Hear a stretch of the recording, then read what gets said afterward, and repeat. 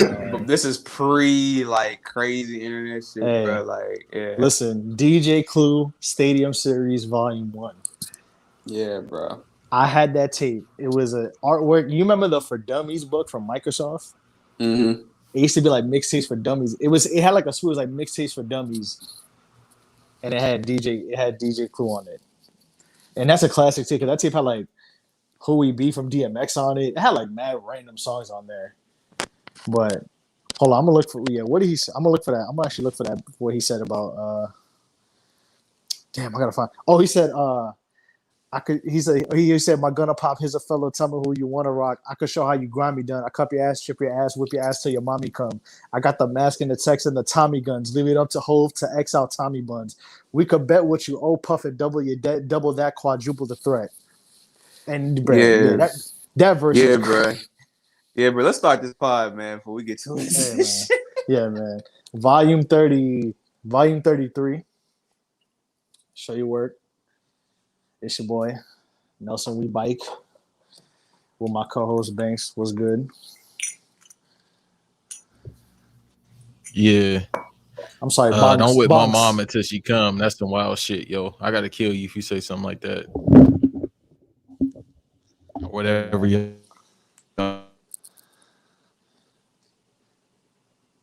I learned today that Banks ain't never watched Streets is Watching before. Have any of y'all watched Streets is Watching on this podcast? I never watched Streets is Watching. I've watched that's another it, episode. But, I ain't gonna say and lie. I'm about to watch it again. It's been a minute. Like I remember, what was the retirement shit with the Black album? What was that shit? Yeah, I've seen that, but I need to definitely go back and watch Streets is Watching. That cipher was crazy. Episode coming soon. No, that's backstage. That's the backstage documentary. But Streets is Watching when they had all the music videos. Okay, right. It's all good. We gonna have a Streets is Watching watch along eventually on this podcast. Jay-Z with the rollie in the vest, like Nipsey Hussle said. R.I.P. Marcel, what's good, bro? I'm with it. And another day, another dollar, man. Back in this bitch, with the fam. Yes, sir. I'm here today, man. Excuse me, sir. I'm sorry. I'll be a family man. I'm sorry. I bet. Go ahead.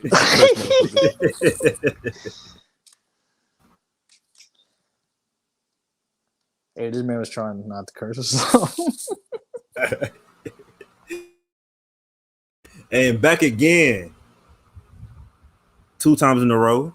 Was it 3? 2? Yes, 3. 3? Yeah, 3 times, man. DJ motherfucking Larry. Back again, man. Yes, sir. What's good, man? That effect was funny as fuck. What's good, y'all? Yeah, we don't got that in the budget yet. What's good? It's all good, man. Hey, eventually we're gonna get that drop from DJ Larry. That drop, man. Hey, it's crazy. That's crazy drop, man. We're gonna have Josh from Larry. We're gonna call Josh to give us the air horn, the Jamaican air horn too. This is a very ethnic podcast. We need to get a rage rate drop. Call out. Huh? You mean a white woman call out that Troy uses on Reggae Boys Radio? May beg your pardon.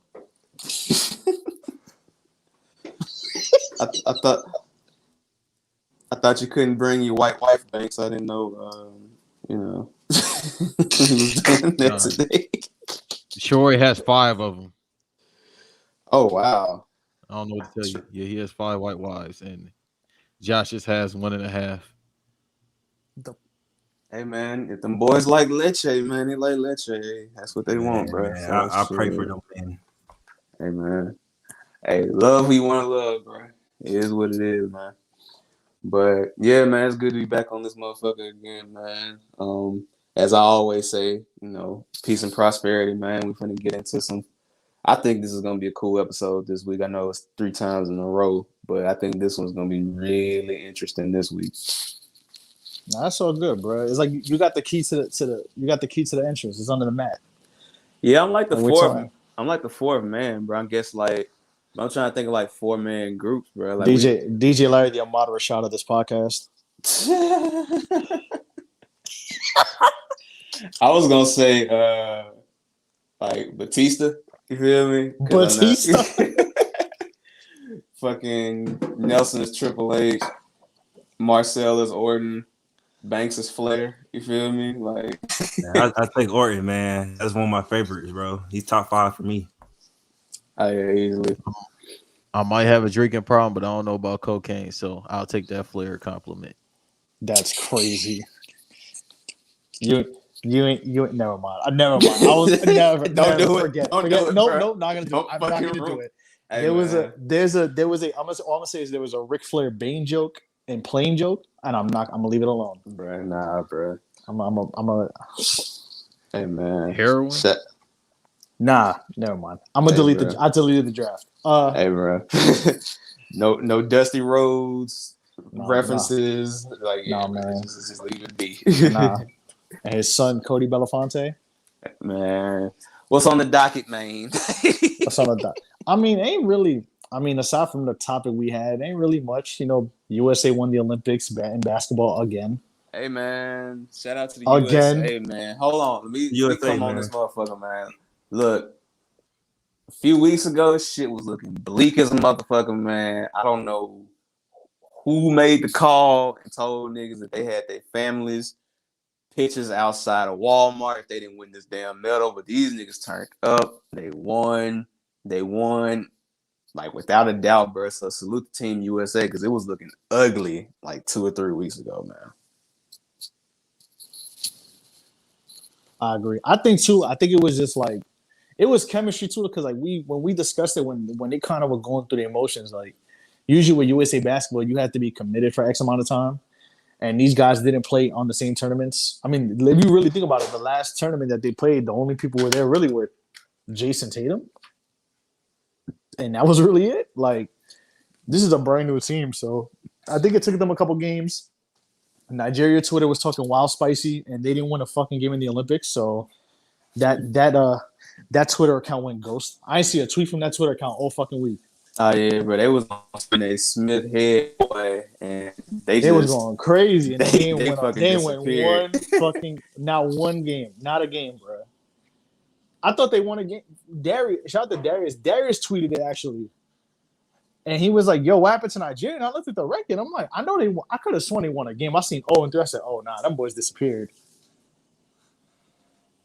And they was ready to get them pussy boy jokes off, but shit, they couldn't. So it just is what it is, man. Sometimes you just gotta learn when to shut the fuck up.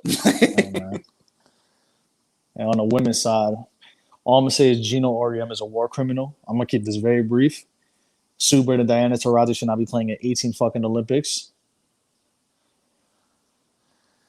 Yo, like at some point in time, respectfully, I respect it. Like Sue Bird has won a championship every fucking year in her life.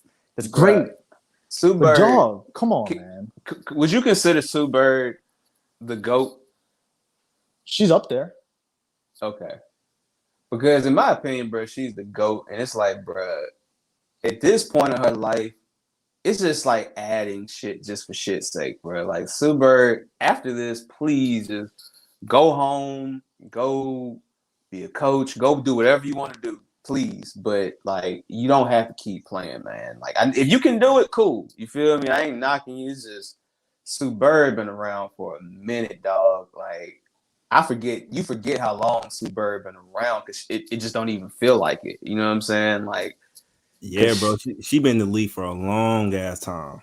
Like she was in there when the WNBA first popped off nationally. You know what I'm saying? Like the Cheryl Swoops, Lisa Leslie days, bro. So salute to Sue Bird, man, because she came out of UConn in what 01?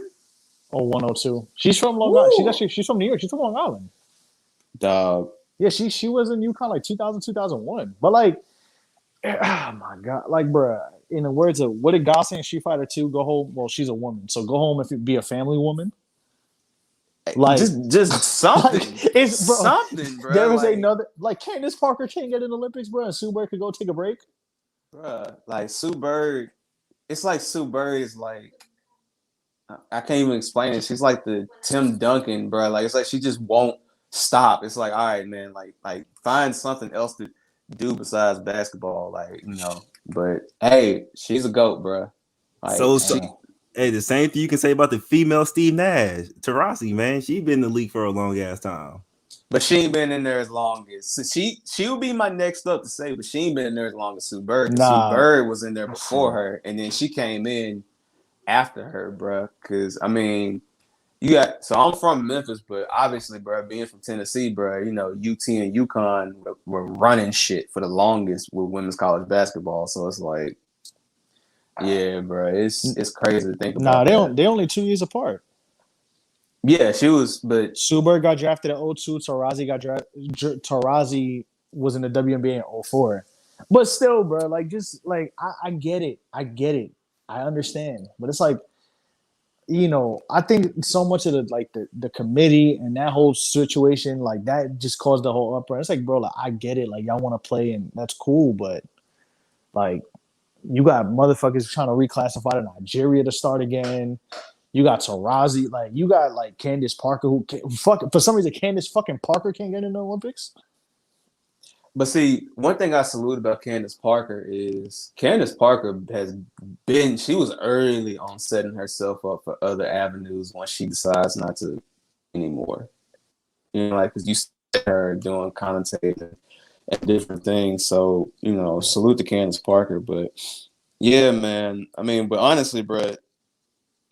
And when I could like Team USA men, I could possibly see an upset, but for the women, bro, that would be the biggest upset ever. Like I just can't see them losing ever, like real shit. So we'll see, but Team USA women is unfuckwittable. Yeah, man, like they turned it around. Yeah, they turned it around. So definitely, but I mean, it is. You know, hopefully they could get consistent, you know, committees and have consistent players coming through. But they did what they had to do, and it is what it is. So I guess so. And like you said, it's Gino Auriemma, bro. So you know he going picking all his ex players and you know stuff like that. You know that fuck shit. Also, bad news. Banks Pacquiao Spence is called off. Bro, man. Yo, my nigga, you okay? Like, my nigga, never run like that again on this podcast. This man was. Please don't ever do that. My nigga hit the DMX grunt. My dog hit the Jason. Bro, I'm so pissed off about that, bro. When Banks put that in the chat, bro, I was like, bruh, man, like, come on, bro. This is the second biggest match of the year that is getting screwed up. Third. What's the third one? Caleb playing Canelo. Even though that might happen. I don't think it's happened because of money situation. Well, it was that the whole shit with the ring again, like that whole bullshit. But from what I saw, because there was something that came out like a couple weeks ago, maybe it was recent where they said they're trying to do something in November. They're trying. Like, we'll see, man. But we'll see. Yeah, this is the third fight in a row that got like we could have had it gone the way it would have gone. Boxing would have had 3 mega fights in 3. Like boxing would have had the summer because we were supposed to have Fury Wilder 3, even though we know Fury Wilder 3 should have happened a year and a half ago. Right. But because of the pandemic, COVID, first the pandemic, and then Tyson Fury got COVID, which fucking sucks. Pretty boy Anthony Joshua. Then they were gonna go. Then Joshua was it Joshua and Wilder were gonna fight or something like that. So Joshua and Wilder have been supposed to fight for years. And then what ended up happening was they tried to give Joshua that easy fight with Ruiz, and when Ruiz beat him, it was like, oh shit. So they went to Tyson and they went to Fury Wilder. And then those two, the first one was, you know, real close. And the second one, Fury just dominated. So right. And then what happened? That's Deontay Wilder's fault because he wanted to dress like fucking Fulgore from Killer Instinct. there's also his fault for not training and just taking that motherfucker lightly. Like he couldn't get touched. Like my bad though. No, you good. But there was that too. And then what was supposed to happen from what I've read is that I think it was Fury. Okay, so after Fury Wilder 2, Fury tried to move on quick and negotiate with Anthony Joshua. But there was a clause in the contract with Wilder Fury where if Wilder lost, I think there was a rematch clause regardless, I think, between both of them. But Wilder used his, which basically it was like I think the stipulation was the rematch was mandatory and the loser, whoever lost the second fight gets 40% of the purse or something like that. There was a purse discrepancy, and then there was a rematch clause in there. So Fury tried to pull a fast one, and they tried to negotiate the Joshua fight, but then Deontay Wilder was like, nah, like I got a rematch clause. And then they still tried to basically blow it over and like act like nothing, it was nothing. And Fury was like, nah, like I'm about to bring my lawyer into this shit because I legally am entitled to a rematch. Yeah. So, ladies and gentlemen, then the pandemic happened, and then Tyson Fury got COVID, and that's why we are waiting till October 9th for that fight. So, ladies and gentlemen, Eddie Hearn did not want to pay that fine, so he said, "Fuck it, we're gonna do Wilder Fury 3." But now we gotta wait for that shit. So it's October 9th. Then we got Spence. Then we got Spence Pacquiao, which Errol Spence has a torn retina, so he obviously cannot fight. And what's the guy who's coming in his place? It's like Rois or something like that. It starts with a U, I think. Man. Or a G. But yeah, they have somebody who's stepping in to fight Pacquiao in place. And I guess we're gonna have to wait for that too. What else do we have? What else do we have? Also, obviously Canelo and Caleb Plant, which Canelo was trying to gun for September, but there's been a discrepancy with the purse supposedly. Then supposedly there's a discrepancy with the boxing ring size, like the same thing what happened with Billy Joe Saunders. There's in the discrepancy with the rematch clause. Supposedly that if Canelo loses, he can ask for a rematch, but if Caleb Plant loses, he can't. There's just a lot of weird discrepancies, and then they broke it off over just a lot of weird things that weren't tied up. But supposedly they're trying to renegotiate the fight, and from what I've read, they're trying to do it in November, kind of like with the fight he had last year in November at the same time. But the thing was, he wanted to fight 3 times. He wanted to fight in September, and then he wanted to get he wanted to fight in Mexico at the end of the year. But the fight at Mexico at the end of the year was going to be against like whoever. Like it was just going to be basically like what's going on now is this fight for Caleb Plant, if it happens in November, was supposed to be a warm-up fight for Canelo for whoever the next big challenger would be. But there's rumors that Charlo he may sign a deal with PBC so he could fight Jamel Charlo, who's been talking shit. Like he could fight whoever, but like we said a couple episodes, like Canelo, I think is on that warpath, like that every great fighter has for like a year or two, where they just fuck whoever the challenger that everybody's talking about, they just run through him. And I think Canelo's in that part of his career now, but he's like, I'm gonna just fight whoever. I don't care no more. Like, you next, I bet. If the money's right, let's go. All right. So I got a question for y'all. What's up? If you are Floyd Money Mayweather and you get offered the biggest bag you've ever been offered in your entire life, are you fighting Canelo right now? Well, it's tough because with Mayweather, he loves money. He loves money. His fucking nickname is Money Mayweather. But also he loves that undefeated streak as well. So, in my opinion, yes, he had to take the fight because there's too much money on hand. Man, hell the fuck Listen, man. Canelo losing to Floyd at age 21, 22 was the biggest blessing in Canelo Alvarez's fucking life, bro. That is perfect, like a perfect textbook analogy of sometimes when you lose, you still win, bro. Because that loss to Canelo like did a lot for Canelo. Bro, he learned a lot from that fight. But if he can go ahead, Larry. I just really believe that at this stage in Floyd's career, he'd be better off still doing the gimmick shit that he's doing with Triller compared to fighting somebody like Canelo, who's like, I'm Floyd's age. I ain't fighting no fucking prime, Canelo, bro. You feel me? Like you said, Larry is the biggest bag, bro. And that's what he cares about. But he cares about making that money. But here's the thing, like, even with the biggest bag, bro, the biggest bag could also be the biggest loss too, my boy. So it's like, do you take that loss? Because I mean, realistically, bro, like Floyd ain't got to do shit else. He could coach Gervonta. He could continue to build up Mayweather. Do some entrepreneurial shit. Just be good. He don't have to do another fucking fight ever again. Me personally, I really don't want to see Floyd again. If we keep it a G, like I really don't want to see Floyd again. Only because I feel like he's done so much. I mean, really and truly, bro, I don't even have to see Pacquiao again because I feel like he's done everything that he can do. You know what I mean? So I mean, I do think it's time for guys like Devin Haney, Gervonta, and other guys, to get that rub along with Crawford, Spence, Canelo. These, big money names.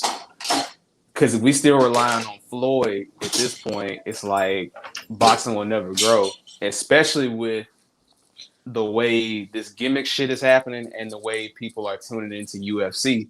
You know what I'm saying? So, right. They're going to have to do something.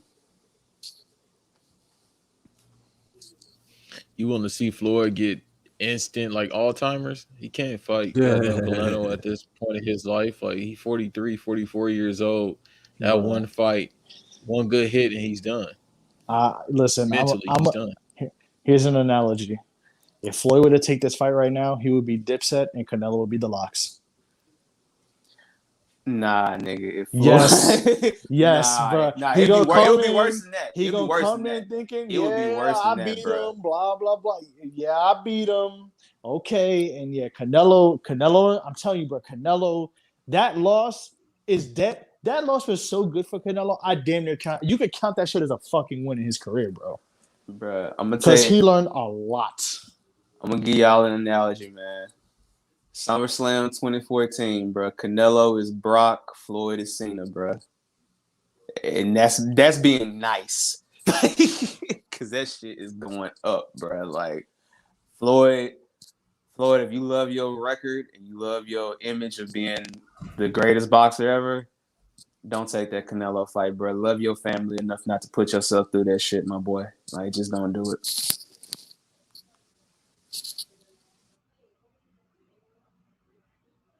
Fuck it, bro. The bag is bad. I agree. Hey, man. All I know is he better not do that shit, but yeah, and then even on the UFC side too, man, some shit's been canceled too. Like, Ngannou and Derek Lewis got canceled, and then Derek Lewis ended up losing to Cyril Gane. I think that's how you say his name. Yeah. So now Ngannou has to fight that dude, but keep in mind the whole time, John Bone Jones just been chilling. So you sure he been chilling or doing something else, bro? Yeah. Chilling when it comes to not fighting, but that motherfucker in Albuquerque, New Mexico, driving like it's Mad Max off a fucking bumper coke, bro. I don't believe none of that shit. He acting like it's the California Love music video, bro. John Jones is fucking Trevor from GTA 5, bro. Like, you think you count him out, but when that motherfucker get a good hit on him, bro, like, he is unfuckwittable, bro. Like, real shit. But I ain't gonna lie, like, I'd love to see Jones and Izzy at some point, man. But I don't know if they gonna pull the trigger.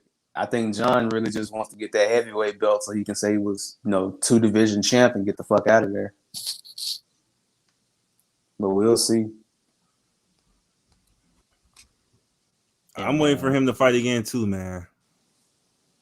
But the way looking like it's not gonna be no time soon. I mean, he's another one though, bro. John really ain't got to fight no one again, in my opinion. Like he cleaned out that division. Like when you think of like niggas who cleaned out divisions and goats and shit like that, John Jones' name got to come up, man. Like it's Anderson Silva, it's St. Pierre, and it's John Jones, bro. Like in that conversation, as far as like niggas who clean shit out. So, but yeah, man, UFC, man, I just want some different shit, man. Like I'm tired of seeing Stockton, California brothers fighting. Like I'd like to see something different, man. So we'll see, bro. Is it Kamaru and Colby Covington next for the 170? I think. That white boy. I don't want to see that shit, man. Nah, that's what I'm saying. I want to see Usman, do what he got to do. But since we talking about UFC and boxing too, and Marcel, I know you from the Midwest, bro. Hey, man, if Tyron Woodley lose to Jake Paul, bro, he is no longer black. He is just a human being in society. He can no longer claim black if he loses to Jake Paul, man. I hope he win, and he better win. The motherfucking went to Mizzou, so he better win. So that's all I gotta say.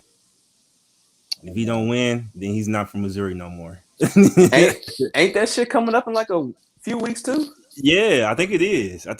Yeah. I think that shit like at the very end of the month. Yeah, I think it is. Let me see real quick. I hope he beat his ass, bro. I'm tired of Paul. Yep, August 29th. Oh man, can't wait to miss Sunday it. too. Yeah. Can't wait to miss it. Nah, bro. I ain't listen.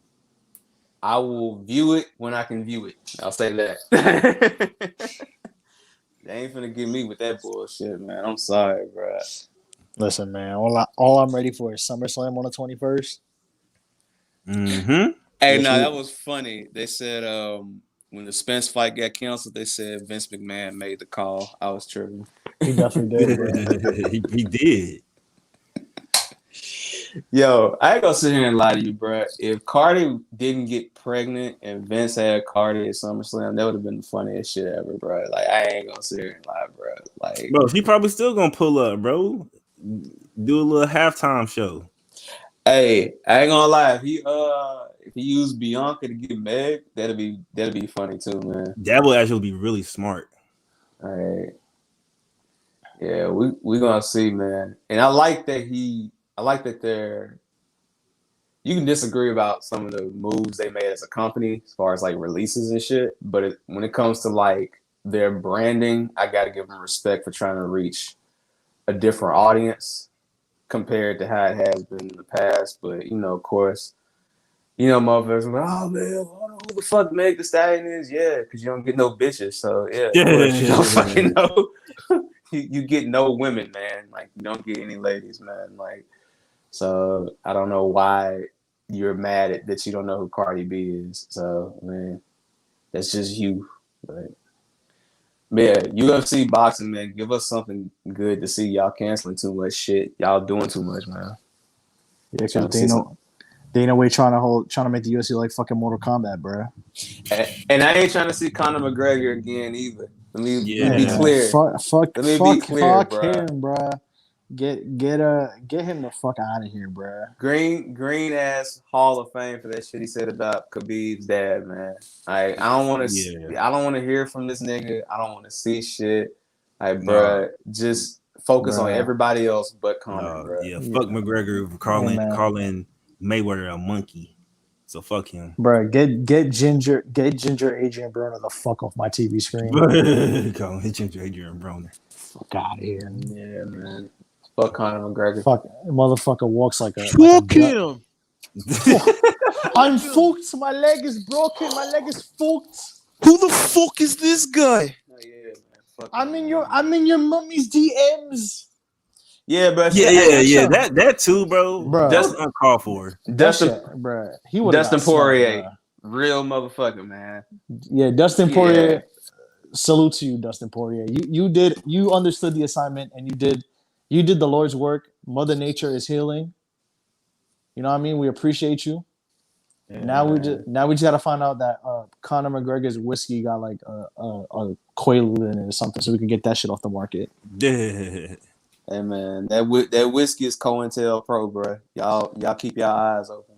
That whiskey got the pork chop serum in it. Yeah, bro. Fuck that shit. If it That's ain't, Bank. That's if it Bank's new ain't, favorite word, pork chop yeah. serum. If it ain't the hen dog, if it ain't the hen dog or the crown, don't trust that shit, man. The Hey, other shit, man. dude, don't trust them new niggas, man. Yeah, bro. You That's drinking the that real shit, you gonna serum turn for life. Irish. What you said, That's the Banks? real vaccine. That's the real vaccine. Do say Crown Royal and Henny. That's the real vaccine right there. That's the Oh yeah, alcoholic man. vaccine right there, yeah, man. And I don't even drink, man. But you new niggas and this Casamigos shit gotta stop, man. Like y'all niggas. Fuck it. Yeah. Fuck the Casamigos.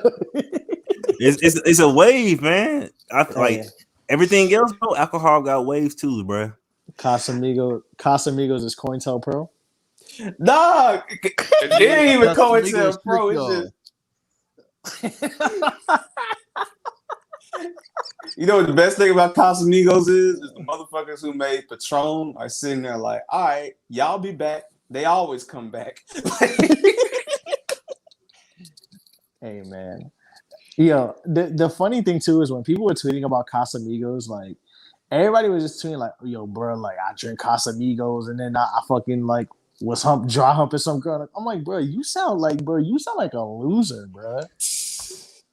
You Nah, got there was one guy where the dude was like stumbling all over the club and shit, and then this motherfucker did a swanton bomb like off a chair and fell. Like, did acting bruh. stupid, bro. Like, Did, what y- is you doing, bro? did y'all see that video of that green ass nigga with the who was cooking the barbecue and shit with the I was just about Casa? to bring Yeah. that up, bro. I was just about to bring that up. Hey, man. Casamigo burger. Shut up, lame ass nigga. Hey, man. Casamigos got a chokehold on the community, Bruh, it do, bruh. It does, bro. That Yeah. shit, bro. that shit crazy, man. Like, Casamigos got black Twitter and ethnic Twitter in a coquina clutch, bro. all right, so okay, look, so I'm from the South, bruh. So I have to ask this shit just to make sure I'm not crazy, because I know we still, boxing UFC and shit. So every time I see a Floyd fight, these motherfuckers is always promoting Tecate. I ain't never seen that shit where I be a day in my life. Bro. I've had Tecate before. Okay. And is it worth anything? Is it decent? Like, you know what I'm saying? Because It's just a regular Mexican lager, bro. okay. I I don't drink, bro. I've been straight edge sober for years, but I just laugh because I see that shit promoted, and I'm like, I know Jose Cuervo. You feel me? I know different shit. You know what I'm saying? But like when it comes to Tecate, I don't never see that shit, man. DJ Larry Elon Punk. Hey man, listen, man. Nah, I'm fucking with you. Nah, I respect your choice, my boy. I respect your choice. Nah, really, honestly, too. Like, I weaned off that shit. Like, I drink beer and wine, but like, I have a little bit of liquor once in a while. But like, I don't be going crazy. But hey, man. Yeah, bro. Like, I'd Yeah. be a green ass nigga if I was just sitting around like, oh, you heathens. Like, oh, hell nah, bro. But Hey, man. I just laugh because, like I said, Tecate, especially like in the southeast, but you don't see that shit, man, unless you legitimately like go looking for it. Like, like I said, like you'll see Modelo's, you'll see all that shit, bro. Shout out to Modelo's, man. Yeah, bro. Modelo's is like fucking Murray's pomade cream, bro. Like that shit is a staple, bro. That shit ain't going nowhere, bro. Like Facts. You know what's funny too? Like I think Tecate I had like 3 times, like. Because there was this place when I lived in New York called Blockheads. If you've been to Blockheads in New York, y'all know about the Bulldogs where they made it was like a spike. It's like tequila, like a Tecate, and like basically like like frozen lemonades and shit. Like they do like that, but they mix it with alcohol. Like they put that in it, and like I had a Tecate like once or twice, and it's just regular like. It's just regular beer. Like it's not. It's like kind of like Bud Light. Like it's like drinking a Mexican Bud Light. That's the best way to describe it. yeah, man. And for all you woke niggas talking about support black business and stuff like that, man, like Y'all going crazy for Casamigos, man. Y'all done forgot all about Ciroc in the many numerous flavors of Ciroc. Bruh. Niggas still drink Ciroc. Bro, I ain't had Ciroc in fucking years, bro. But like I said, bro, this shit is gonna end pretty soon, bro. Every alcohol have a wave. Like Hypnotic came out. That was a wave. Whew. What's the other one with the pink bottle? Nuvo. That was a wave. Nuvo was some sick shit, boy. Incredible Hulks. Yeah. The nigga said, "Hulk up, little nigga."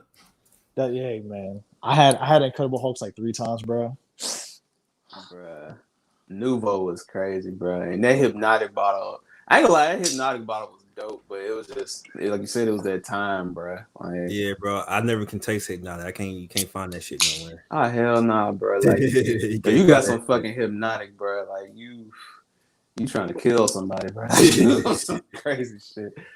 So yeah, bro. But that should be having waves, bro. Like we gonna see, man. I can't wait to point. It's like trying to think. It's like going back in time, being like, yeah, nigga, remember you had them Visu jeans? Like it's gonna be like, yeah, bro. Remember y'all niggas was drinking Casamigos? Like, remember y'all said y'all was wearing Bape? Casamigos and Taco Tuesdays and shit. Yeah, man. Shit, man. If you shit. 20, what's that fucking? If you 30 and under, bro, yeah, Casamigos got you in the chokehold. Yeah, bro. I'm about to be 30, so I guess I don't count no more because I ain't had Casamigos in months, bro. I only had Casamigos one time. I had a bottle, and I don't know. I tried to drink tequila, bro, but it ain't, bro. I don't know. I think once I turned like 22, I started like literally after I graduated college, bro. I started transitioning. Like, bro, I need to do better for myself, so I started drinking more dark liquor. Let go, bro. That's all I really drink. Hey, man. All I'm gonna say is shout out Crown Apple and Cokes. You know what I'm saying? Shout out Crown Apple Peach and Peach Snapple. I mean, I can't find a Snapple in fucking Charlotte, but when I was in New York, man, you can't find what in Charlotte? I couldn't find a Snapple. I could barely find a Snapple in Charlotte. Unless they be charging, bro. They be charging like, yo. I forgot where I was at. I was with my girl. We was doing like just. We had to just get random shit like in the farm, like at a Walgreens or whatever. Bro, I seen a Snapple for $4. I was like, what the fuck is this? Yeah. Bro, you could cop a big Snapple for like $2 in New York. They don't be having no Snapples at like the Kroger and shit out where you be at. They probably do, but I just haven't don't be like, looking for it. Yeah, like because usually like in New York, Snapple's in your face, like you know when you will see a Snapple. Yeah, sounds like a spider sense, but like Banks knows. Banks got a sixth sense for when you see a Snapple in New York, right? You said when I seen a what? A Snapple? Yeah, in New York, right? Like that should be everywhere. You can find a Snapple anywhere. Yeah, y'all big on Snapples, but y'all don't have love for Arizona. It's the weirdest shit ever. I like Arizona too, but you know what it was? Because you know what it is. We had beef with Arizona because when Arizona tried to raise the prices up, we was like, nah, you can't do that, bro. Like you turning your back on us. Yeah. Arizona was acting like Hogan when he joined the NWO and shit. Like you can't do that. But yeah, bro. Wasn't that? I guarantee. My bad, man. No, it's all good. Real quick, I just want to say, wasn't that a bit on Atlanta season 2 about the Arizona not being $1 anymore? Yeah, it was. Yeah, it was. Yeah, because they tried to jack the prices of everyone. Was like, nah, what are you doing? Like, hey, man. Yeah. Is that the same thing? Same thing with Brisk? Nah, Brisk is different. Brisk is Pepsi, I think. Brisk is Lipton, which is a Pepsi company. Okay. Right, and Snapple is Dr. Pepper. So, yeah, some shit like that. Yes, because it's the Dr. Pepper Snapple corporation. They be changing the bottles and shit. Hey, listen, man. All I'm gonna say is glass bottle Snapple's undefeated. That shit tastes different. I don't know what it is. Yeah, I don't know if they put crack in that glass or what. But dog, a glass bottle Snapple and a plastic bottle Snapple, even though plastic bottle Snapple isn't bad, I'm not knocking it, but it's just not the same, bro. But that shit like top 5 legendary. That's up there with like bottled Cokes, McDonald's Sprite type shit, bro. Like, Bruh. yeah, bro, it's up there, bro. Bruh, 7-Eleven Coke, bruh. Top notch, bruh. Hey, do y'all have a Hawaiian Bros? A what? What's Okay. What's Hawaiian Bros? Okay, so I guess y'all don't have it. It's basically it's like a fast food. Basically, they sell Hawaiian food. Oh, So word? they Nah. so they got this cream soda and root beer. Probably some of the best shit ever, bro. Nah, I ain't never heard of Hawaiian You talking Bros. about like the rolls, right? Nah, You nah, talking nah, about the nah, rolls, but they got the restaurant. nah, bro. It's a Because I know about the Okay. rolls. I know what Yeah. Banks talking about. You feel me? Because Nah. Yeah, but they got a restaurant in LA that's like the rolls too. So maybe that's Nah, just this called out Hawaiian here. Bros. This is I don't know if it's I guess not in y'all area, but because you know A&W, the root beer, they be having restaurants and shit too. Like yeah, we got one. Yep, we got one in Meth Capital. So yep. But yeah, bro. That sounds about right. Because don't ever eat there at all. Anybody that's Nah. It's Wait, literally never where? we have an A&W. It's an A&W on Long John Silver, and it's an Independence, which is don't Meth eat Capital there, right especially. That shit is Meth That's Capital, seal meat. bro. Long John Silver. Long John Silver's. Long John Silver and A&W. Only seen 2 in my life, bro. Nah. So like in Memphis, man, like I think we had one Long John Silver's. Because Memphis really got like Captain D's. Okay. I'm about to say I got JJ's Fish and Chicken, little different shit like that. But we don't have a 7-Eleven though, which is really we don't. That's crazy. And I was thinking about that shit because like some shit that you would think that we would have, like we don't have. Like we don't have like we had Crystals for the longest, and they got rid of all the Crystals, but like we don't have a White Castle. Like you don't get White Castle till you get to Nashville. Yeah, like, we don't have a White Castle either. You got to go to St. Louis for that. Yeah, we don't got. There's no White Castles up here in New York. I mean, in Charlotte. So, which is crazy because you know, like me and Marcel talking about, it's like the whiter the city is, you get a White Castle. But you would think in Charlotte it would be a White Castle. Like that's crazy. Oh shit, bro. We getting a Whataburger. Shout out to Patrick Mahomes. Oh, that's some bullshit, man. Because we sure ain't got no Whataburger. We don't have a Raising Cane's. Yeah, bro. Y'all have Raising Cane's? Nah, we ain't got no Raising Cane's. Damn, bro. We got one. We got you actually. We got Gus's. Gus's came from this area. You know what I'm saying? Gus's fried chicken. Fried chicken. We got one too. Yeah. Yeah, the original Gus's is in Mason, which is like right outside of Memphis. So hey, do y'all got a Quick Trip? If my memory serves me correct, we had a Quick Trip a long time ago, but nah, we ain't got Quick Trip. We be having like Exxon's, Tiger Mart's, BP's, which was like Amoco and shit like that. Yeah, but nah. That's because I thought Quick Trip was on like a Midwest thing, but when I went to Atlanta, they had a Quick Trip. I'm like, what the fuck? Bro, Quick that Trip shit blew my mind. Quick Trip is the Atlanta shit, bro. Like they get that Quick Trip allegedly getting it in, bro. So shout out to Quick Trip. Yeah, we got Quick Trips in Charlotte too. For real, I got one in Charlotte. Yeah, there's a couple. We got Quick Trip, we got Circle K's, we got 7-Eleven. Yeah, we got Circle K's. We got Circle K's. So I got 2 Circle K's right off the block from me. Bro, like 2 right across the street from each other. Bro, that shit blows my mind. Because literally, if anybody that live in Kansas City will ask you if any other place got a Quick Trip, they'd be the same reaction I got, bro. Like, I thought Quick Trip was only a Midwest thing. Nah, I'm gonna tell you something I thought wasn't really as a youngin'. Granted, now I know, but as a youngin', I swore I thought Church's Chicken was just like some South shit. I did not know it was Church's Chicken all over the place, bro. Dog, there's Church's Chicken in Puerto Rico, bro. Wait, what? Poppy cooking up the Church's Chicken? Yeah, bro. Yo, my Church's Chicken in Puerto Rico. Bro, they got like some of the U.S. chains go out there, bro. Wow. Like there's Pizza Huts in Puerto Rico. There's Church's Chicken, bro. I can believe that, bro. There's KFC's. Church's Chicken, yes, bro.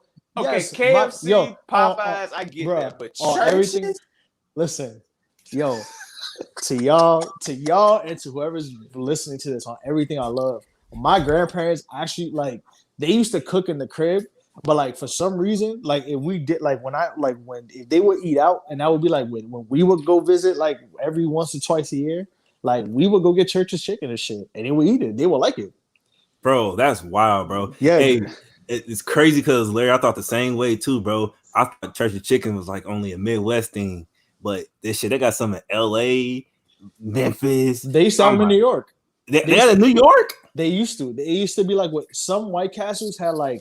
You ever seen at the Taco Bell and Pizza Huts? Yeah. Ooh. Yeah, bro. That's some real. The mascots be going crazy in there. Hey, bro. You talking about some sick ass shit. You ain't never seen no sick ass shit till you seen the chicken and taco buffet. Hey, listen. Like in New York back in the day, this is when I was younger. Like I must have been like maybe a teenager. Like I remember they used to have White Castle with Church's Chicken. Oh, bro, that's nasty. Hey, like it would be a limited. It would be like I guess it was a limited menu. I'm not 1,000% sure, but like it would be a White Castle and then it would be a Church's Chicken also. Like they would have it with them.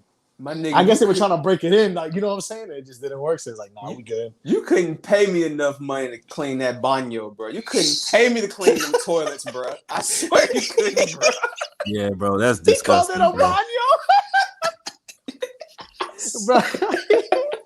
He said, "Motherfuckers was in that motherfucker going crazy, dog. Like, bro, a White Castle. First of all, White Castle / Crystals will already fuck you up." But then you add the Churches with the biscuits and shit too, bro.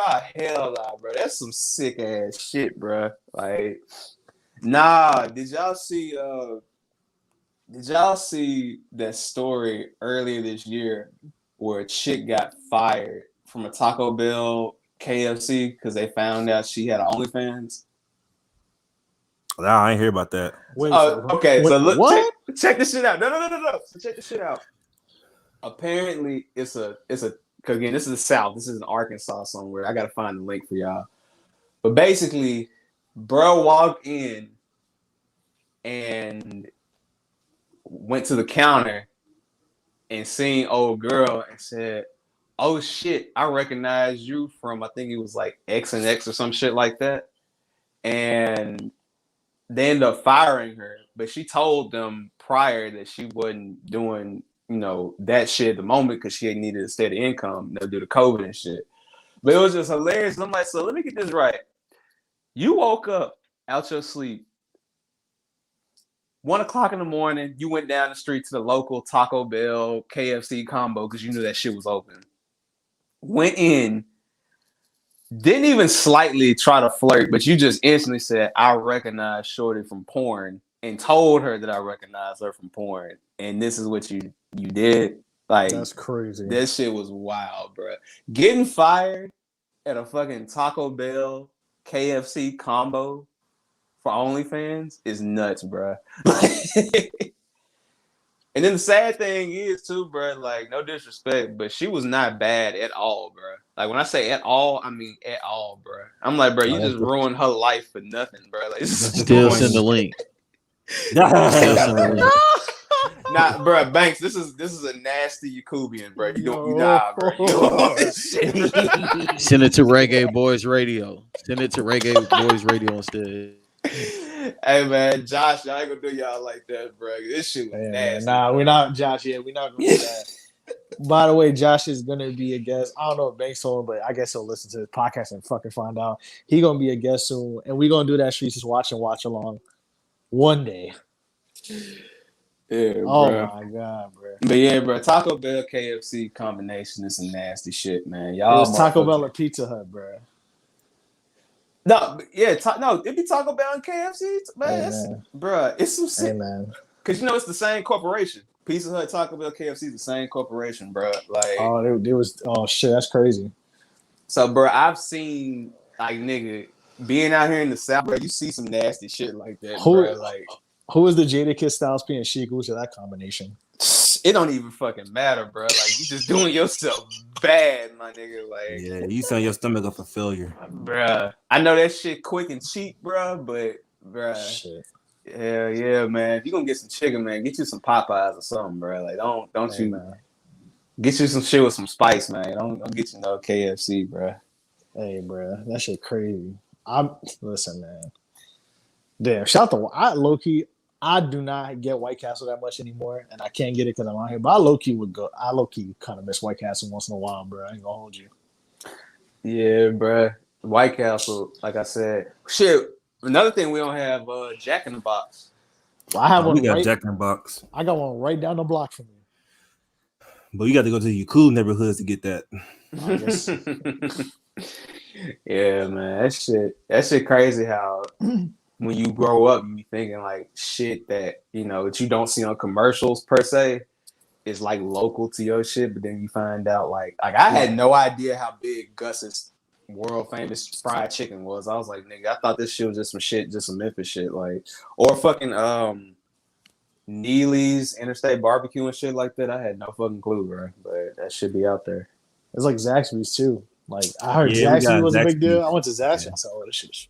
Nah, Zaxby's is that shit. I fuck with Yeah, we got Zaxby's. Zaxby's here, but once again, you got to go to your cool neighborhood to get that. Nah, you want to talk about motherfucking strongholds on communities and shit, man, bruh. I remember when they opened up some Chick-fil-A's out here, bruh. Shit ain't been the same since, bruh. Nope, bro.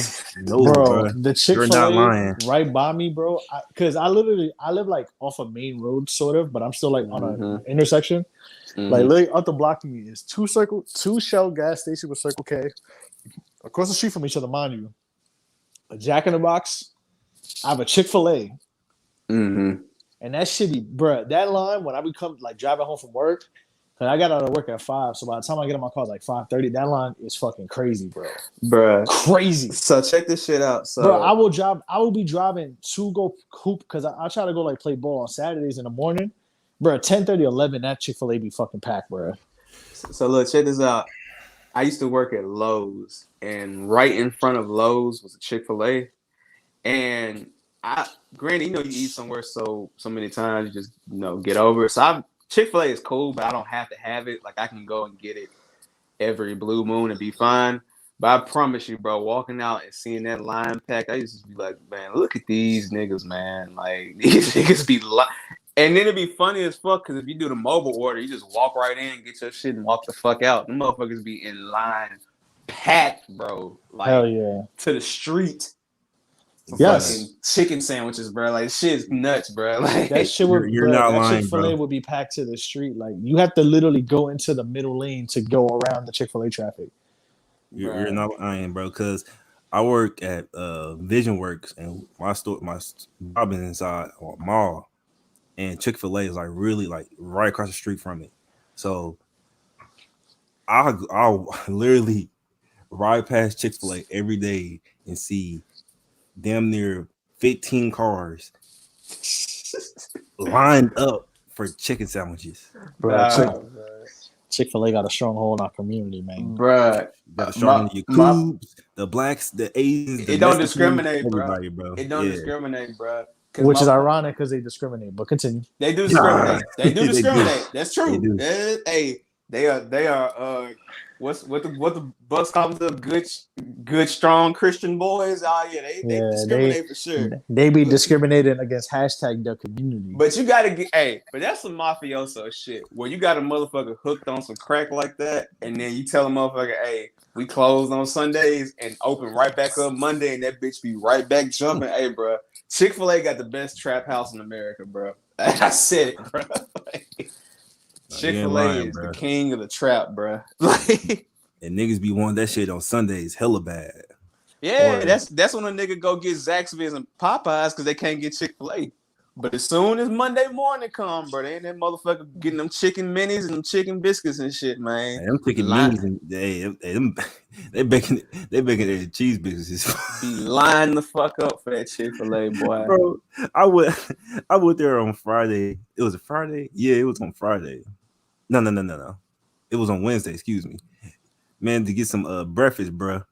I literally just walk up there, and she's like, I'm sorry, it's 10:34.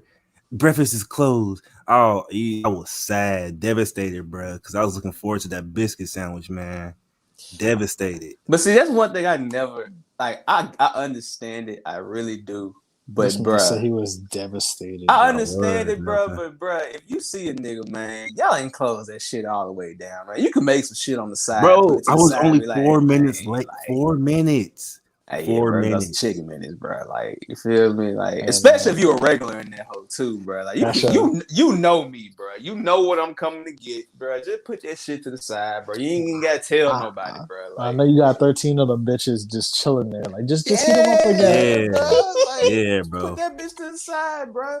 That's the same reason why McDonald's had to do the whole like 24-hour 2 hour shit, breakfast. because Yep. niggas was coming in there mad as a motherfucker. They couldn't get no McGriddle, bro. Like, bro, put that shit to the Hey, side, bro. Couldn't get a hash brown at 4 p.m. hey, no. Those McGriddles. Hey, yeah, nah, Stronghold on our communities. bro. You want to talk about some food, bro? I remember in 05 or 04 when the McGriddle and the chicken selects dropped at the same time, nigga, it was lit, bro. Like, it was a different time, bro. Stronghold shit, bro. Shit, Them McGriddles is, hey man, hella good. bro. When they made McGriddles $1, I was like, shit, it's up. Like, it's up, bro. So, yeah, man. Can't fuck with it, bro. Hey, man. Shit's be wild, bro. This is a good segue, man, on different food and shit from different areas, bro. Cause like you be surprised about shit, man. Like Marcel, I don't know if y'all got this shit, but me and my partner, my brother Trey, was talking about this shit, man. Cause he in Columbus, he in Ohio. And I was talking because we was talking about he was talking about getting like an Arizona. Ironically, I swear it's like a week ago. I was like, oh, bro, just get you some jungle juice. Man said, man, they ain't got that shit up here. I said, I beg your pardon. He said, nah, nigga, they don't sell jungle juice, bro. I'm like, what the fuck, bro? The only jungle juice I know is the shit they used to serve at parties, bro. Listen, I know, right? But no, this is like a legit, like this is like the hood gas station classic in Memphis, bro. Like, I swear, but like niggas in Memphis is gonna get the jungle juice, the Fago. You feel me? Like, yo, listen, my third eye's open right now. Banks, do you hear this, bro? Jungle juice in black communities and brown communities. hey, bro, fuck what y'all talking about. It is bro. Memphis though. Hey, fuck. That is true. Fuck with you East Coast and West Coast niggas gotta talk about that jungle juice fire than a motherfucker, bro. If you don't like jungle juice, something is wrong with you, nigga. Hey, man, you sound like Twitter talking about Casamigos. I don't give a fuck. Bro. I still love you. Hey, nah. Mark my motherfucking words. Episode 33. Show your work, podcast, bro. Hey, bro. Say, man. DJ Larry is gonna try to buy jungle juice, bro. We taking this shit global, bro. Ain't nobody sponsoring that shit either. I was mad than a motherfucker, bro. I was like, what the fuck you mean they ain't got jungle juice in different cities, my nigga? Like, yeah. But that shit like Fago, bro. Like, you go to any gas station out here, but they gonna have different Fagos, the fucking what's the shit? The Sobe drinks, the fucking Calypsos and shit like that. Calypsos is I fire. don't know about Calypsos. But yeah, we don't Fagos, we don't got Fagos. And Mystics. Yeah. Mystics, yeah. Yeah. Shout out to Fago, man. Hey, man. Yeah, we don't got Fagos, man. We don't got that shit. All these brands got a stronghold on our communities. Hey, bro. Nah, that's what rappers talk about. Especially Hennessy, Fagos and lean. Exactly. That's how you put Fago. Cream. Yeah, bro. Hennessy and shit. Hennessy and enemies. Bro. Rap is the number one advertising campaign for cream soda, bro. Easily. 1000%, bro. Yeah. Cream soda is, hey, man. Cream soda is up there, bro. Sprite is number one for me, but that goddamn red cream soda or just regular cream soda, hey, man. Man, that motherfucker, man, be getting that big red like a motherfucker. Or Hennessy, man. Nah, I mean, Barks red cream soda is, I think, is low key better than Big Red. Hey man, hey, Big Red got a hold on the community, my boy. Big Red done got some niggas through some things, man. Well, why Big Red sound Never like had a? that shit in my life. I ain't never had no Yeah, Big Red, yeah, bro. hey, bro. Hey, so they just Only don't Big know, Red I bro. know is Like, only niggas Big Red love I Big know is the Red. gum. There's the chewing gum, bro. I don't know about no Nah, Big Red drink. That shit nah, sound niggas crazy. niggas like Big Red, bro. That shit yeah, sound. Hey yo, it's a hey. I'm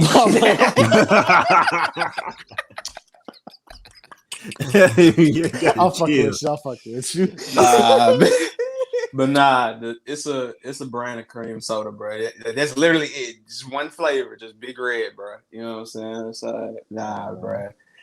Hey man, the South shit different, man. You know what I'm saying?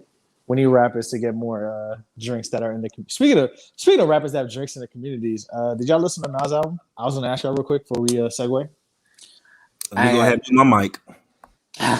Wow. Oh wow. Damn.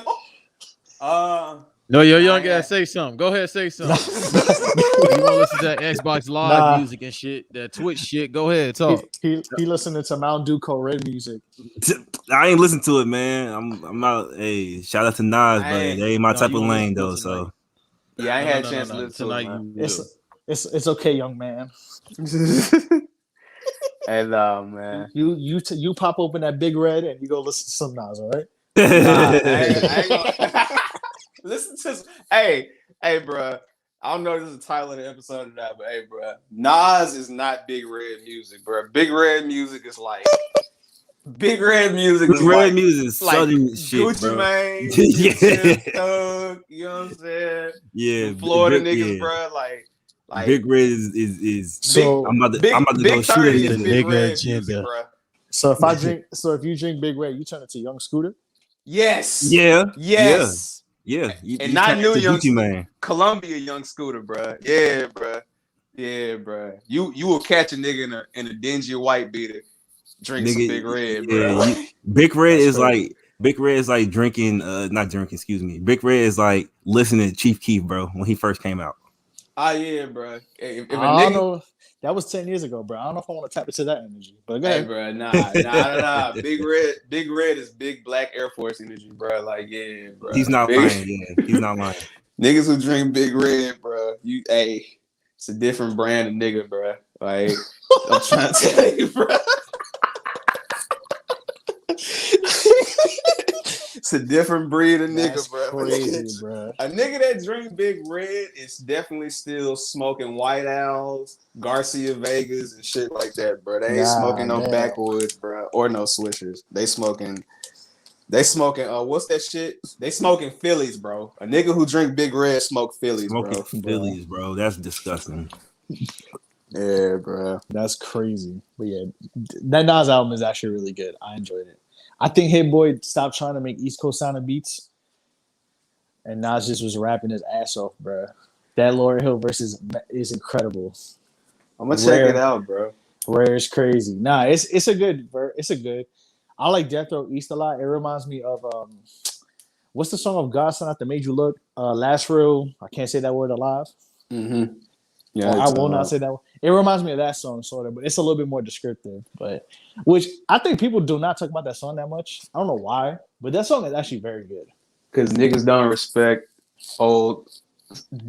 respect Nas outside of Illmatic and a few other things. Yeah, but there's definitely a discussion that needs to be had about Nas. It's a very good retelling of the Nas whole situation and that whole.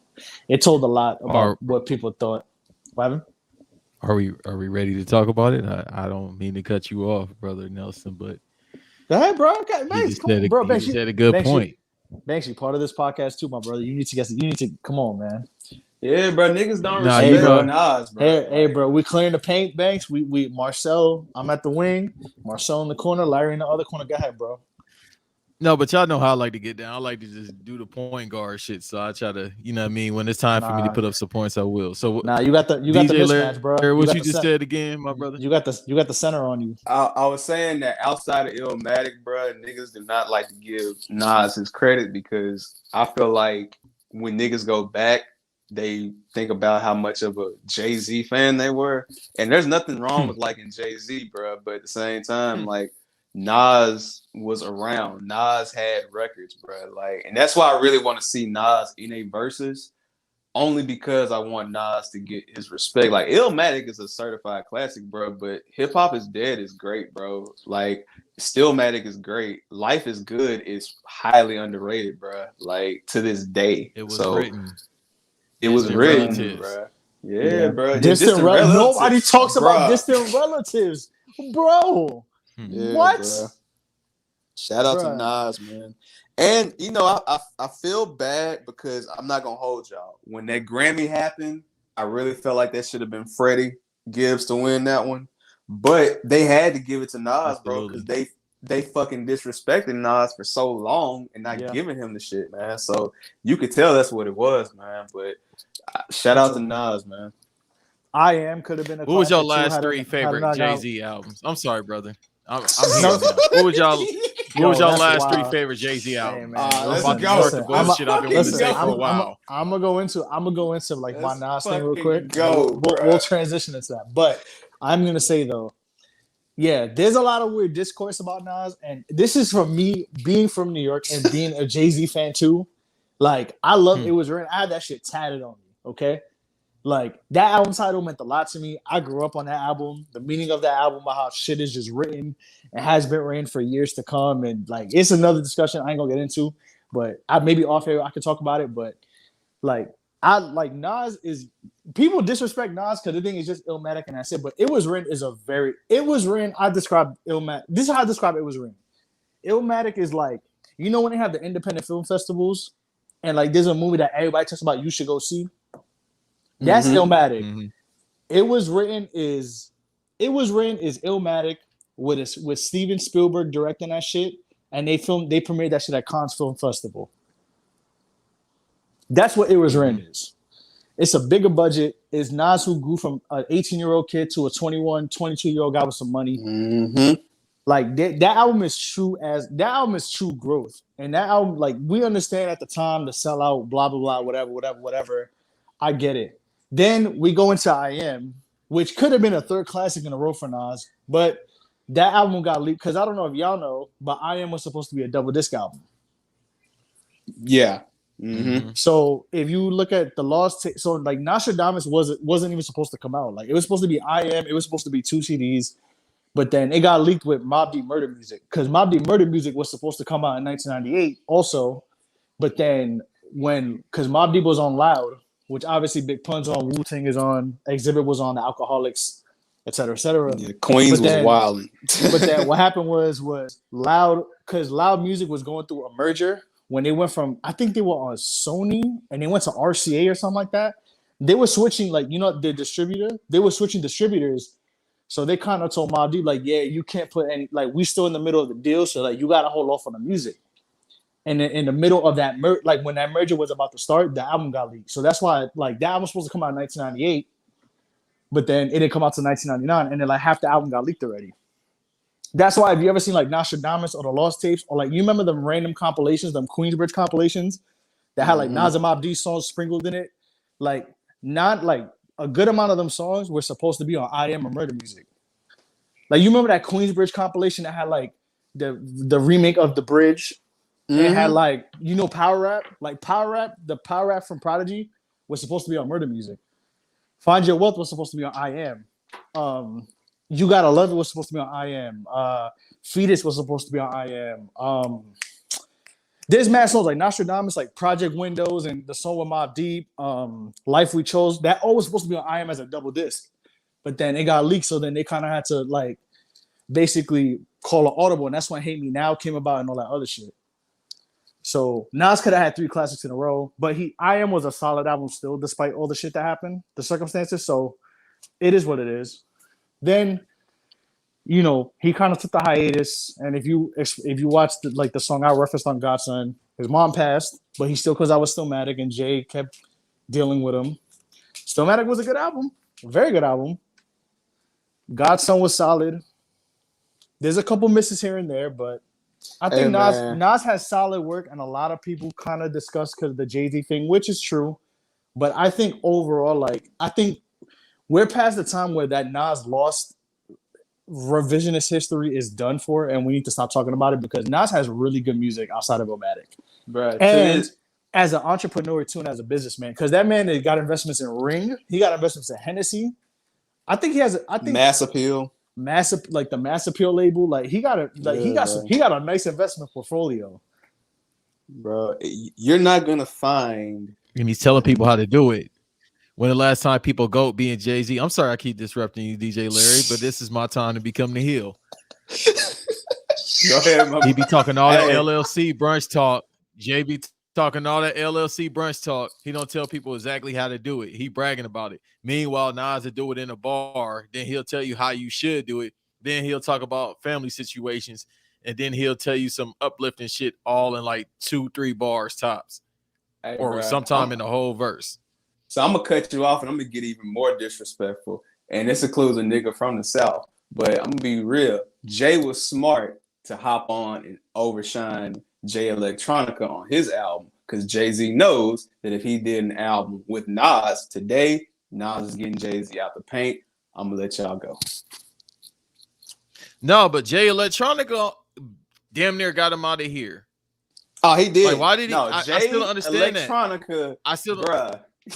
That album, I know it came and went for some people, but Jay Electronica was talking some shit on that album, bro. Like, let's keep it real. Right, but it's like that's the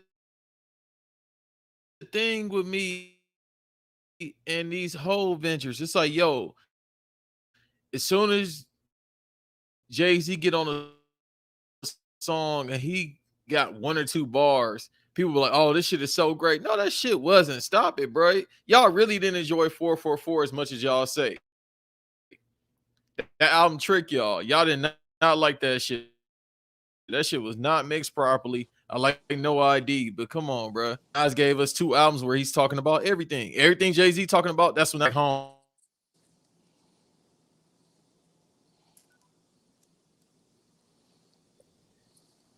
Y'all go ahead and speak. The Illuminati ain't gonna get y'all straight.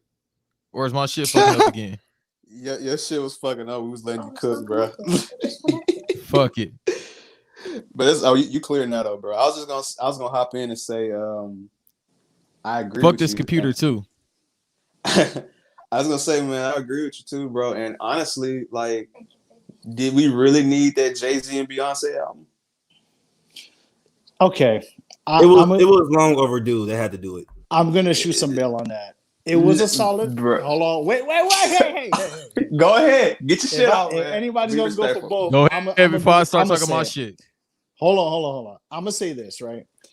I like 444, but I will say this though, because there are some people who went into it's a top 3 Jay-Z album. Absolutely fucking not. It's in the middle, but that's not a bad middle to be in considering other albums.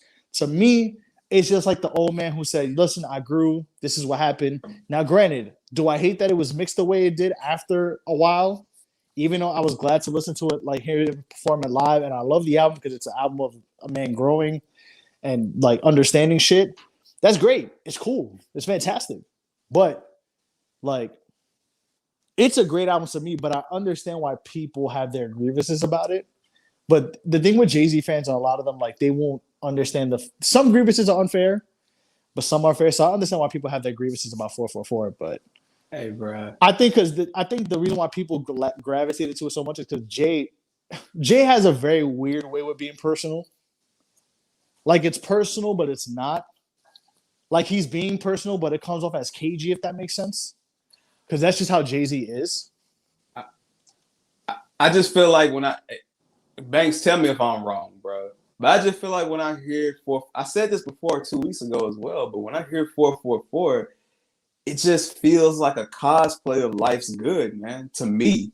Like, and I feel like Life's Good, just to me, feels so much more authentic. Like I can listen to Stay on that album to this day, bro. Like, I don't really go back to 444. Like, and it was good as far as like the content, but it's not, like you said, it's not reasonable that obviously. It's not, but it's not American Gangster to me. Like, and I feel like, honestly, like I said before, man, really, when you think about it, Watch the Throne could have been Jay's last album because he could have just let Kanye just, go from there. Now, obviously, he couldn't have predicted what happened, the next 10 years, which, by the way, Watch the Throne 10-year anniversary is this week, too. So that's interesting. I thought about that. But that it is. Also, happy birthday, hip hop. Yeah. Yeah. And happy birthday to Jay-Z getting washed on Watch the Throne as well. God damn. He got washed, man. He got washed, bro. He got washed. I can't lie, bro. I'm sorry. Like, hey, niggas was not going back looking for the whole verses in the club, bro. I'm just saying, like, but now, like, American Gangster to me was so perfect for what he was trying to do at that time. So it's like when you hear, because like Banks said, bro, let's look at these albums after this. Blueprint 3. And I have never deleted an album before, but I deleted Magna Carta Holy Grail. I ain't gonna even lie to you. I got that shit the fuck out of here. Like, I'm not gonna lie to you, bro. As a big Hole fan, that's at the bottom of the list. But that's like damn near his worst album. Like, and that's what I'm saying. So the Beyonce album, I wasn't mad at it, but again, I felt like that shit was 10 years too late. Like, he could have did that shit in 2007 and it would have been fine, But now, it just it just doesn't, it doesn't fit right for me. And I know, like I said, like, we don't give Nas credit, but I feel like, honestly, as a Southern, South perspective, bro, it's like niggas hold Jay-Z to this pedestal, but they don't give Nas, Ray and Ghost, Prodigy, Fat Joe. So, they don't give a lot of people who are around in that era the credit they deserve. And it's sad that they got to get a versus in order for us to really just give them their flowers. Because even with X, man, like niggas, yo, the disrespect for DMX was fucking insane at that time. Like, bro, I know X chilled out for a bit after like 2004, but X from 98 to 2002, bro, like X could have legit done a versus with Jay, and you would be surprised the amount of shit X has, bro. So that's just the thing. I mean, like I said, man, ain't nothing wrong with having your favorite, bro, but you got to give respect where it's due when it comes to Prodigy, Nas, Raekwon, Meth, Ghost, the different guys who were just Jada, the different guys who were around at that time, because we just act like it was just Rockefeller and it wasn't. Right. But like we say, like I know this is mainly a sports podcast where we go into other shit, but rap is like sports. Like a lot of people with rap and like with music in general, like they'll big up somebody but then downplay somebody else. Yeah. Whereas you can give Jay and Nas their respective. Like me, and I don't know, maybe it's because of me, I'm very objective to it. And that's the thing. People when I talk about Jay and Nas, like people think, oh yeah, because you're from New York, but I'm like, no, I actually look at it just from a musical perspective. Like I have my days where I could listen to Jay all fucking day and catch gems, and I could listen to Nas all day and catch gems. I could listen to Jadakiss all fucking day. I could listen to Dipset all day. Like everybody has their respective things. Like, yeah, they had their little duds. Like Nas had a couple duds here and there. Like we're not gonna sit here and lie about it. Like Nas should have never fucking came out. And I'm not gonna sit there. I'm gonna be honest with you. But at the same time, like I guess maybe Hov had that come to reality life situation maybe a little bit later than Nas did, even though weirdly enough their trajectories are similar because Nas had a 4-year layoff between albums and then does that, and ironically enough, Magna Carta Holy Grail to 444 happened, and that was a 4-year layoff too. Well, actually, it doesn't really count because Nas did have Distant Relatives in that 2-year span, but still, which is a very good album, and a lot of people do not talk about that album. I love that album. Yeah, but when it comes, you're talking about just solo albums. Like, yeah, it's a 4-year gap.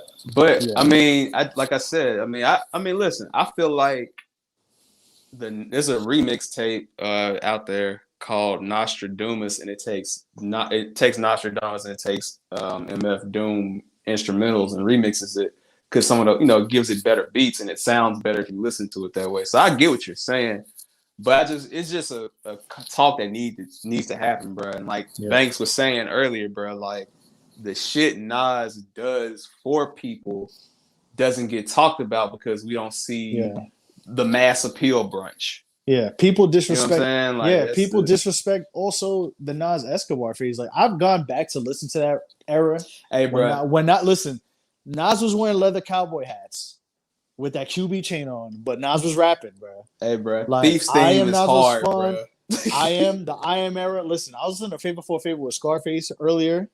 Like I was actually listening to the leaked album. Like I could find it where they had the actual track list, and like that was a good album. I was listening to the Hot Boys remix, like all that shit. Like Lost people, tapes, bro. Like that shit was hard, bro. Like, I mean, it's basically I am, but yeah, yeah, like Nas don't get like Nas. Salute to you, bro. Like yeah, it's man, sad that it took this long for you to get recognized for shit, but shout out to Nas, man. Like, for real. so yeah, Much love to Nas, man. two things can be good, man. We don't have to just sit there and shit on Nas, bro. Like it's all good, bro. Like I know niggas love to say how terrible Ether was, but yeah, bro. Like we can Man, what? Who said that? Nah, that beat. Okay, I'm gonna be honest Them with you. I'm gonna brunch say, LLC fans. hold on. yes. If what I'm we, saying. I'm gonna say this as somebody who listened to every single diss that they did toward each other. Ether's beat is not that good, mind you. This is you know who produced Ether's beat, right? Oh yeah, Ron Brown. Yeah. Ether boy. Who, Yeah. ironically enough, produced Last Real Alive off of Godson, which I think that's a better song. But there's a weird timeline because you can look at Takeover, you can look at Ether, you could even look at Nostradamus, the title song, where that line started the whole beef. You could look at the Stillmatic freestyle. It's you can look at it's not you as could bad look as at Super Ugly. Ugly. Super Ugly was terrible. Yeah, Like, yeah. Jay-Z was hurt. Jay-Z got upset because like the beat isn't that good, but I think people did not expect Nas to react like that, and that's what threw people off. And the fact that like you got to remember, like Nas was not really putting music out at the time. Like people forget, like if you ever watch, you remember the Big Pun video when he passed away, for It's So Hard when they had like all them, when they had everybody coming out. mm-hmm. Like when it had everybody, and then Nas came out, and like Nas disappeared. Like Nas had a fro, and everybody's like, "What the fuck?" Like when did Nas ever have a fro in his life? Like he disappeared because of his moms, and then you know Jay kept fucking like he said on that song. That song perfectly tells the whole beef. That Jay kept doing shit. Steve Styles started hanging out with Jay, and Nas felt the way about that shit because he thought Steve Styles was his man's. That's a whole nother discussion. Then Jay got him to the point where he said, "Fuck this! Like I gotta react in a way that I usually don't react," and that's what he did. So Ether, I think the thing about Ether is the way Nas reacted. Kind of, oh damn, Larry got kicked off. I think you saw my hopes. Oh, there. What the? Illuminati got him. What's good? Hey, What's good, Am? What's good? what's good, y'all boys? I had to just pop in for this segment real quick, man, and I'm gonna get out y'all way, bro. Nah, go ahead. You good, bro? Come on, man. I told you, you one of them. You got the copy of the Master Key. Yes, sir. I had to just fall through real quick, man. What y'all boys talking about though? We was talking about Nas's album, and then they talked about how like people have put down Nas and big up Hov when like we can respect that two people are good.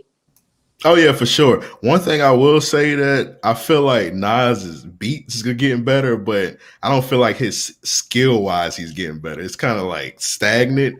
Jay-Z is rapping at a elite level right now. Like Jay-Z just keep getting better and better. I feel like Nas is just like in the same place. What is so funny? Nigga did a Zangief laugh. Nah, because Bane said that Jay-Z tricks us. That's why. I don't know, bro. I guess the 5% of bar is tricking me. I think with Nas, I think Nas is at his point where he understands like his age and his entrepreneurship. Where he's like, I'm cool. Like, listen, bro, I'll be chilling, drinking my Hennessy, collecting my money from Ring, and I'm gonna tell you how to do this. And I'm gonna tell. I guess I'll talk to you about the Tupac beef too, because he never talked about it. So it was a good album. It's a good album. I just think like Nas is the way people describe Nas is very strange, as if he had Illmatic, and I understand Jay-Z created that narrative. Man, my bad, y'all, man. Rock Nation got me the fuck out of here, man. Rock Nation said, nah, bro. Illuminati got your Monso and your StreamYard. They fuck out of here. They sent me some Deuce and was like, relax. Nah, man. But hey, that Nas album was good, bro. I just think I think Nas deserves a lot more. credit that people give. Even though I think he does get a lot of credit, but people weirdly, like I said, I didn't see no reviews on the last the KD2. I seen people loving it. I ain't seen too much bad shit. Oh shit, Amp, what's up, bro? Oh, what's good, man? Ain't DJ much, Larry, man. My guy. Yes, sir. I had to. As soon as you got axed, I stepped in. So it was you that sent me out this motherfucker. Nah, man. Nah, bro. I'm OVO. If you sign to Drake, then and you get your shit snatched, then that's I ain't Rock Nation. Hey, now I got a funny story about that drop. We're gonna talk about that shit off air though. But yeah, I got a funny story about that shit. But yeah, man. Yeah, man. Give Nas his flowers, bro. But anyways, let's get to the our main part of this podcast. Woo! Let's fucking go. That amp. Who said that the blog? Was it you, Amp, that said the blog era was kind of overrated? Oh yeah, it's a lot of good shit, but it's a lot of ass. Like niggas not listening to Chitty Bang no more. But it's a lot of gems though in the blog era. Hey, before we start though, because I gotta give a real nigga credit, because I don't want niggas coming out here and coming at me and shit. Amp, you gotta tell me the episode number, but a few weeks ago, Amp and Joe did a top 10 Gangsta Grills list, and I know this shit is kind of similar, but I just want to give Random Master Podcast their credit because I did see them do it a few weeks ago, so let me get that out the way, man. Hey man, stop taking y'all. Hold on, before you go, Amp, my bad. I mean to cut you up, but I'm gonna give you a flower. Stop taking bracket podcasts on Random Master Podcast, all right? Also, I want to say that 90s cartoon episode is one of the most hilarious episodes ever, bro. I think y'all had Malk on. I think it was you, Devin, and Malk, I think. Yeah. My favorite bracket ever is the bitch ass nigga bracket. That's the best. That's the best one ever. Which episode is that? I don't even know. It's just called bitch. It's the name is bitch ass nigga bracket. It might be like on the. It had to be like one of the first 200 episodes. So it might just be on. It might be on the Patreon only. Hey, bro, no lie. Let me look it up. I ain't gonna sit here and lie to you, bro. My favorite special guest for y'all is Malk, bro, because there's never been a bad episode with Malk, bro, ever. Like, every time that nigga come on, whether it's whooping a nigga ass for the t-shirts, Crown Royal water break, bro, problematic 4.0, bro, it's always some great shit, bro. Y'all gotta subscribe to that Patreon, bro. Yeah. Shout out to Malk, man. That nigga Malk was on the Cooking Network yesterday. Oh, for real? Yes. That's what's up. Oh, and real quick, Joseph Jefferson, man. Hey, man, that last motherfucking Patreon episode, the $10 jump. Hey, man, Joe was in his bag, dog.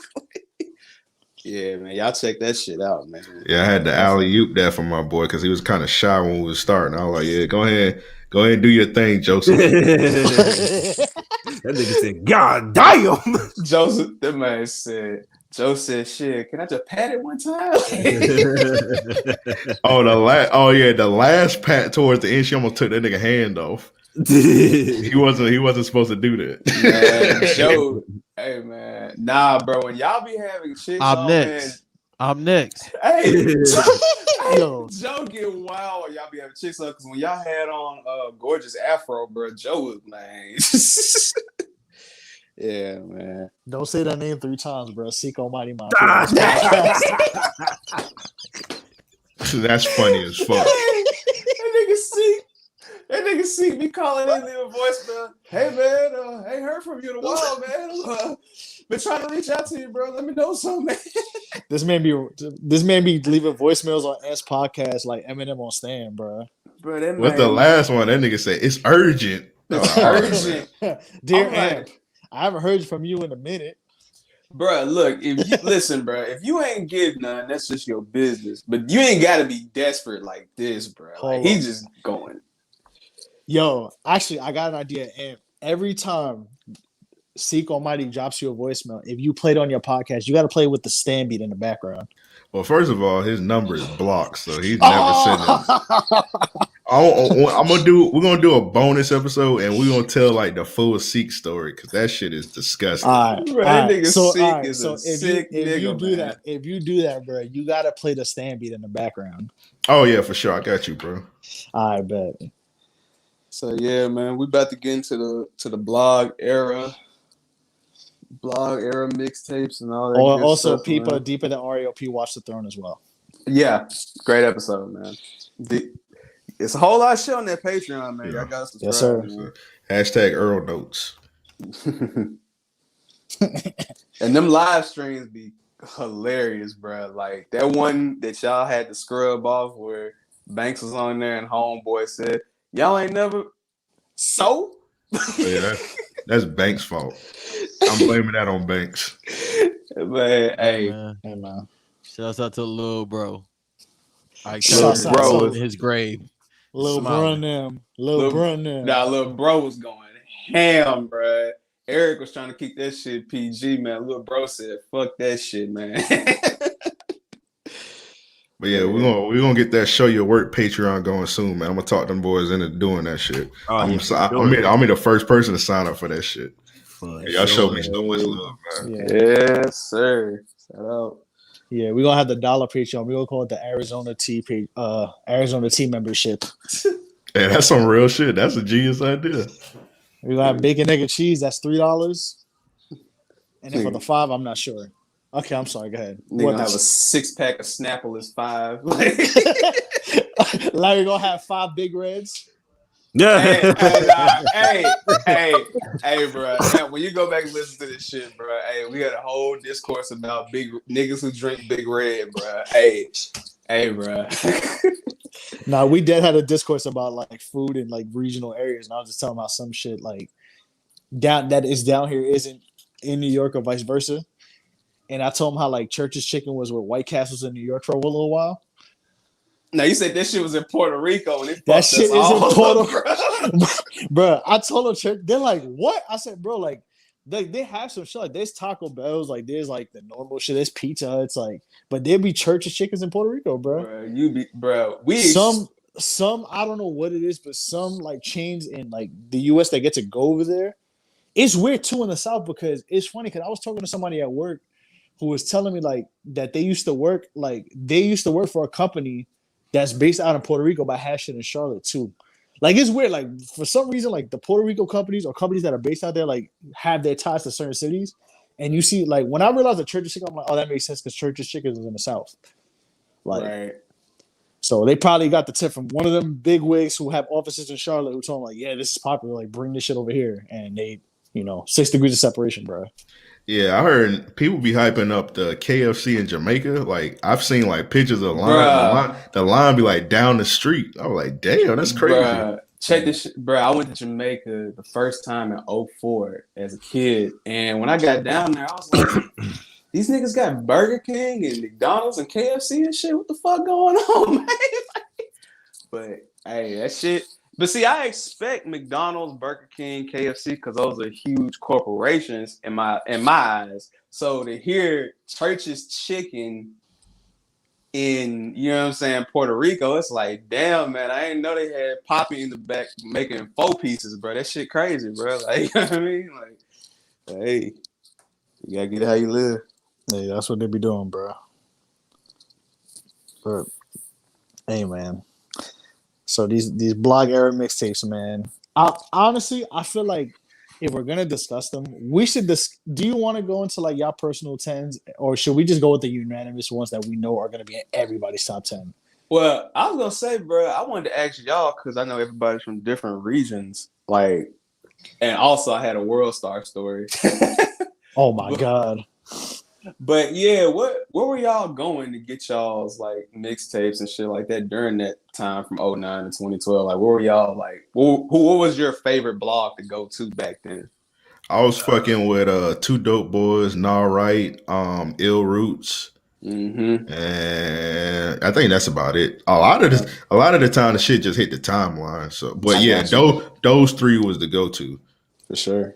I would agree. I would say Two Dope Boys was my first one because I feel like with Two Dope Boys, because if you realize a lot of the time, like when they were dropping tapes, some of them would be like terribly tagged and like the info would be fucked up. And like before like my laptop crashed, I had a crazy iTunes OCD. Like I want my shit to be organized by like album, artist, year, me too. Yeah. genre. Like, I have a OCD with that shit. So there would be times where like you would download the file and they'd be all fucked up because they would just like throw that shit from whoever's hard drive it was just into the fucking internet. And then two dope boys would be like, oh yeah, we properly tagged this or we edited this or whatever. So that's why I used to go to Not Right and Errol Roots, but usually two dope boys would be the one who would like actually like make sure it was like properly like presented and like actually just organized. So I used to go to two dope boys too, but I would go to Dat Piff sometimes. But then like you remember they used to crash a lot. And one of the tapes on my top 10 is made Dat Piff crash like for a whole fucking day. And I'll get into that. But, I know what you're talking about. All right, yeah. For me, it was before it got shut down. Shit, it was musicfiend.com, Traps and Trunks, Dirty Glove Bastard, On Smash. Ill Roots was cool toward the end, and I think everybody got two dope boys on that list, man. But yeah, it was definitely an interesting time because it was cool to see different perspectives too. Because that was another thing too. Like, you know, two dope boys had the underground shit, you know what I'm saying? But like On Smash kind of had more so of like the more mainstreamy mixtapes, if I can say that. So shout out to what was his name? Real 09 Twitter shit. Really on Smash. Why are you shouting out that man, bro? Gate. Yeah, Hey, that was niggas is drunk, B. Bro. Yo, yeah. You had girl man saying, "Hey, really on Smash? You is drunk, B." Hey man, shout out to DJ Folk. DJ Folk said, "No, his name is Matthew on Smash. We are not calling him really." Yo, isn't he like locked up or some shit? Yes. Yeah, he was like selling drugs in Connecticut or some shit. Doesn't surprise me. That shit was nasty when because he used to wear that fitted. And then his mugshot, he had that fitted off. We were like, we just see why he had that shit on. That nigga was crazy. He had that, or he had that. He used to wear 10 deep all the time, bro. Bruh. Getting locked up and niggas having that fucking Gate picture of you, bro, as like their last memory of you, bro. Oh, fucked up, I remember that shit. Was that when he was wearing the shorts with the Uggs? Yes. Oh yeah. And the whole timeline fired his ass up, man. Yeah, he was looking like a he was dressing like a college girl on her walk of shame, bro. That was a wild time, bro. Like that's when my guy here was AG the Kid. Like, bro, it was a fucking wild time, bro. Man. Like, yeah, so I got ran off the internet. I missed that name.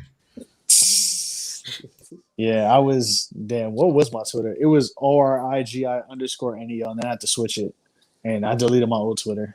Yeah, man, my shit been DJ Larry 93. But thing is, I was on Twitter, and this is gonna be a funny part of my story later. I was on Twitter, but I really wasn't on it like I should have been. So like, I would just be seeing like Amp, you feel me?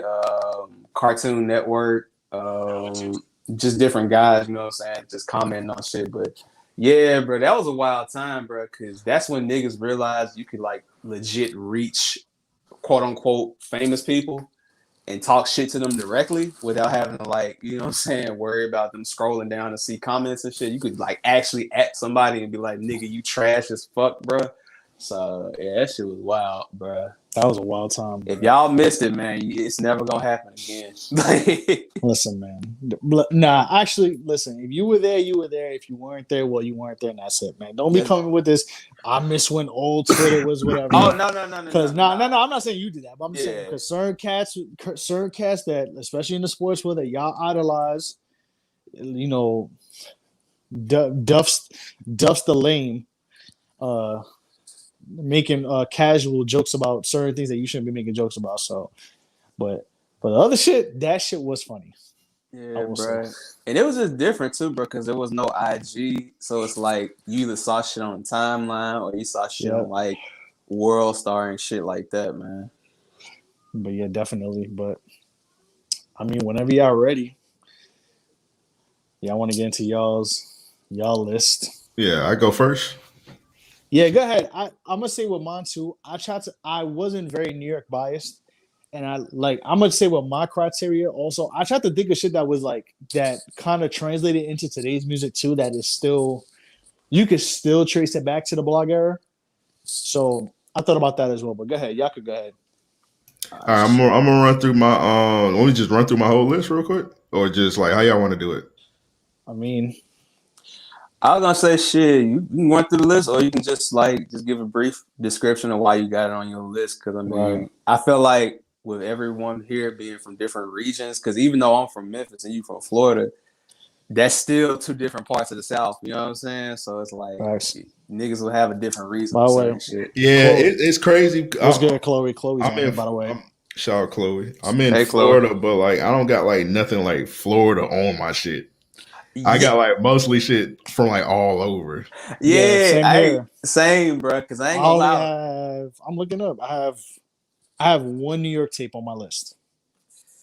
One. I ain't gonna lie, bro. I got I think 2 Memphis tapes or 1 Memphis tape on my shit. But yeah, bro, like I was thinking about that and I was like, damn, man, that shit crazy to think about. You got How cocaine Merzic on there. no, Cocaine Merc. listen, bro, real I shit, shoot your real ass shit, bro. off. Hey, episode 31, man. Go back and hear DJ Larry's thoughts about Memphis rappers. But nah, hey, Sel, you green as fuck, bro, because I know what you laughing at, bro. Yeah, bro. Who Shiesty is redacted, bro, and I'm going to leave it at that, bro. I'll fucking be shiesty, man. But nah, look, Amp, for me, Cocaine Music 1 is the best one, bro, and everything else after that is just there. So I can't, and since it's 09 and 2012, I really couldn't justify putting CM4 above, certain shit on this list. Yeah, It was one of them. I think it was like CM6. I think it was like the white cover. That one was fire. The bigger ranking jump was CM5 with that's the one that got blow your ass off on it that Nelson was talking about. Cause I was telling them the story about how Gotti and OG Boo Dirty got into it back then and what that was like in Memphis. And then you sent me that video about you sent us the video over Twitter about that whole situation with him and your Moneybag Yo. Bro. Memphis, Memphis. Honestly, I'm gonna say this real quick because I'm gonna just equate it to New York Times. Memphis is the Queensbridge of the South, bro. Oh, it is, bro. Y'all motherfuckers have the weirdest. Like y'all north and south is Queensbridge, north and south, just for a whole nother fucking city. Like it is, bro. And it only recently got like cordial and cool with like the Pooh Shiesty, Big 30, like these new young niggas. Like that's when it really got like cool because there was a point in time like that year, 2011, bro. If you got caught on the wrong side of town, the wrong colors, bro, it was on, bro. Like, which is funny. I'm gonna bring it back up to Nas real quick. Let me circle it back for 2 seconds. Ironic, he made that Queensbridge compilation, and then 8 months later was dissing everybody because everybody was trying to get at him. And then they had to bow down, like, bro, Nas is the man. Like, why are we dissing him for? Yeah, bro. Remember, Cormega was trying to. No, actually, no. Cormega and Nas kind of pieced that out again. But then you had Prodigy and Nas going at each other for a little bit. Then Lakey, the kid, and Nas didn't like each other. Yeah, whatever. Anyways, but back to now. But I just wanted to say, like, Memphis is dead ass. Like Memphis might be like the South version, the Southern Queensbridge of rap. Nah, bro, it's some real crazy shit, and a lot of motherfuckers are cool with each other. Like a lot of people don't know, like Amp. I don't know if you remember Zed Zilla from from CMG and them, but like wow. But look, I ain't heard that name in a minute. Nah, he good. I'll leave my Zed Zilla personal opinion off of this podcast, but Dolph and Zed were cool because they were both from South Memphis. So a lot of people don't realize like Dolph was doing songs with Gotti before all this crazy shit happened. Like it's weird, bro. Like it's certain shit you wouldn't think. But I mean, even with the own size though, bro, like that 3-6 Gotti beef was some real shit, bro. Like a lot of niggas don't know how Gotti done been through some shit, bro. Like some shit I can't say on this podcast, but it's been some real shit, bro. So yeah, it was a real time, bro. So but yeah, to answer your question, I ain't got no Cocaine Music on here though. If we did an 08 list, it would be on there, but not this one. So Bet. I'm gonna do my list real quick. I'm gonna do honorable mentions, and if any of them got any like added shit, I'll add it on. Honorable mentions, I got Theopolis, London, I Want You, Nip, The Marathon Continues, Kendrick Lamar, Odie, Now this one is an album, but I said fuck it, I'm gonna put this shit on there. Schoolboy Q Setbacks. I thought that shit was a mixtape for the longest, but apparently it's an album. And then another honorable mention, I got 2 Chainz True Religion. The list, I start 10-1. I got Wale mixtape about nothing. I don't want to hear what you got to say, Banks, about that. Next one, I got Kid Cudi. I don't want to hear what you got to say about this either, Banks. I got Kid Cudi, A Kid Named Cudi, classic. I was thinking like that nigga needed to put it on streaming, but I forgot he was like rapping over other niggas' beats too. Next one, I got Wiz Khalifa, Flight School. Next one, I got Currency, Smokey Robinson. I got Big Grit. Big Grit was here. I got Danny Brown 30. Calling him Big Grit is crazy. Bro, he green as fuck, bro. I'm gonna let this shit out, bro. Hey, I've been holding back. I've been holding the fuck back, bro.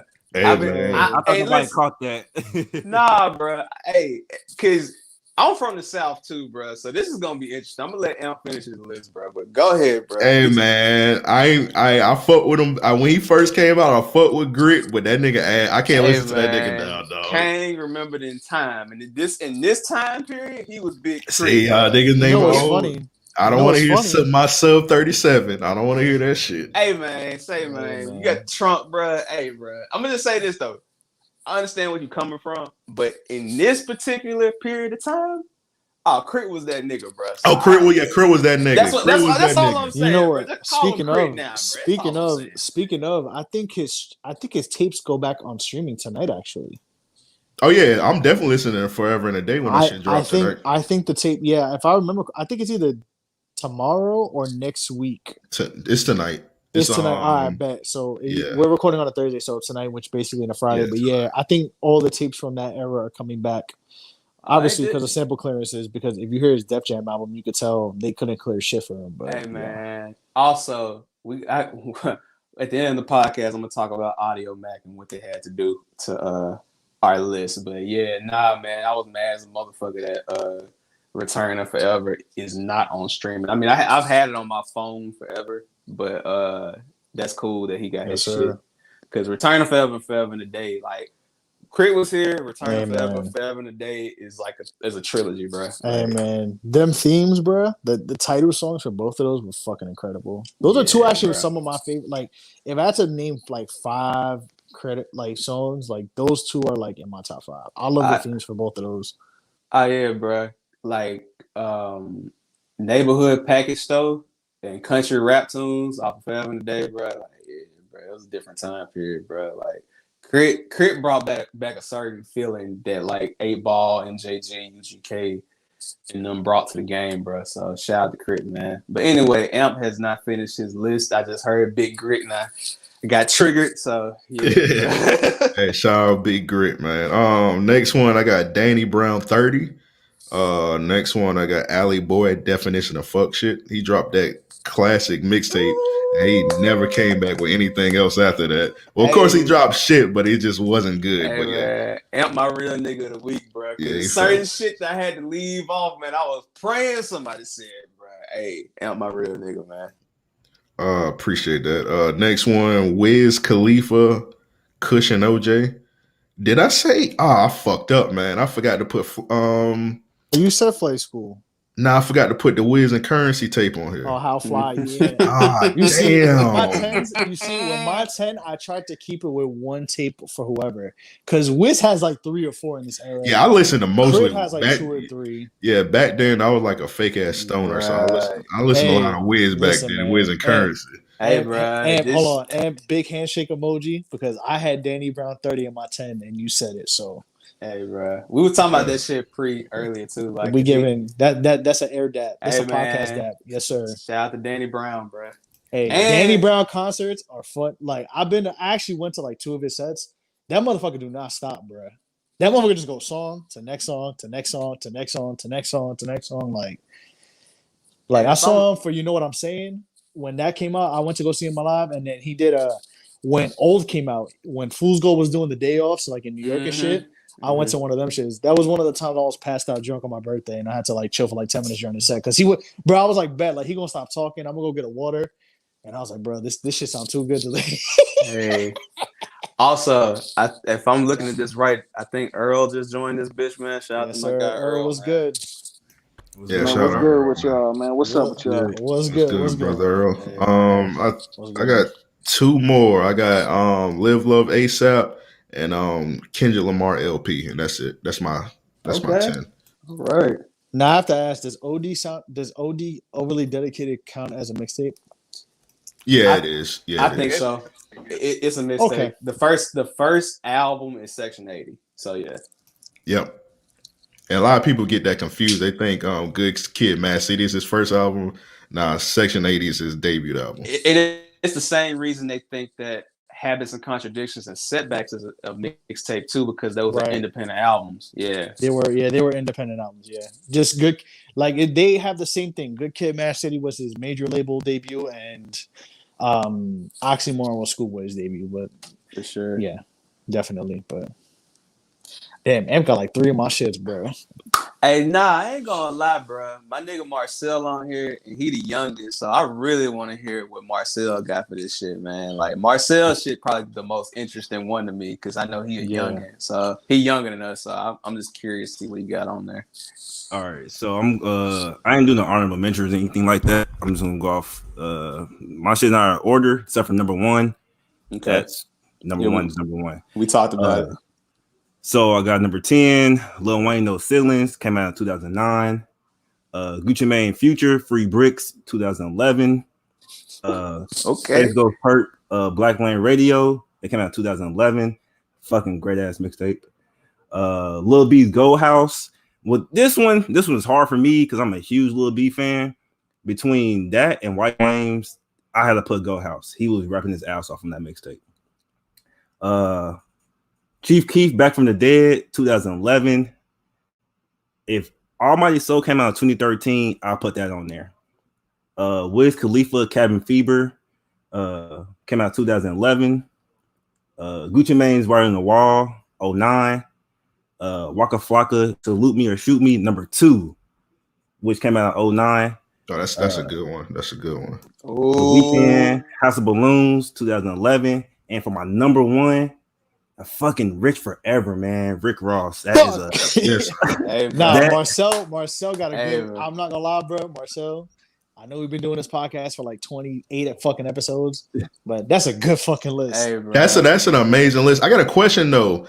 Something I was thinking about adding like Wayne and like Rick Ross on my shit, but I thought like blog era rappers was like the underground niggas. I didn't know it was like anything in that era everything in that era was considered blog era. So, because I was thinking about Waka Flocka, I was thinking Gucci, but I thought it was like underground niggas like on the come up like Wiz and like all them. That's why I brought it up, bro. Because I brought the idea up because for me, like So Far Gone and No Ceilings ain't on my list, even though those are both 09. And I feel like I wanted to hear everybody's perspective on shit because that's all the same time period. And like Nelson to tell you, like Nelson had probably like 30 tapes originally. And you had to narrow that shit down. I literally put a list up on Twitter, and I'll even send it to you. Like I put a note. I had like how many tapes did I have on that shit? Or Marcel, like what? Yeah, 25 to 30. I literally just rattled off like anything I remembered. I was like, okay, these are them. But if y'all want to, what I could do is I'll do it from mine. If anything, I'll give you my 10.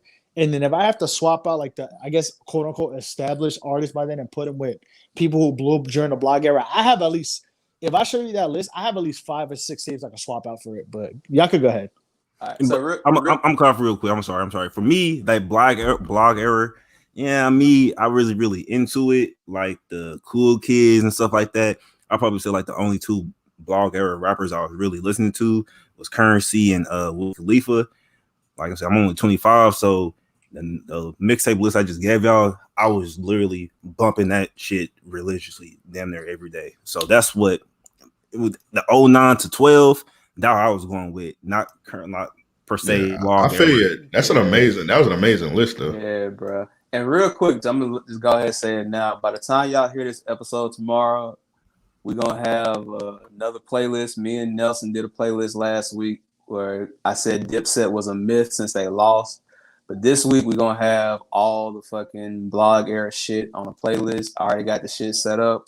One side gonna be for the smoker player shit. The other side gonna be the turnt ratchet shit, bro. So y'all stay tuned to that shit, man. It's gonna be available when we drop the links for the podcast for Apple and Spotify, man. Definitely. Blacka. But yeah, and shout out to Audio Mac for not letting me upload a real mixtape because I was gonna put my drops on there, but it is what it is. Nelson, I'm curious to see what you end up picking out of your 30. Nah, so these are my 10. I put them in no order, honestly. But if I had to go 10, I'm gonna do Danny Brown 30. Wayne No Ceilings. Chief Keef Back from the Dead. Okay. Gucci Mane Trap God. Meek Dream Chasers. No, actually no. ASAP Live Love ASAP. Dream Chasers 2. What am I at? 5, right? Think so. And then I would put this is when it gets tough. This is when it gets tough because I have my last to end up is really so far gone. The warm up, Rich Forever, and Cushion OJ, and you can swap those wherever the fuck you want to put them. The reason why I put Rich Forever really on there is because my first thought when I was thinking about this, okay, like remember this was the time when mixtapes, projects, and albums became a big blur line. And then it was okay, what was supposed to be what and what was supposed to be a mixtape, what was supposed to be an album. Like with Cole has 2 or 3 of those.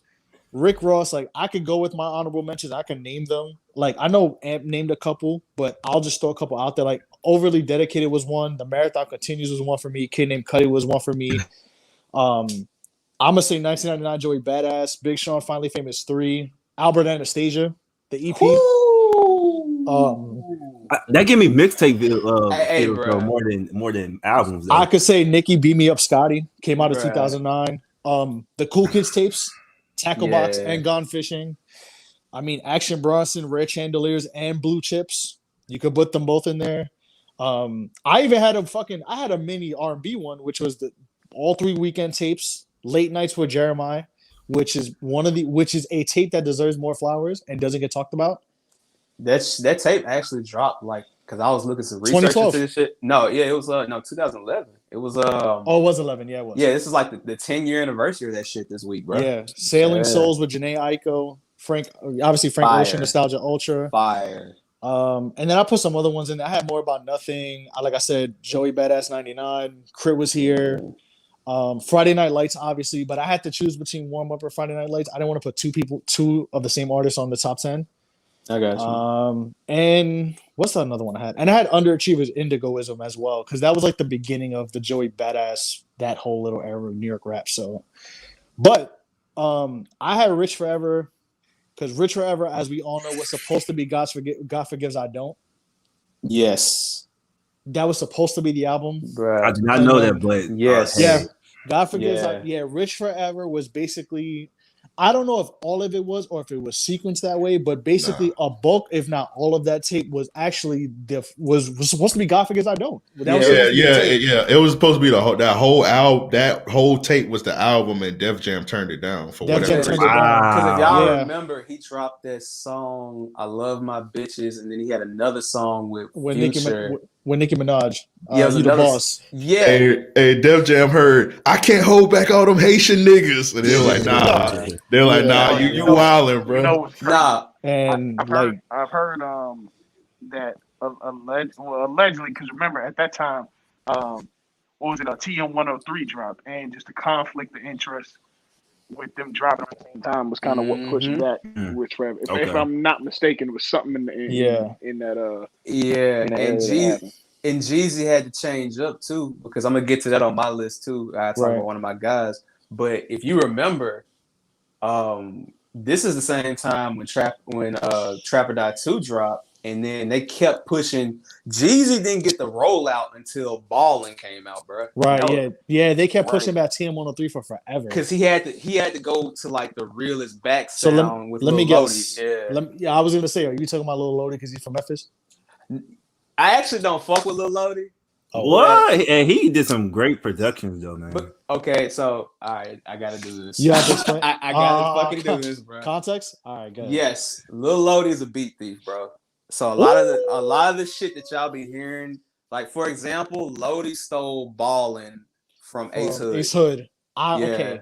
I heard about that, but I didn't know if it was true. So yeah, a lot of that shit Lodi was doing, he stole shit from Southside and Lex Luger. And so that's why if you notice, Lodi's run didn't go that long. And even before he got on with where y'all heard him, he was doing shit with 3-6, but he was doing the same shit as far as like stealing beats and shit. So if you go look, it's videos of Criminal Maine and niggas from Memphis beating the shit out of Lodi, bro, because he was. Oh, I gotta go look at that on YouTube. I heard about. I heard Marcel say, "Ooh, violence." Yeah, like, hey, nah, I heard about that shit. Hey, Marcel reaction hilarious. Nigga said, "Ooh." Hey, this is that might be the title of this mixtape. This is podcast. Ooh, violence, bro. The first time we mentioned violence. What did we mention that he was grunting? I forgot. The Pacquiao Spence fight. He was mad that they canceled that shit. Bro, he's like, ooh, this man was grunting like DMX, bro. Bro, I was waiting for that shit, man. These niggas fucked up his eyes. Yeah, like for some of mine, I could explain. Like back from the dead, I feel like Chief Keef and the Drill era, like as much as people kind of like were. I guess drills turned into a whole thing with New York doing it and now different places doing it, but like that tape just spearheaded a whole fucking movement. Bruh. Dream Chasers 2 is one of like the 5 Dat Piff mixtapes that crashed the whole fucking internet. Like literally nobody. You had to. When was that tape supposed to drop? Like at 12 o'clock, and it didn't come out till like 5 o'clock. Can we talk about that shit? What was y'all worst mixtape countdown experience, bruh? Dream Chasers 2. Oh, I lied. No, Lords Never Worry. I got for me. Wow. It was nah. Oh, for me, that's an honorable mention too. That tape, that tape kind of got brushed off. I know that. I got a story about that. I'm gonna say why. I think it's because it got pushed back a bunch of times, and there was a whole lot, and then they kind of had to like throw it all together at the end of the day. But I think Lords Never Worry is a very good tape from the ASAP Mob, and yeah, bro. My worst countdown tape though was LeBron Flocka James 2 because look, LeBron Flocka James. Look, and covers was crazy. Now look, that's when Flocka got shot, and that was his first tape back after getting shot and shit. And keep in mind, this is when, bro, I'm gonna talk about it on my list, but this is when Flocka was going crazy, bro. Yes. Flocka's run during this time, bro. Like, nigga. That's why they put Salute Me or Shoot Me on 2 on there, bro. That mix up is classic. Nigga. So I wanted to ask y'all this too before I get to that. So since we talking about Lex Luger shit, shout out to Lex Luger, bro. Where were y'all? Oh my God! I'm sorry, Larry. Hold on. Rubber Band Business 2. I had that in my honorable. That's on my list, bro. It's on my list. And also one more, because I'm scrolling down. Cold Day in Hell, Freddie Gibbs. But go ahead. Okay, real quick. Where were y'all at when you first heard Albert Anastasia and you heard MC Hammer into BMF? I'm gonna tell you where I was. I was dog. I was in like it's a club, and Amp might know about this club. It's a club in Orlando called the Beacham, right? So I'm getting ready to park in downtown Orlando. A lot of Dominicans. Shout out to the Dominicans, the Boricuas, the Haitians. Shout out to Dominicans, you feel me? Shout out to Puerto you dig? But yeah, I'm literally in that joint. My man just got the 96 Impala, the eggplant color, and we put that Dat Piff. We had to, because that's when you had to go to the website. There was no Dat Piff app back then. You had to go to the website. Man, we put that shit in the aux. Bro, bullshit you now. We said, fuck that club. We stood around the parking lot. Yo, you know what's funny? There is something about Albert Anastasia too. They mix those songs differently because, like, the MC because the album versions is so different. Yeah, the MC Hammer. I honestly, like, please, Gucci, I'm sorry. I do not like Gucci's verse on MC Okay, Hammer. I thought Nah, it was you the ain't only the only person, one. bro. You ain't the I only thought it was the It only took person. I away did from not You ain't like the only one, Gucci's bro. part, bro, which Yeah, is crazy, but I did not like his part. it's one of those songs where like like that did not need a feature. Like MC Hammer alone on the Albert Anastasia, and I love that EP too because it kind of has a bit of everything. Because it's like Bruh. it was Luxury Ross, Gotti family, bro. it was Like Luxury Ross. Then you had obviously BMF and MC Hammer. super high. By the way, shout out to Styles P. You should have did that shit at the verses, but I understand why. I mentioned it on Volume 31, and that is on that playlist of songs that the Lock should have done. But that's another discussion. You had the song Dipset's a with, myth. you had the song with Dipset's a myth out now. you had the song with Coogee. He had a song with Coogee rap on that shit. What's it Yeah, called? he Knife did. Fight. He Bruh. did. Yeah, knife fight. Yeah. Knife Bruh. Fight. Yeah, like Rick Ross is just having fun on that tape. The best song is the one with the Wayne sample. Yeah. Nah, bro. Look though. So Oh, actually, Chloe said it. Lex redid the drums for the album versions of the songs. That's why it sounds less gritty. Oh, that makes Yeah. sense. I like the Albert Anastasia version better. It just sounds too produced. full. It sounded too clear. So look, Pop Smoke's album with those old songs.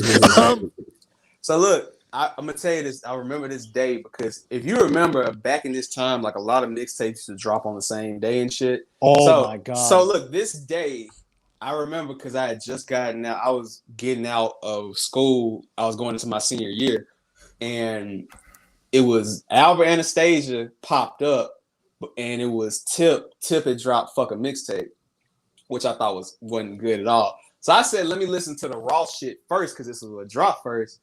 And I remember, when you in school, summertime, ain't nobody at the house. You just got the crib to yourself. So nigga, I cut the speakers on. And I heard MC Hammer, and again, being a Brick Squad fanatic, I hear the Lex Luger sound. I'm like, so I'm fucking tripping. I'm like, bro, I ran that shit back. And I was like, okay, let's see what the next one is. And then nigga, when BMF came on, nigga, that was BMF is like the Holy Ghost for street niggas, bro. Like, nigga, bro, it was a time, bro. I love like BMF, man. Hey, bro. Listen, I seen Styles perform that shit live, bro. I said, bro, y'all don't understand. This verse is special. I tweet. Listen, I've tweeted this before. I tweet for the people who appreciate Styles P's verse on BMF. Bruh. I love Ross, but hey, man. Bro, nah. And then to follow that up with Gotti family with that fucking Isley Brothers, I got work to do sample, bro. Like, yes, bro, that shit, bro. Hey, I remember when that 300 Soldier video came out. I watched that shit.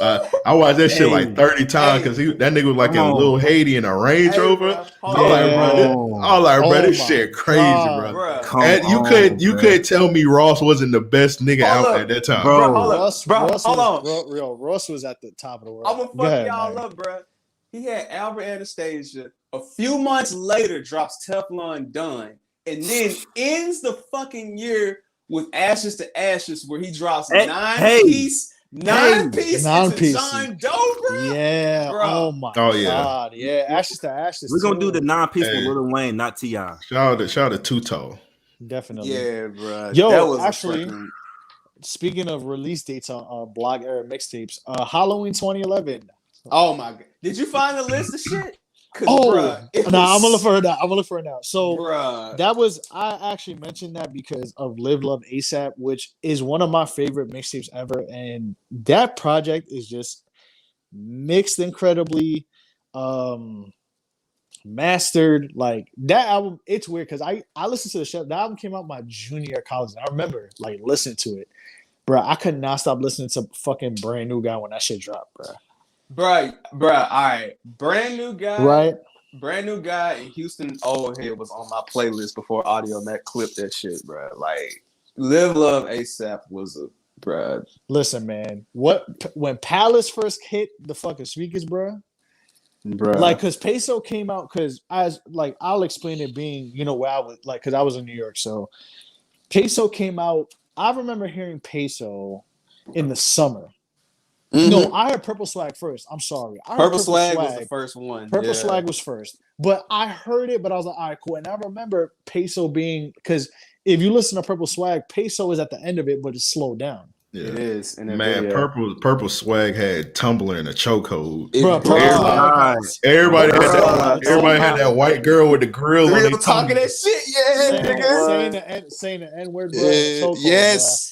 Yes. Yes, bro. Y'all had that Yakub woman saying the N word in a chokehold. This is bro. for my niggas getting high on the In regular, bro. the word of Banks, I beg your pardon. Yeah, bro. Exactly. Beg your pardon. Chloe ASAP said, was wild, "Purple bro. Swag Part 2 had me want to try lean as a child." I forgot about purple swag too. Yeah, but Yeah. to get first, so Purple Swag came out like I want to say the spring of 2011. Then Peso came out in like June, August. July-ish. No, it was before that. The video came out in August. The video and came I out in remember August. because The song came out in June, because July. DGB Dirty Glove Bastard posted it first, Right. And that's when, like, again, you go back and Then- look. Bro, he got Burn production on here. Yeah, Yeah. nigga, Burn wanted produced some Yeah, classics Burn on One- that bitch. Burn Burn One One did, and Clams Casino. Yo, It was basically Clams hey, Casino. shout out to Clamp Casino, man. Which is funny. I don't know if you've heard the story of that tape, actually what happened. So he actually had a whole other tape out. And the story goes is that the whole hard drive got deleted. So there was only 4 songs left. It was Leaf, Roll One Up, which I think Burn One produced, I think, actually, which is funny Yeah, that we he talk did. about it. It I was think so. Leaf, Roll One Up, I think Peso and something else, but I can't remember which one. Oh, the song with ASAP Ferg called Get High that they just released it for nothing. Like that came out before Purple Swag. That's a random song when it would like ASAP Rocky style like a permanent shit. Like that's like an old song. Yeah, But because fucking Ferg wasn't even going by Ferg. He was going by D Ferg at that time. he was still D Ferg at the time. Yeah, he didn't go to ASAP Ferg, but they were still cool. Mhm. So speaking of, shout out to Ferg. Ferg has really held it down for them. And Ferg is hip hop history. Like if you really think about his pops and everything, but that's a whole. His dad designed the Bad Boy logo. His father was a Harlem Legends. Ferg's first album is a classic, and since we talking about mixtape shit, nigga, when Work first dropped, bro, Lawyers Never Worry, bro. When Work dropped, oh my god, bruh. I remember when the snippet came out. I remember when they performed that shit at Coachella. And motherfuckers like, what is when ASAP told me did YNRE, which is an incredible song too. That's when Air Rap Music had New York in a Nah, what's that? What's that song Rocky had with Jim on there? Freeze, bruh. I love Freeze. And Freeze was my if I'm out at 2 a.m. driving around song, that was my song I would put on. That song just reminds me of like 2 a.m. FDR drive New York City. Hey man, shout out to my guy P on the boards too, man. P on the boards, Coca White Bitches, Bath Salts, bro. Yeah, Bath Salts was that shit, man. But like to go to the timeline again, it was Peso. Then What's Up came out, but What's Up leaked in like April. No, it didn't leak. It leaked in August. And I remember, I'm like, yo, this song is fucking crazy. Like this What's Up song sounds crazy. Hey, Nelson, does Bodega Bands work at White Castles? You're fucking ridiculous, bro. Crazy. Hey, bro. Hey, nah, he be acting now, actually. Bam's tape, the Strictly for my Poppies, bro. When my name is Poppy drop, bro. Yeah, hey. Strictly for My Poppies was a good tape too. Hey, bro. Shout out to Bam. Say It Man with Ferg, Thriller with Flatbush Zombies, Don Francisco. Bro, Don Francisco, bro. Hey, I was tapped in, bro. Shout out to Bam, man. Listen, bro. Digga Bam's best verse is Latino. He with Aston Matthews, bro. Oh, easily. One and two, bro. Oh, my God. Yeah, one and two. He went crazy on that, but now we go into the deep cuts of Blog Era, but but yeah, it was but I remember it was What's Up came out like in August, going to September. Because I remember it came out like literally like a couple of weeks before I went to school. Because I used to go to school upstate in Albany. So like right before I went, like I was about to go back upstate to go to school. I can't say up north because everybody in New York think I went to prison, but I didn't. I never went to prison, guys. But I went upstate to school. And yeah, that's when What's Up came out. And then when the tape dropped, I said, oh shit, we getting What's Up came out.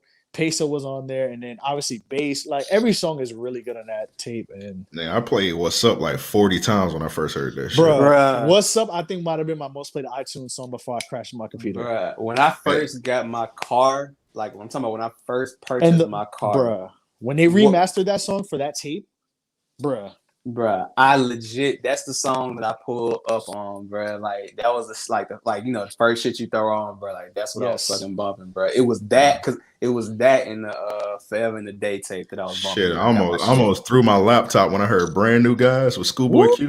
Oh my God, bro. Schoolboy. The fact that we never got a collab Schoolboy and ASAP Project is insane. Because the way they have back and forth chemistry, bro, that shit was crazy, bro. Definitely. I saw them perform that shit together at South by Southwest.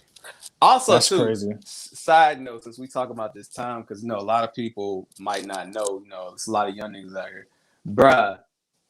Oh, what we say? 2010 to like 2015, South by Southwest, bruh.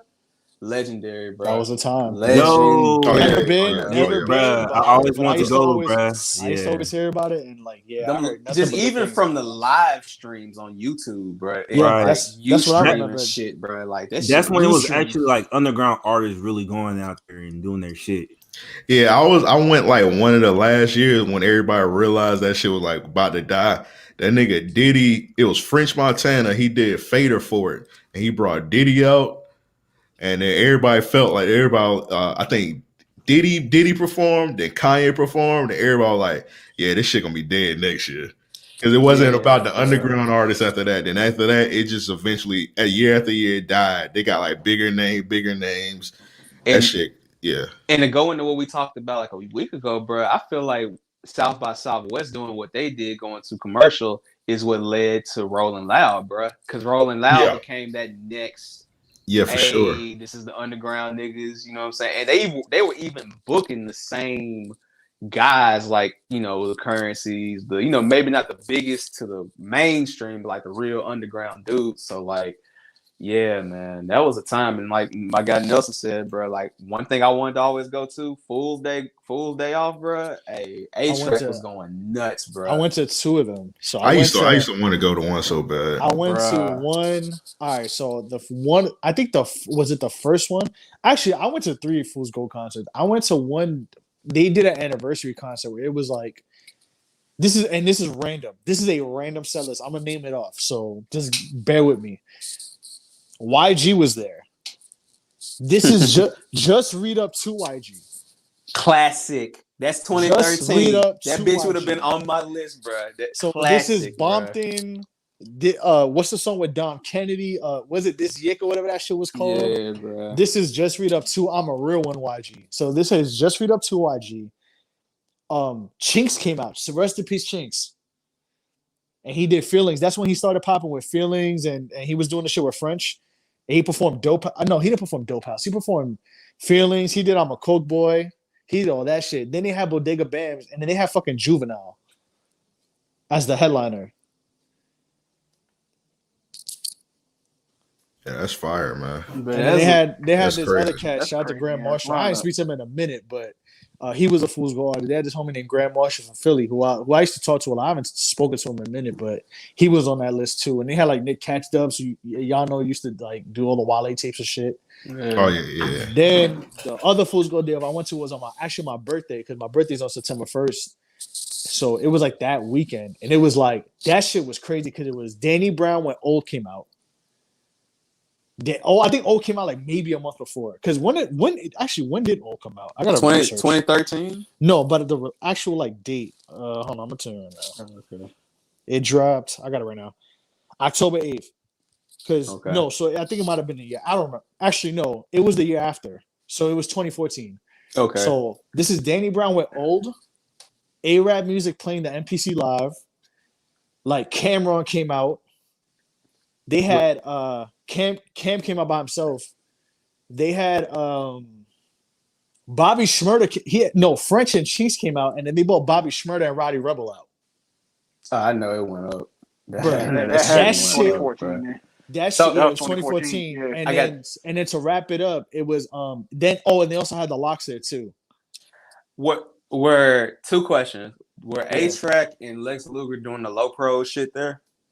Like their little DJ collab shit they had? Because I know. No, that was 2015, I think. Okay. And that might have been after. Was Kenny, because Kenny Beats was Loud Pack back then. He was DJing and doing shit too. I didn't know if Kenny Beats had a set back then. He might have.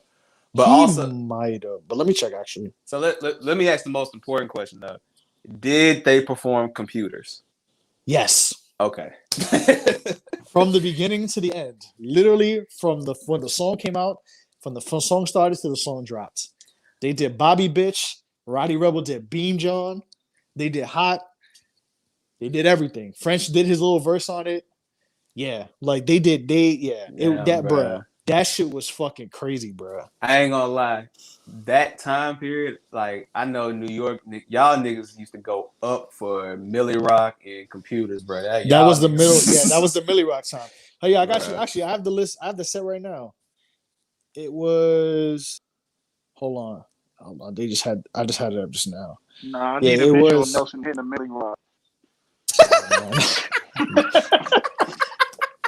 If I was a little bit more drunk, probably. But, Hey, bro. bruh, Nelson what's hitting the Millie Rock sounds nuts, bro. dog, I hit the Millie Rock to Prince, bro. I don't give a fuck. Hey, man. Yeah, it was Danny Brown, French Montana, A-Rap Music. World's Fair. If y'all remember World's Fair, Remy Banks and them. Yeah. Remy Banks and them, French, and then French brought out Bobby and Rowdy, and the whole GS9, the Locks, and then they had do you remember they had Young Gleesh? Yeah, they had Young Gleesh. How can I forget, bro? Oh man, shout They out had to Young Gleesh, man. Gleesh, Shout out to Young Gleesh. Hey, anytime Yeah. Young Gleesh Water comes on, bro. Yes, like, he performed. I ain't shouting out that nasty man.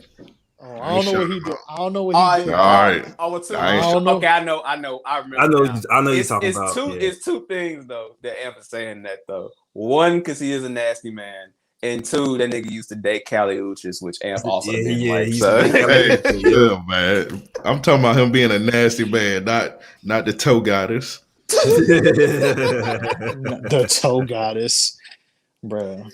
Yeah, man. That was a time though, man. Rest in peace, ASAP Yams, man. Rest in peace, those guys. Definitely, bro. That was a time, bro. I guess I get into my list, man. Go ahead, man. We went off my shit. I get my shit pulled up. We went some memory lane, bro. But all right, so I got two honorable mentions. One I actually want to talk about.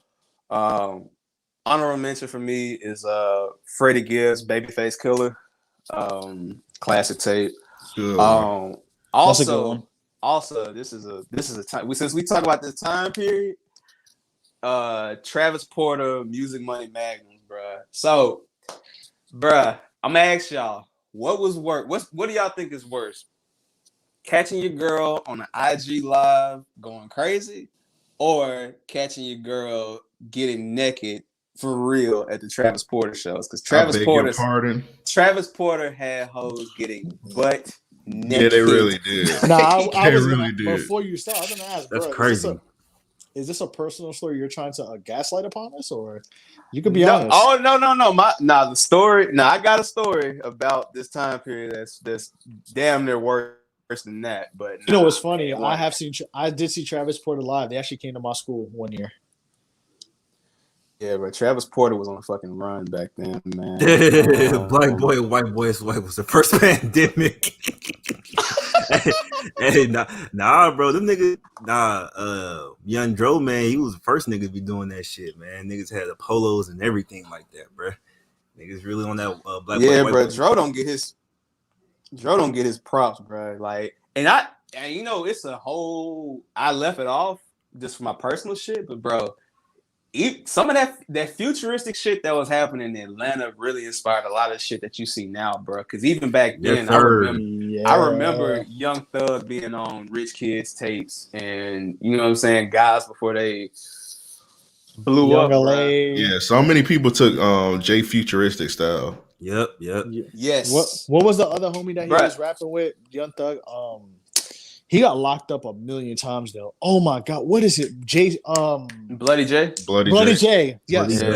Yeah, bro. Yeah. Thug took his style from Bloody J. Another one, niggas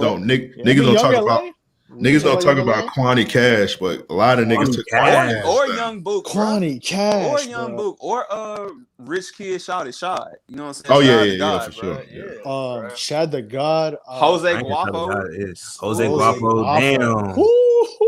Yeah, bro. Yeah, nigga. This is my time period, bro. Like, we don't talk about young LA getting that duct tape off his face though. Yeah, I ain't even did shit, bro. Yeah, young. You LA. unusual. You unusual. Now he said, Hey man, he young said, LA. he said, y'all niggas ain't ordinary, bro. Y'all niggas.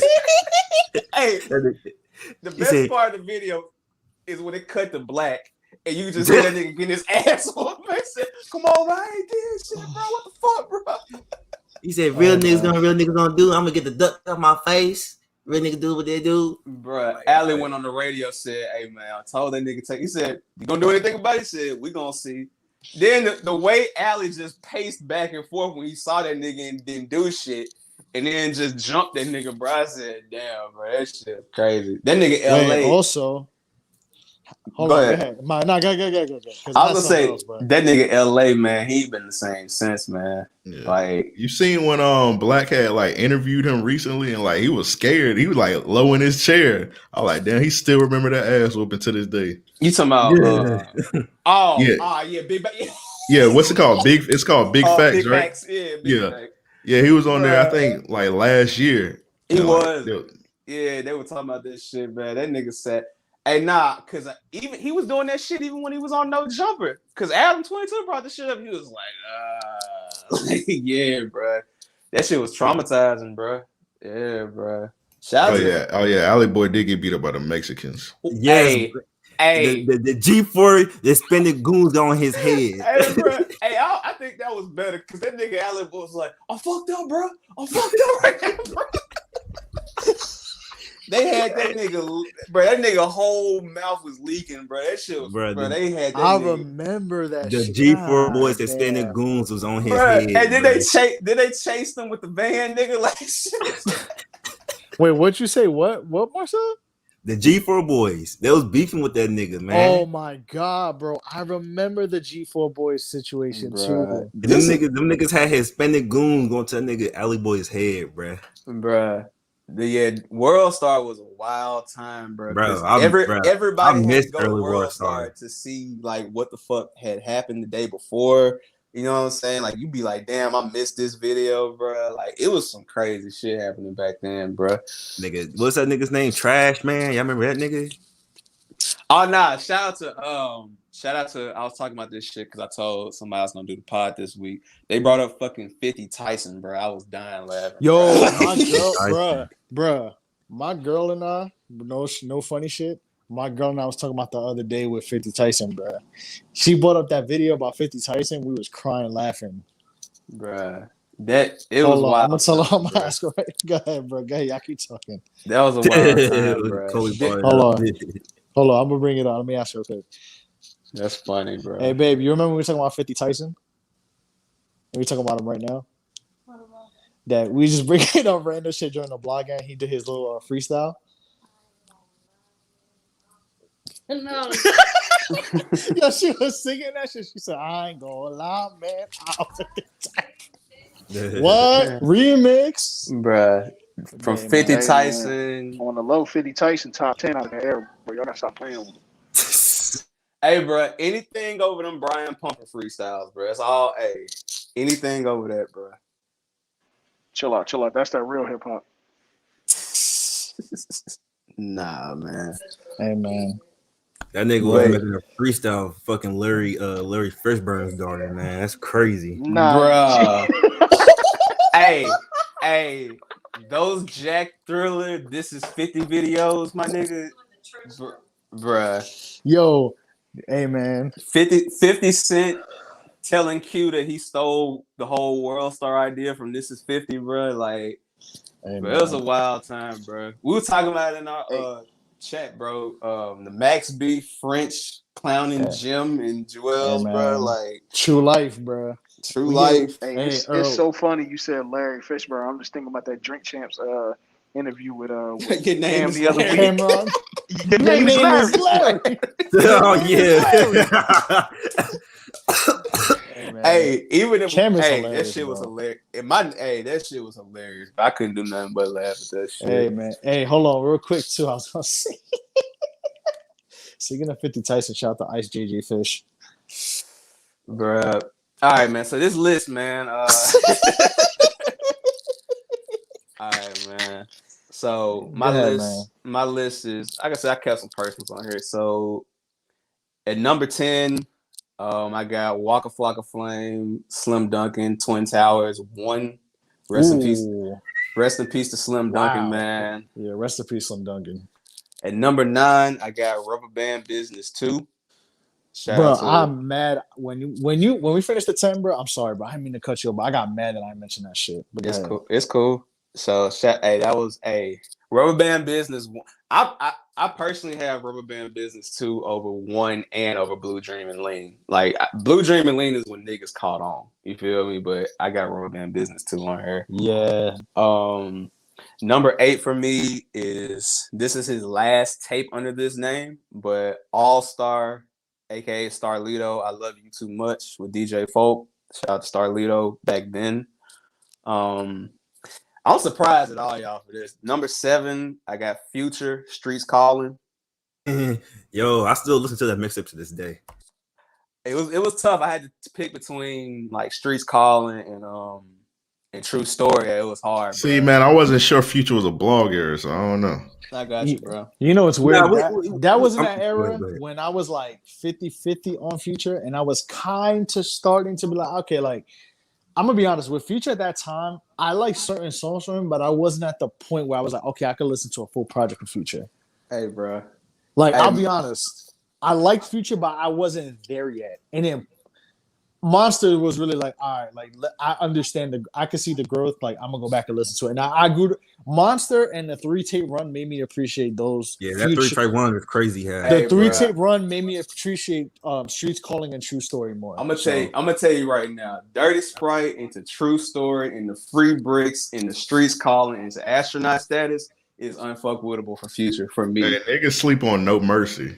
And No Mercy. And No Mercy. 1,000 was a good tape too. No 1,000 is like, all right, but No Mercy. I ain't like 1,000. 1,000 wasn't cool. I don't like 1,000 that much either. But Astronaut Status, woo. Hey, me and Marcel talked about this shit earlier this week, bro. Bruh, when Ain't No Way Around It came out, bruh, like, nigga, if you were in the South and you was in the club when Same Damn Time came on, bro. Oh my God, bro. Nigga, that's a man. Negro spiritual, bro. That shit is. Hey, I'm gonna tell you real quick. I can see the Camaros with the floaters on that shit right now, bro.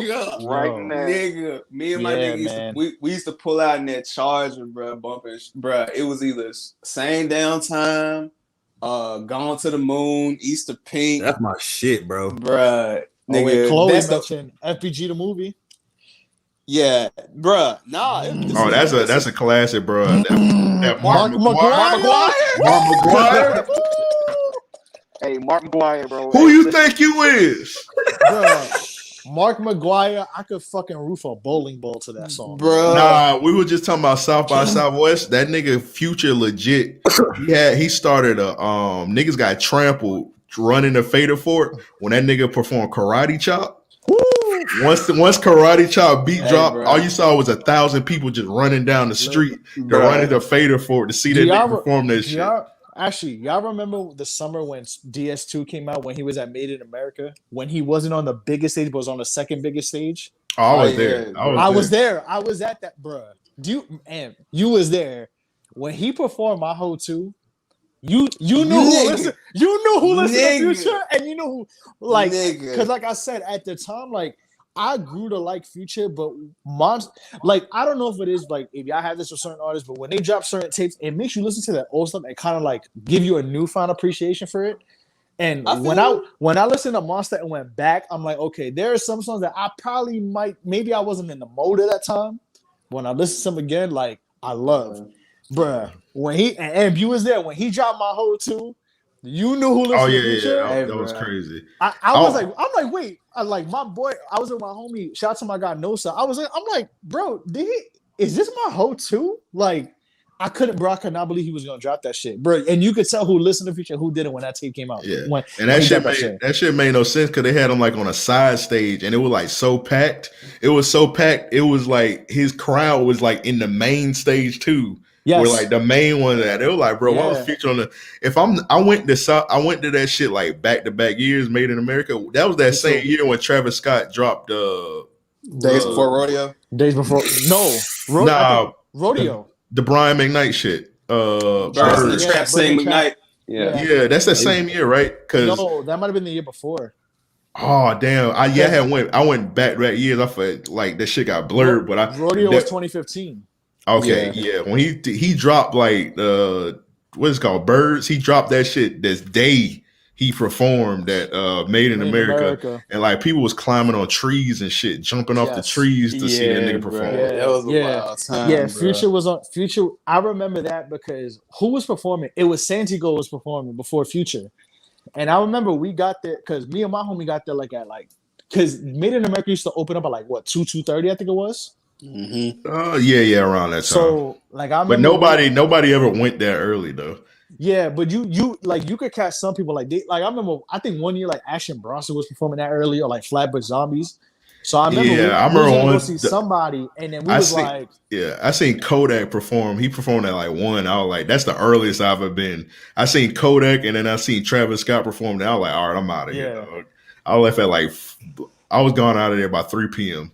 Yeah, like I went and I was like, I forgot who we were gonna go see, and then my boy and I we were like talking, we were like, yo, I feel like this Future set is gonna be ridiculous. Like I don't know what it is, but like we going like I was like I think it was Flatbush Zombies. Like, I wanted to stop by. I think it was like when they had the skate park stage or some shit like that random stage for skaters to skate on. I was like, let me just go. That low ass stage. Yeah, I was like, let me go for like 10 minutes. But then I was like, I don't know. My boy was like, yeah, I think we should go to Future. I was like, you know what? I'm gonna take your advice, bro. Best decision I made, bro. I seen that one nigga. My fault. That nigga that did Classic Man. What's his name? Jadena. Bro, that nigga was performing. He performed Classic Man like 5 times in a big ass suit.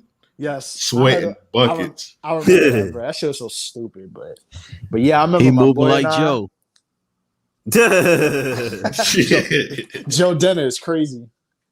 That's funny. That's funny, bro. But yeah, I remember my boy was like, nah, let's just, and it was Santiago. So I was like, you know what? Like, I fuck with Santiago's music. Like, this is a cool like preparation for Future. I was like, Bella, I could kind of get my energy and get ready, bro. I was vibing out to Santiago, and then, bro, when Future came on, when I thought it was a drought came on. Not even a beat dropping, just the synths. I said, "Oh, this gonna get crazy."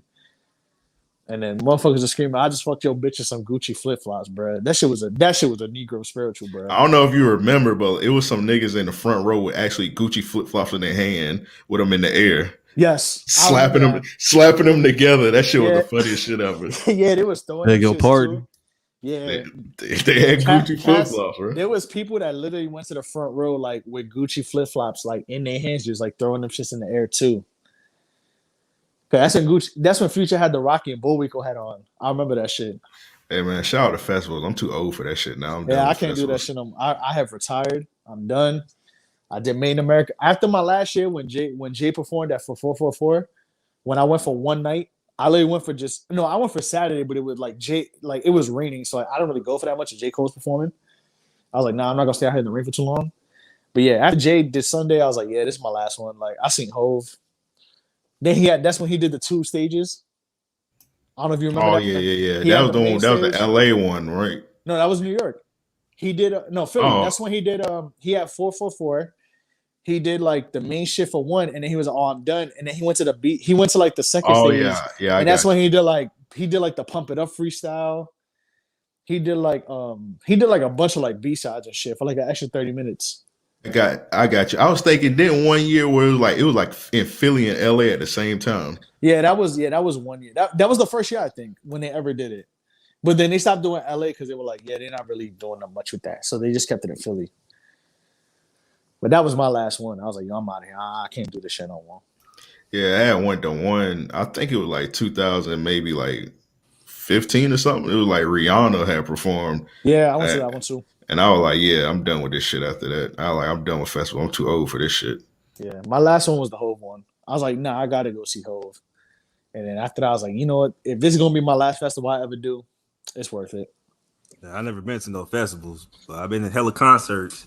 Nah, Shit. bro. Yeah, you're the right age for festival. You should go to like I'm one. I'm gonna go to one Nah, eventually soon Go as to COVID one. really goes I away. don't know Oh, about now, I forgot. bro. I forgot about COVID. Damn. Yeah, I don't know about that, bro. And then you But got the nah, your I- fucking your boogers be black as shit. I'm like, that's everybody kicking up, bro. Nah, bro. I'm not but regret that. nah, I used to be so congested, bro. I used to be so congested. I used to be congested for like a whole week after them festivals. But nah, concerts though, man. Shit, I seen Travis Scott twice. I seen he did the Birds in the God Trap. bless your soul. God bless your Yeah. soul. I seen him twice, and I'm gonna go see and then the last one, Astro World, that was Yeah. fire. I went twice for Astro World, actually. I did that too. Then I'm God gonna go bless see your soul. I seen Playboy Cardi, the Dalit tour. Bruh. I'm mad I didn't go to Astro World. Like Travis Scott, his music, like sitting down, listen to it, it ain't really all that, but like his performances are amazing. Yeah, it's Yeah. crazy. But I've seen him. Go I got ahead. Marcel. No, I got Marcel. You good? I'm gonna tell you, I've been to a handful of concerts. That fucking Dalit tour, man, was probably the most turned concert I've ever been to in my life.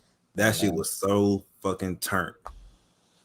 A nigga had to go sit down a couple times, feel like about to pass out. Like that shit was crazy. That's what happened to me at Fool's Gold Day Off because I was too drunk when Danny Brown was performing. That motherfucker would not stop performing, dog. Yeah, bro. I had to take a piss, go get a water, and I was like, all right, bet I'm ready. But Oh yeah, that's another thing. In a festival, you be standing up for 10 hours, you be about to pass out, bro. I'm like, yeah, I'm done with this shit. Yeah, now you gotta time it. You gotta just know when to go to what stage, when to take a break. Like you gotta just time your shit. Yeah, I thought I was that. I was trying to be that nigga. I stand up for 10 hours. Nope. Nah, that was the dumbest thing ever. You gotta sit down, bro. I would look at the line and be like, all right, I don't really think I'm seeing nobody here. My bad, y'all. Like, Goddamn. Get a fucking something to eat, get some waters, put them shits in my bag, and sit my ass down. And when whoever came on, I bet I'm gonna go like 30 minutes before to make sure I'm good. But I went to what Made in America. I went to that one with Future. That was the one with that was the weekend of Beyonce week. Made in America, I think. Yeah, then I went to the one with Rihanna. Yeah, I think 2 Chainz was there too. Yeah, 2 Chainz did that one. Yeah, my bad, y'all. My damn power went out, man. That shit was fucking crazy, bro. Nah, you good, bro. All right. I guess y'all mean I still got a few more. Yeah, go finish your stuff up, bro. For sure. All right. So I had Streets Calling at 7, man. So shout out to Future, man. That run was legendary, bro. Y'all wasn't outside when Magic dropped, bro. You know what I'm saying? So yeah, bro. All right. At number 6, I got Cushion OJ, Wiz Khalifa. Go ahead, go ahead. Yo, we gotta have a discussion about that one, man. Cause I think Cabin Fever might be better than that mixtape. I'm sorry, nigga. Please. Cabin Fever was hard. Cabin Fever was fine, but I'm okay. We talking about revision. Illuminati got me. My fault, That's y'all. cool. My fault, y'all. Real quick. Now I was gonna say real quick. Yeah, I seen Travis Scott at Astroworld twice, and then I saw he came out to a Fool's Gold and they kicked him out after 3 songs or some shit because like I forgot what happened. He did like Mamacita and like what was the song with Big Sean on Days Before Rodeo? Don't play with that nigga. Don't play. Fucking, Don't Big play. Sean destroyed that song. He destroyed. He did. Don't play Mamacita, and then they like kicked him off the stage or some shit. I forgot what he did some dumb shit. I think he tried to, that was early on, but yeah. Nelson, you just missed the hot take, man, from Marcel. He said, "All right, let me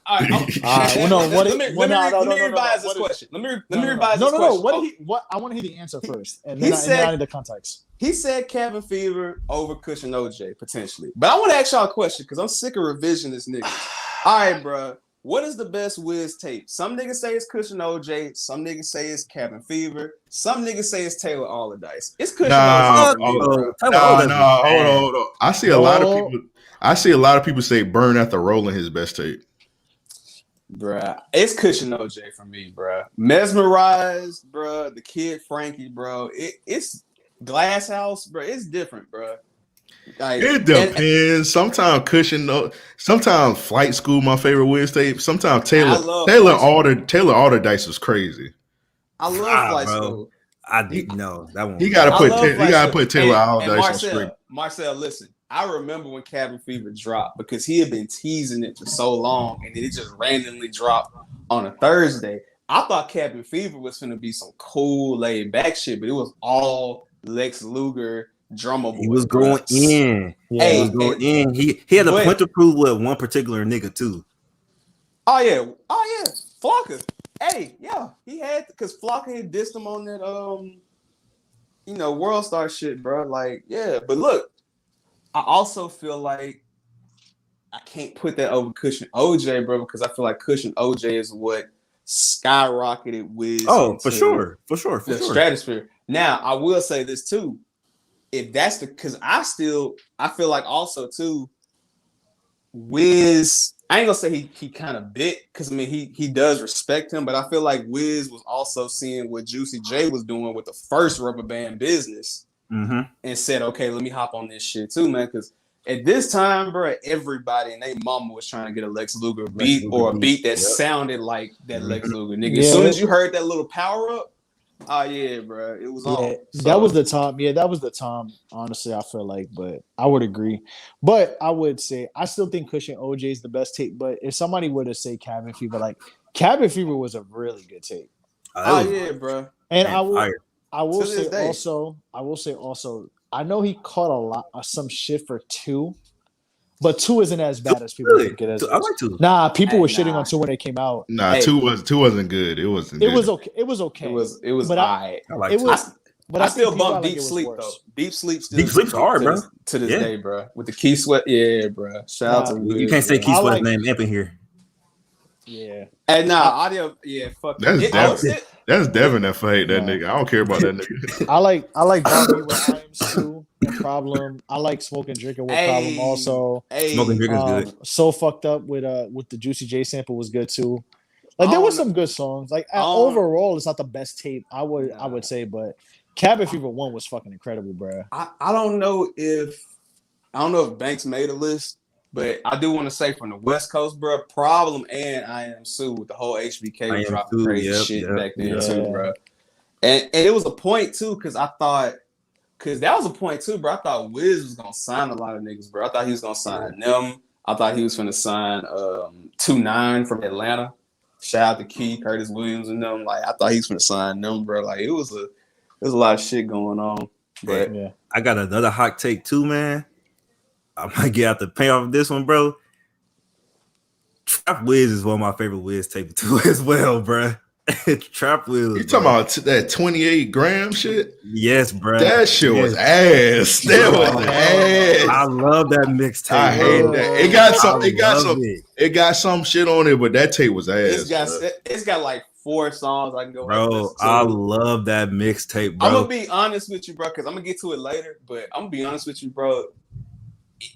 Unless he's on a song with Spitter, bro, it's hard for me to get into Wiz because I just can tell Wiz his enthusiasm for making it the way he like. It's like he got to a certain point. He's like, okay, I'm gonna get the bag forever, and he just stopped being competitive in his style. You know what I'm saying? Like, cause you could tell on like Flight School, like Amp said, bro, like after Star Power, he didn't get cause Star Power would ink my whole body and all that shit, bro. Like, so he comes with Flight School, you could just tell he was hungry.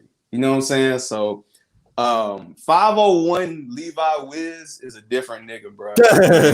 Like real shit, bro. So when you get to 28 grams, bro, it's just like manufactured at that time for me. Bro, so I just can't love it, bro. One reason why I love that mixtape so much because that summer that mixtape came out, I was with my homeboys and we did a lot of bullshit that summer. We was bumping that mixtape a lot. So that's one reason I love that album. That mixtape. I feel you, but but at the same time, like we talking about all this different shit, bro. Like, yeah, bro, when Phone Numbers and Taylor Gang and all that shit dropped, bro, like it was in the club, bro. That shit was crazy, bro. So hey, bro. I feel you. I had to put Cushion OJ on there. I feel you, man. I feel you. That's the one. Another fellow Pittsburgh person I forgot to mention. Rest in peace. I have Macadelic up there too. Yeah, bro. Oh, yeah, rest in peace to Mac. The Kids mixtape was fire. Yeah, bro. Nike's on yeah. my feet, bro. Like hell, what's the one? Best day ever? Best day ever. Yeah, Yeah. Best day yeah, ever. best day ever Yeah. had some shit on it. He did a free mixtape when he hit like 1 million followers, and that shit, if y'all go back and listen to it, was fire too, bro. Mac dropped some cold shit, man. It's sad that he didn't get where he could have, but rest in peace to him. I know Faces is past there too, but Faces was a good tape too. Nigga. Faces, when he was talking about he the only rapper without a Jay-Z feature and shit, bro. Like Mac was dope, bro. Like I got that on my list. Shout out to Mac Miller, man. Yeah, rest in peace, man. Benz, go ahead, bro. Get your list. Oh wait, Banks got 8 problem mixtapes on his shit. Go ahead, DJ. Let your finish yours up, bro. Also, I got 4. He knows me very well. Shit. Hey, I'm finna judge Banks off this West Coast shit because I fuck with the West Coast. So going into number 4, West Coast. Number 4, Nipsey Hussle's Marathon, bro. My guy, my dog, my guy. This is my guy in real life, DJ Cass, man. DJAYCAS. He made Keys to the City, bro, which is my favorite Nipsey Hussle song, and that's why I reached out to him to get beats over the years, bro. And I salute him for that because that tape, man, took Nipsey to a whole new level, bro. So shout out to that. It was hard because it was either gonna be this or Bullets Ain't Got No Names 3.1, but shout out to Nipsey, man. Rest in peace too. Definitely. Number 3, I got How Fly on there. I had to do it, bro. I had to do it. Like How Fly changed the game. I would say it's definitely top 5 for me collab project ever. Like damn near, if not top 10 for sure. So shout out to Wiz and Spitter for that one. Number 2, Writing on the Wall. First one, Gucci. It's Gucci. Classic. It's a classic mixtape, man. That's a fact. Oh, damn. This probably must went out again. Damn, bro. He got to do that shit on his phone, bro. Burr. Difficulties with Larry. Yeah, man. I was gonna say too that's crazy because like Wiz has like 3 or 4 really good tapes in that era alone. Yeah, man. Wiz Khalifa was on the run, man. He was on the run for sure. He was on a crazy run. Yeah, that Burn Out the Rolling tape was crazy, man. I might have to download that to my phone. Definitely. He had a crazy run for sure, man. I felt like he didn't miss until he got to like Cabin Fever like 3 and shit. Don't talk about that. Yeah, that one sucks. Also, I hate how I hate how he got Cabin Fever on streaming, but like they redid phone numbers. Yeah, bro. I hate that version. Oh yeah, they couldn't clear that sample. They could have cleared it. Yeah, they could. It's a couple of them they couldn't. They had to switch up on that one. Yeah, that's why I don't listen. That's why I don't listen to that version. Yeah, they couldn't clear the Queen sample because that sample's "We Are the Champions." Okay, I didn't know that. Yeah, they chopped it up. God damn, man. Yeah. Nah, I was telling them how they switched up Cabin Fever on Apple Music and phone numbers sound like shit.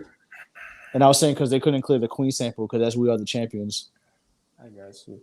I was just gonna end it by saying I only got 2 more tapes on my list, man. It's Writing on the Wall, Gucci Mane. And if y'all remember when Gucci got locked up in 08 and came home in 09, bro, like First Day Out is it's the best, bro.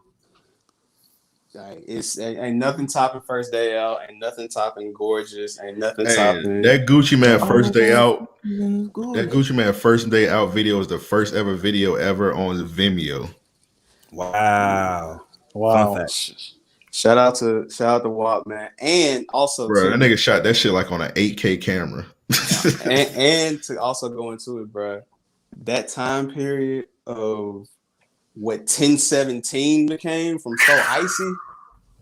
Hey, bro, 1017 in the South was a fucking movement, bro. Yeah, like, and that's why my tour name is Marcel G 1017, bro. Yeah, bro. Hey, bro, because you got, and again, bro, you know, it was so much WAP shit that dropped, but I feel like Writing on the Wall has to be on there because I just remember when he came home, and again, I was watching the Make the Trap Say A video, and I just was tripping off all the people who were there at that time. It's like, Yeah. damn, Nikki was with 1017. 1017. You know what I'm Yep. saying? You yeah. had French. French, Yeah, because Nikki, OJ. because of Deb. That's why. Yep. Yeah, Which, exactly. bro, that's a history in itself. Because you got Deb who helped with Nikki, she helped with French, and then you go over to her brother Bimmy, who was running with Def Jam, who is actually, fun fact, actually came up with the GOAT title with LL Cool J. Yeah, bro, Bimmy. That's why people talk about GOAT, greatest of all time. Like that acronym came from Bimmy himself. Yeah, but that was a crazy time, man. And Yeah, that family is really interesting, man. Like, Yes. connected. The Anthony family, or what? However you pronounce that last name. The Andy family. Yeah, that's Queens royalty. That's New York royalty. That's deeper than rap. It's bigger than Nino Brown with them.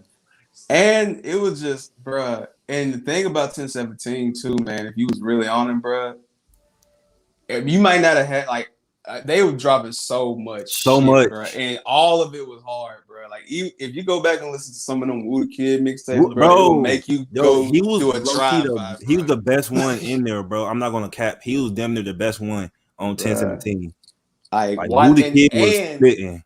And since we talking about revisionist history, I know a lot of people think Wayne, when he did the They Know remix where he said the Suwu gang shit, but nah, bro, I ain't gonna sit here and lie, bro. Gucci, Walking, and they had a lot of niggas jumping to be blood, bro. Like walk and go back and look, bro. Walker was getting tried for that blood shit every motherfucking club every fucking week, bro. Like it was always a video of Walker gets his chain snatched and then beats the shit out of a nigga. Slim Duncan beats the shit out of a nigga, bro. Like shit was crazy. That video of Slim Duncan knocking the CTE dude out of the cookout was fucking hilarious. Oh, that video. Hey, let me tell y'all, Slim Duncan is a top 10 rap name all time, bro. I'm sorry. That shit hard, bro. Rest in peace, Slim Duncan, man. I remember when Slim Duncan died, bro, and you know like how sometimes the DJ be bullshitting and they'll be playing shit, man. So Rocksteady, who is Dolph's DJ right now, he's been Dolph DJ for years. We were in the club, man, and that nigga dropped Lights On. It went up, bro. So rest in peace to Slim Duncan, man. Hey, and we talking about New York shit. Normally I hate when they do remixes, but that Jada and Styles verse on the Lights On remix was dope, man. So shout out to that. And I'm gonna end it off with number one, man. It was between this and Smokey Robinson, bro, but I got Currency Covert Coupe, number one. I'm not mad at that. I'm not mad at that either. That's up there too. Yeah, I mean, Spitter dropped so much shit, man, but he did drop a lot during that era. That's the beginning of the Alchemist thing. Well, no, actually, no. It really started with No Idols with Domo Genesis, but that was after. Are you sure about that? Covert Coupe dropped April 2011. No Idols dropped April 2012, bro. I was there. I remember. That's crazy. I could have sworn No Idols dropped first, but nah, because Domo, I forgot what Domo had before then, but No Idols is 2012 for sure, because it has Vince Staples, it's got Bronson and all those guys. Yeah, so. it does. Actually, yeah, it does. Yeah. So yeah, and I remember because man, the first time I ever heard Scottie Pippen's, bro. The first time I heard ventilation. The first time I heard ventilation, bruh. Nah, and the reason why I got it up there is because I know we can't put albums up there, but Pilot Talk 1 and 2, man, like, come on, bro. Yeah. So for him to come back with Covert Coupe after those two, and this is also too when he's breaking away from Dame Dash and that whole Blue Rock shit and starting to do his own shit with Jet Life, man. So Covert Coupe, man, is a classic. I think he just announced he got another tape with Alchemist dropping, and they don't miss. So I'm definitely ready for that shit, bro. Boldy Jeans at Alchemist drops tonight too. It's definitely getting listened to. Definitely. You know what I would love? Speaking of Alchemist, I really want a Nas and Alchemist tape. It's definitely possible, man.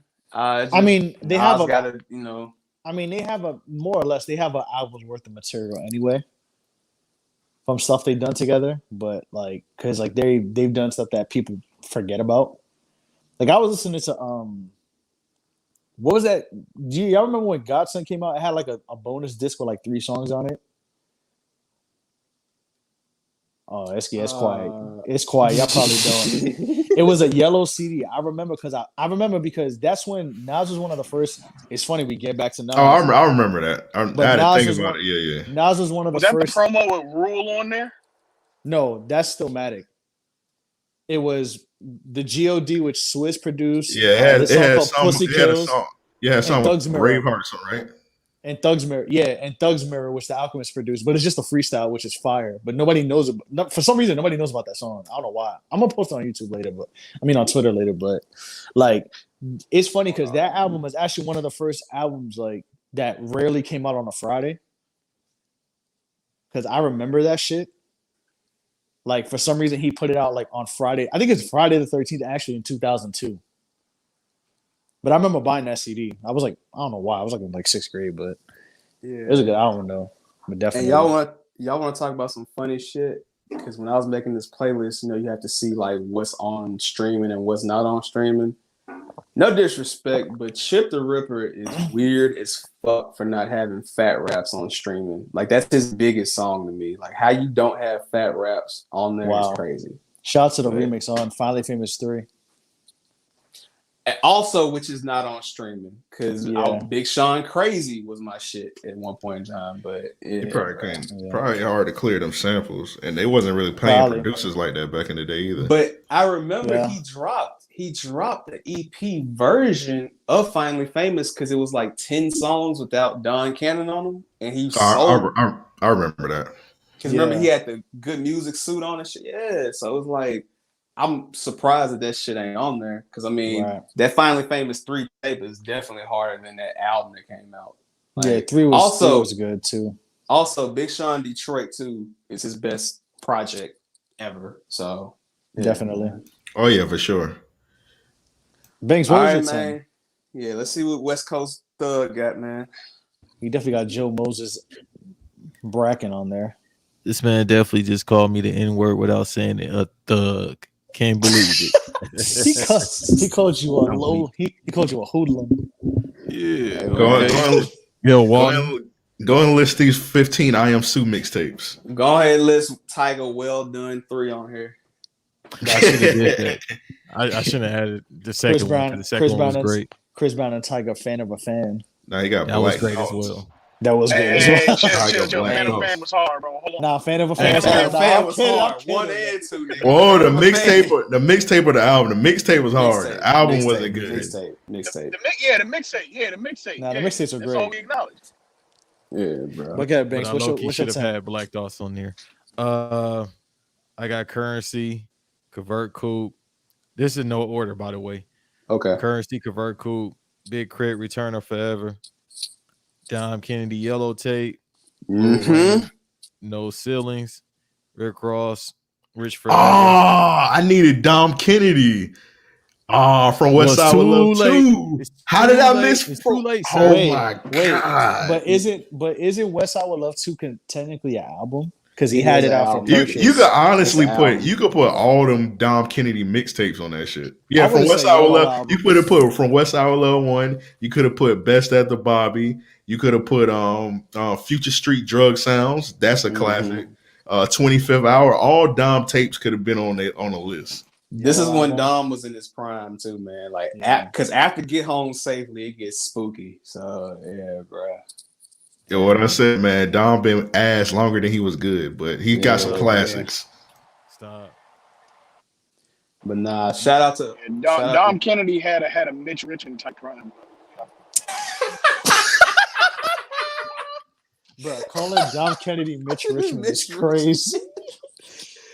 Oh shit! That's another title, bro. Dom Kennedy is Mitch Richmond. I'm not doing a Photoshop to that. Hey, put Dom head on the Kings jersey. No, sir. I still go home. Playing gold Alpinas in the background. I still be on Vernon and Crenshaw. No, sir. I want to do that. Y'all do it. For the safety of Mr. Banks, we will. It ain't even no safety. That you know what I mean? It just. Oh nah, it ain't no safety. I just don't want to do that. I feel a certain way. I feel like I'm betrayed. So Banks can't go back to Lamert. No, Hey, I could go man. back. Brandy over there still, ain't she? Hey man, you can go down there with Dame Funk, bro. You be all right, bro. Like, With damn. That's hey man, hilarious. He got a new Shout out album out Bass. that's pretty good too. hey, shout out to Dame Funk, bro. Goat. But anyway, yeah, Dom Kennedy, legend during the blog era for sure.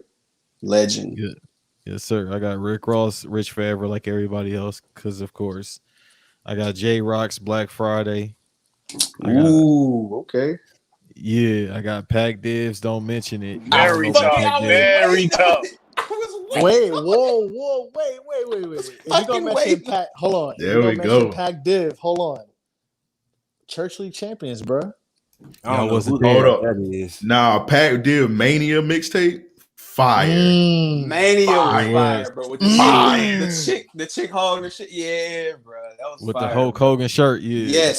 Yes. Go ahead and say overdose, Banks. I know you got them overdose on your Y'all shit. got overdose on your shit. Definitely. Live for it, die for it. A classic. Hey, he got some A glasses classic. Malone on his shit. I actually got you and I, but that's besides the point. Y'all don't Wow, remember we are. Wow. Yes. Speaking of Dom Kennedy, I ain't gonna stop Yeah. there. Shout out my nigga. Yeah, exactly. Shout out my nigga Thurs. Green.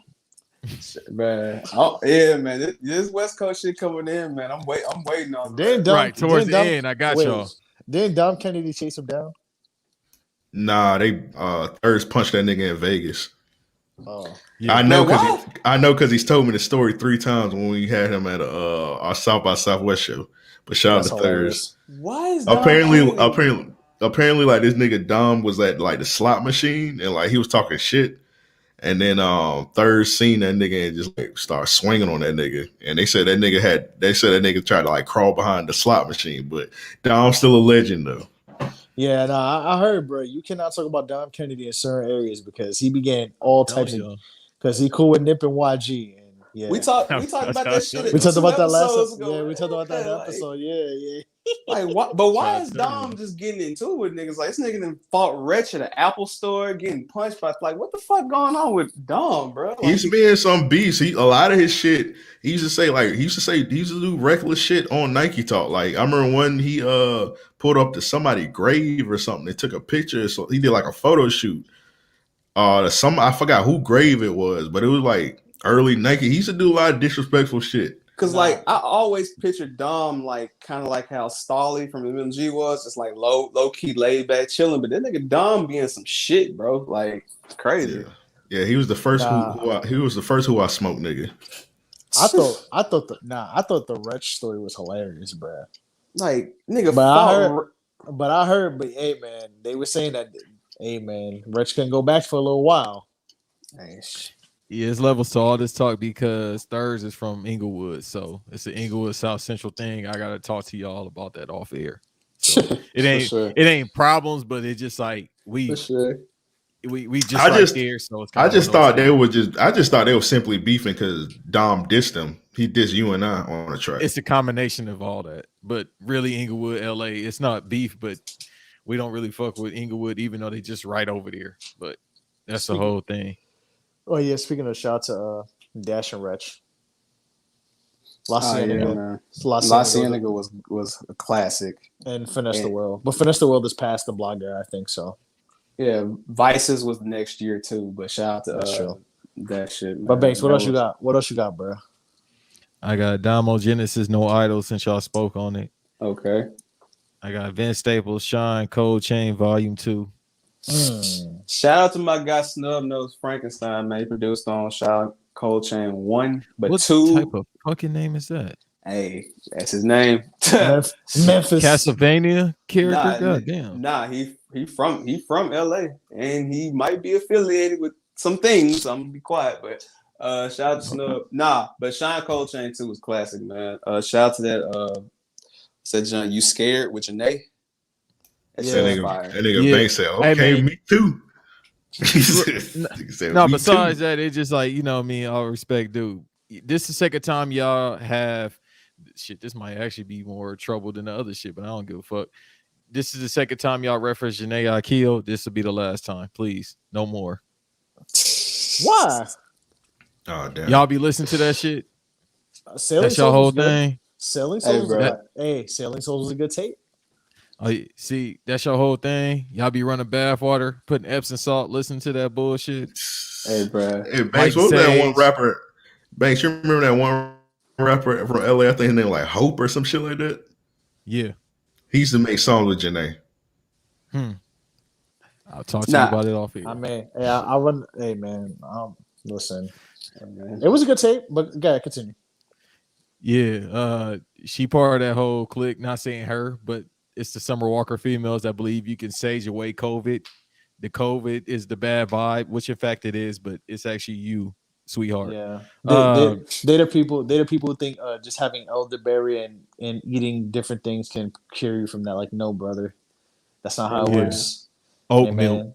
Yeah, just get your fucking vaccine and relax, bro. Y'all be out there. Y'all be out there raw dogging, drinking, smoking hookah, and all type of crazy shit. But y'all can't sit down for 2 days to get a motherfucking shot. Hey, man. Shout out to she who shall not be named. Like I said, Sailing Souls was a classic. Hey, but, man, Delta hey, variant. man, Listen, man, Delta variant gonna have you in the fucking DDT Hey, and the way by she be October having, if y'all don't get that vaccine, hey, bro. and the way she be having niggas go crazy over her, like she got some Erica Badu type shit going on, bro. She got the Delta variant. But continue. Y'all, hey, not the words of DJ Larry, but hey, not the words of DJ. But yeah, They Banks, trick y'all episode coming up soon. I don't know what volume it's gonna be, but they trick y'all episode is coming up soon. All Okay. right, let's get some hot takes off. For sure. Is that gonna be All right. I feel like that should be a weekly thing. They trick It y'all. might be. You Beige gotta have rage. one. We trick Yeah. y'all. Yeah. I beg your Uh, pardon. Yeah. Beige rage. Marcel, hey, bro. Marcel, bro. And if you listen to this podcast, you know Marcel be going into his beige rage. No, I was saying I beg your pardon is a segment too. Yeah, I Yeah, beg that's a your good one. pardon. That's a good Marcel Pillman. Like, Marcel Pillman. Beige Brian Pillman. yeah, bro. That's a good one. I beg your pardon. Beige Mysterio. Go ahead. Yeah, I'm gonna see how else Banks ends this list because I know he got some more West Coast shit on here. No, I'm just gonna show love to the guy Mac Miller, and Faces is on my list. That's the last one. Okay.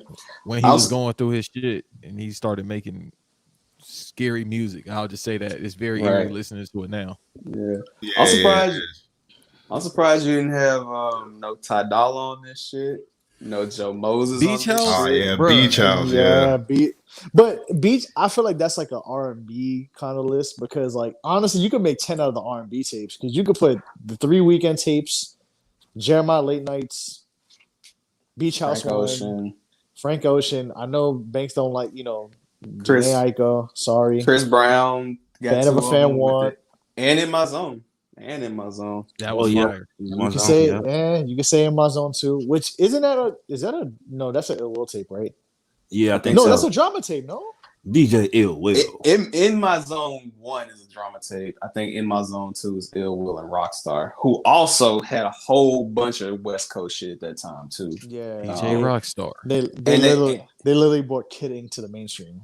Yeah, because they I forgot about him. They started hot new hip hop. So yeah, like, Exactly. Yeah. Damn. That's a good list. Yeah, that's a pretty good list. Yeah, no, man. Everybody had a fire list though, bro. Like I can't even hold you. Wait, Earl, you got yours off? Yeah.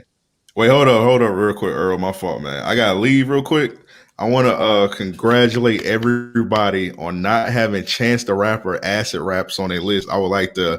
That was a group effort. I'm really, really proud of y'all. I'm glad y'all didn't have that overrated ass mixtape on y'all shit. So first and foremost, when I told everybody about the list, I said 09 and 2012 because I feel like 2013 we would have to put Migos up there. We would have to put Crenshaw up there. But Larry, hold on, Larry. Listen, bro, you could have had that shit to the release date of Chance the Rapper's acid rap, and I wouldn't have put that shit on my list. It wasn't getting up there. Fuck that. Yeah, no.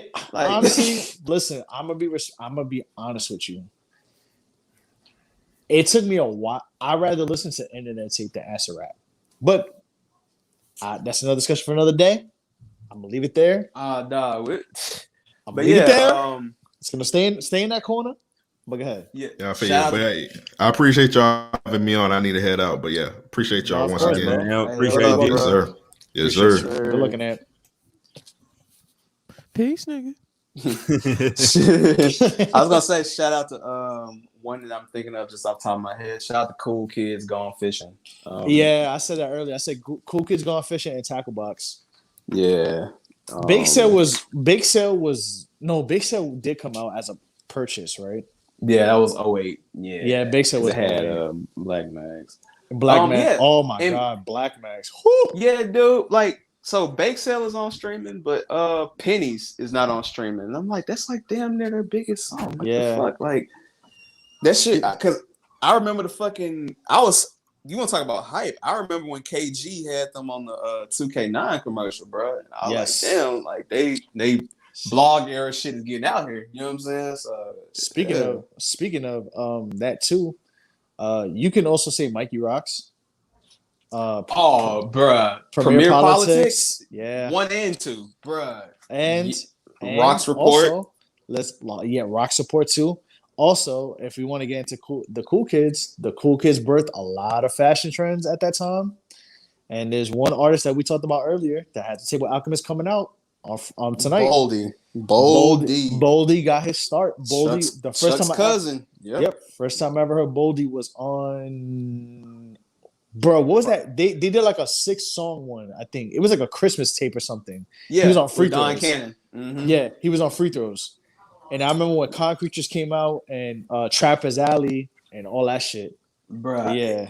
Yeah, Boldy been around so long, bruh. So to see Boldy finally get like kind of what I would say like his currency moment where like you've seen a nigga that's been around for years finally get their shine. You know what I'm saying? Like he got locked up too, right? Is that was what happened? That he was gone for a while, no? He because then he did like Trapper's Alley, then he did 2, which was like he did because he did the first My Chemistry set, and then because that's a tape he did that's an album he did with Alchemist in 2013. Yeah. And then he got locked up, I think, if I remember correctly, right? Or he he got locked up, or he had to. I remember Dave explained it, but not really. That he had to basically like lay low for a little while. Yeah, because I know Shorty K, who used to be around them, he's locked up right now. Who used to be around Cool Kids and them, but I don't know about Boldy. But shout out to Boldy though, man. I know Griselda is doing their thing, but if they really like step back and let Boldy get his shit off, bro, like Boldy could be really out here, bro. So shout out to Boldy James, bro. Why Chloe mentioned McConan drink more water for? Hey, shout out to him because Drink More Water 6 by McConan is fire as fuck. It's really underrated. The only songs I've honestly liked from McConan are obviously the song with Drake and Maneuvering.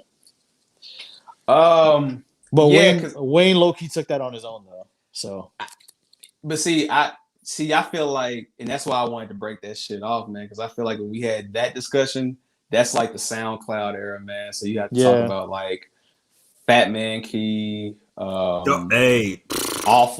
records with like Awful Father and Cardi. Can we talk about Key real quick? Can we talk about that man real quick? That man Key, oh yeah, legend. Yo, that man is so underrated, bro. This man have one of the best. I don't know if it's an album.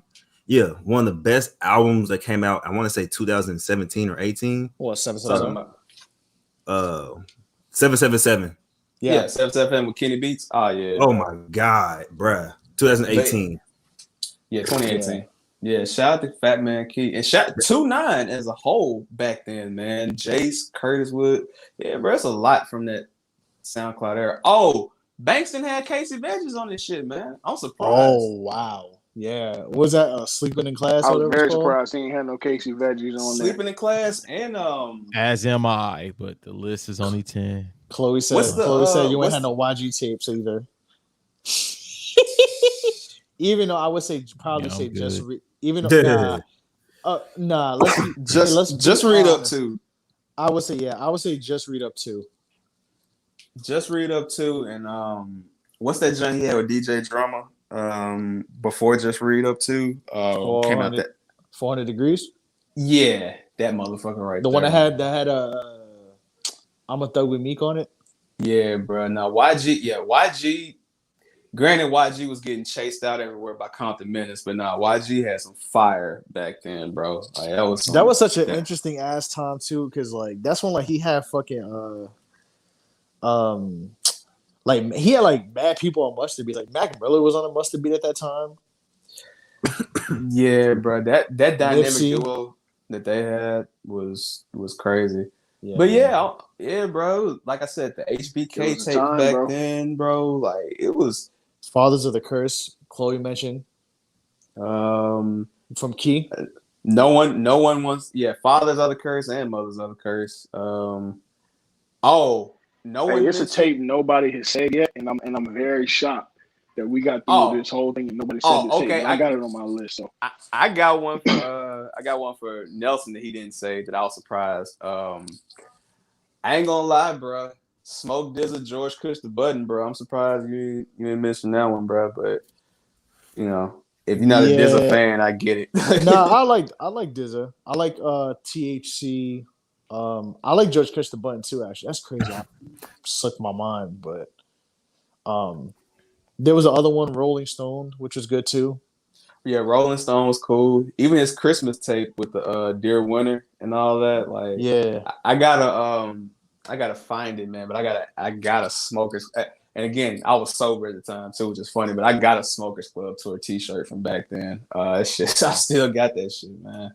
Shout out to them guys. hey, one of the best tours in hip hop ever, bro. I don't care how small it was. It is one of the best tours ever. Bruh, like Currency performing in Miami with the broken leg, you feel me? Like when they had the couch pulled out and shit, and they had shit up there. Like I was at that show. Yeah, because he had the Dolphins jersey on. Yeah, and I didn't want to get too biased because I wanted to. He did a few shows in that in Florida in that run.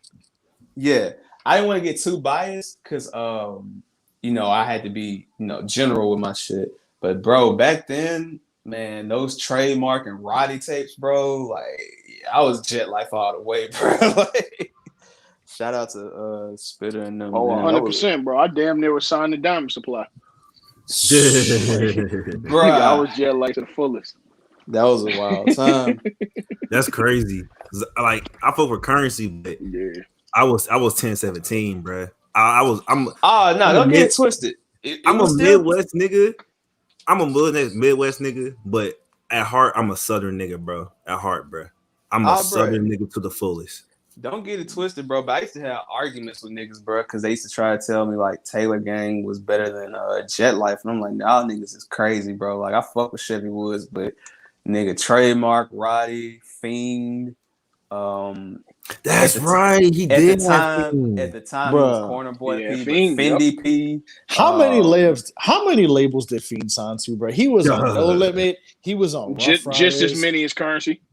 He was on Rough Riders for a little while because I remember he used to be on Jada's albums here and there. Yeah, he was on fucking. He was on. I don't think he was signed to 3-6, but he was doing a lot of work with 3-6 at one point. Mm-hmm. It's funny. I was never hypnotized, man. I was listening to Fing too because I don't think I retweeted on Twitter the article about Mac that somebody wrote that they went to visit him and shit, and they were just writing about like him getting out of jail. I listened to Shell Shocked again, and then I just went to a No Limit rabbit hole. But shout out to the GOAT Fiend, bro. Like shout out to Mac too, man.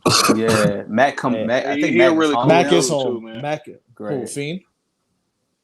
Yeah, Mac just got home last month, I think. Yeah. There's an article I retweeted. I think somebody from the Undefeated wrote it about like they went to go visit Mac and shit now that he's home. It was a pretty good article, like just about him getting acclimated to like life now that he's home and shit. Hey man, Shell Shocked is a fire album. Hey bro, I ain't gonna even lie to you, bro. Like I would love to see because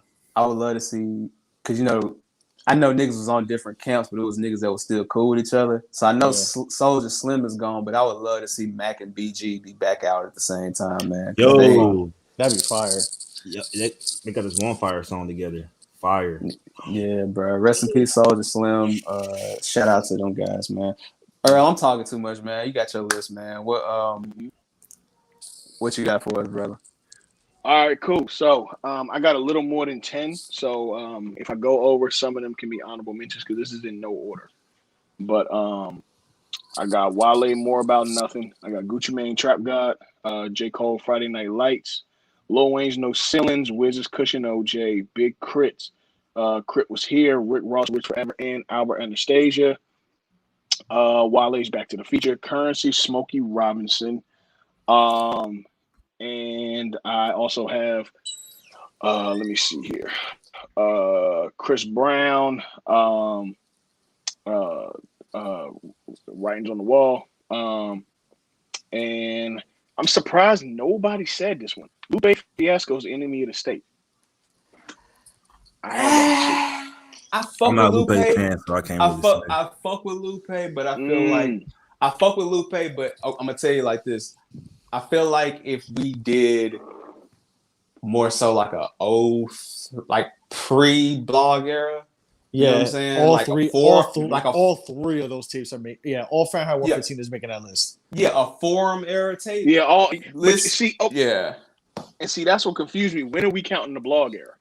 I Because said it starts 09 from what to what? because I feel like 09 is Twitter, and I feel like that's when blog era begins. Because I feel like 08 is still like MySpace and shit like that.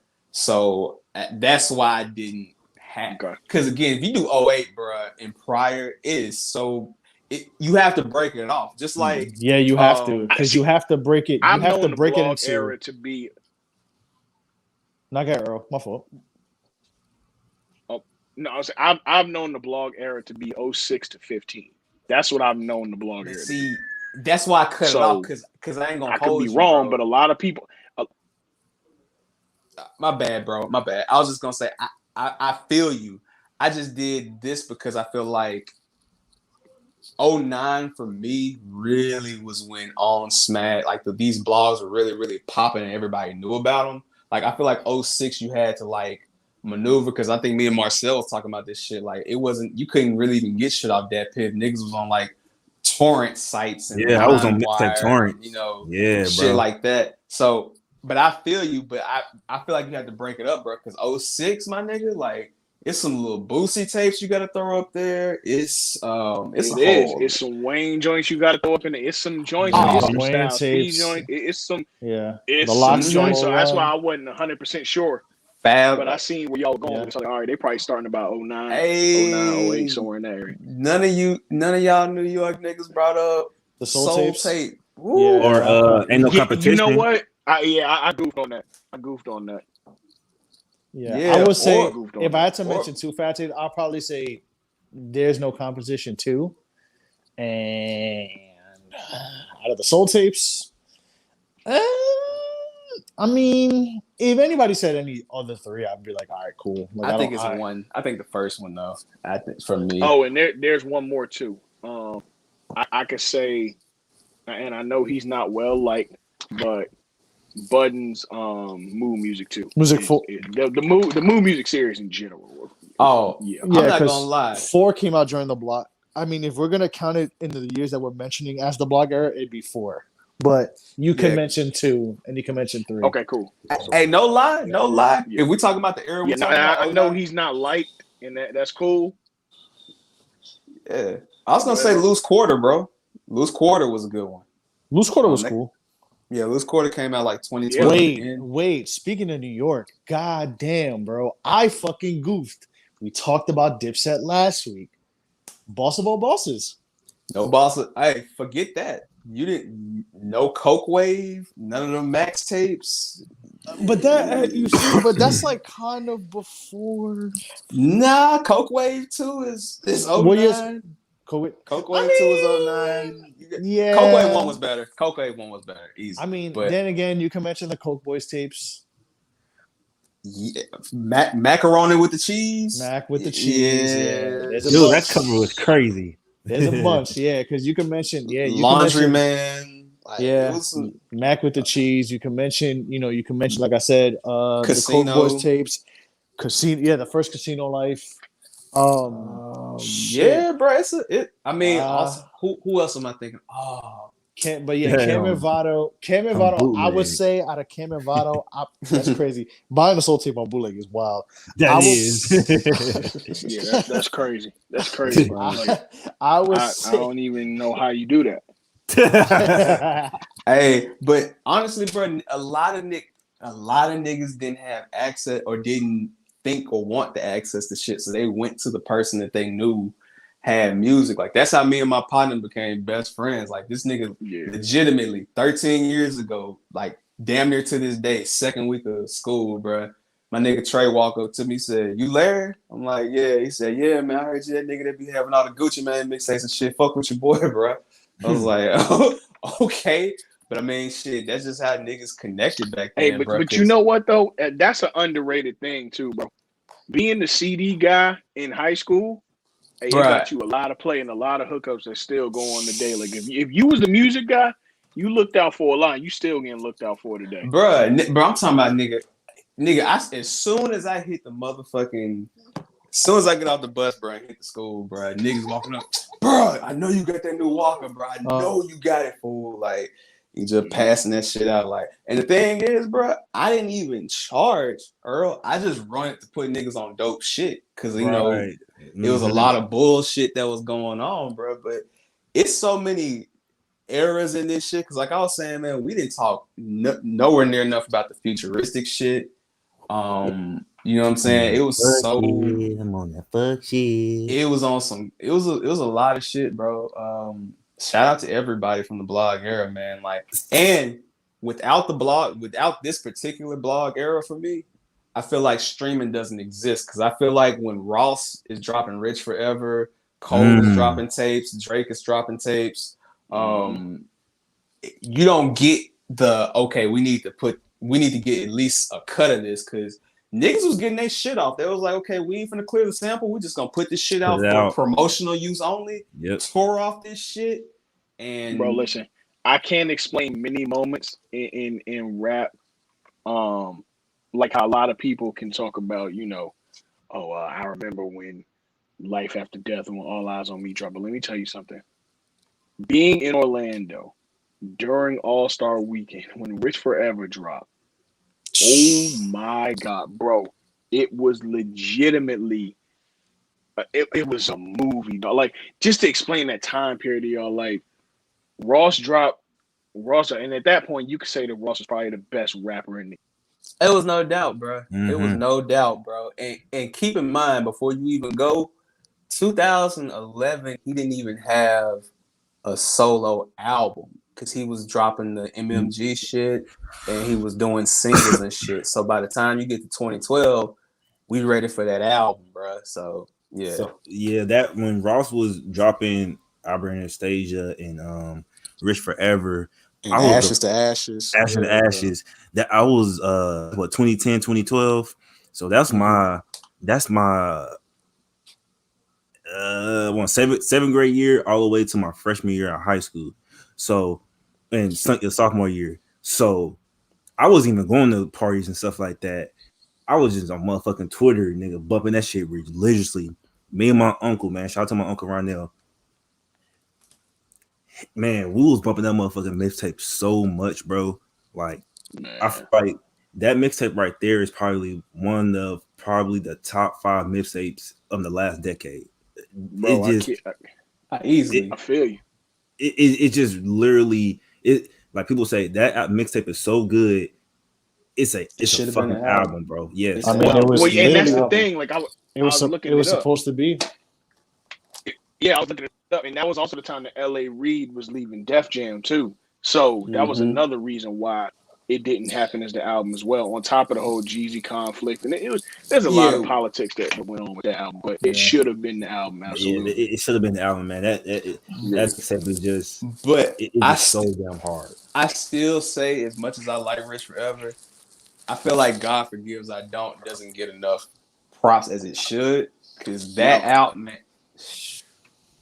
It was too big and it came out too quick after Rich Forever, and it's weird, man, because you could argue it's his best album, right?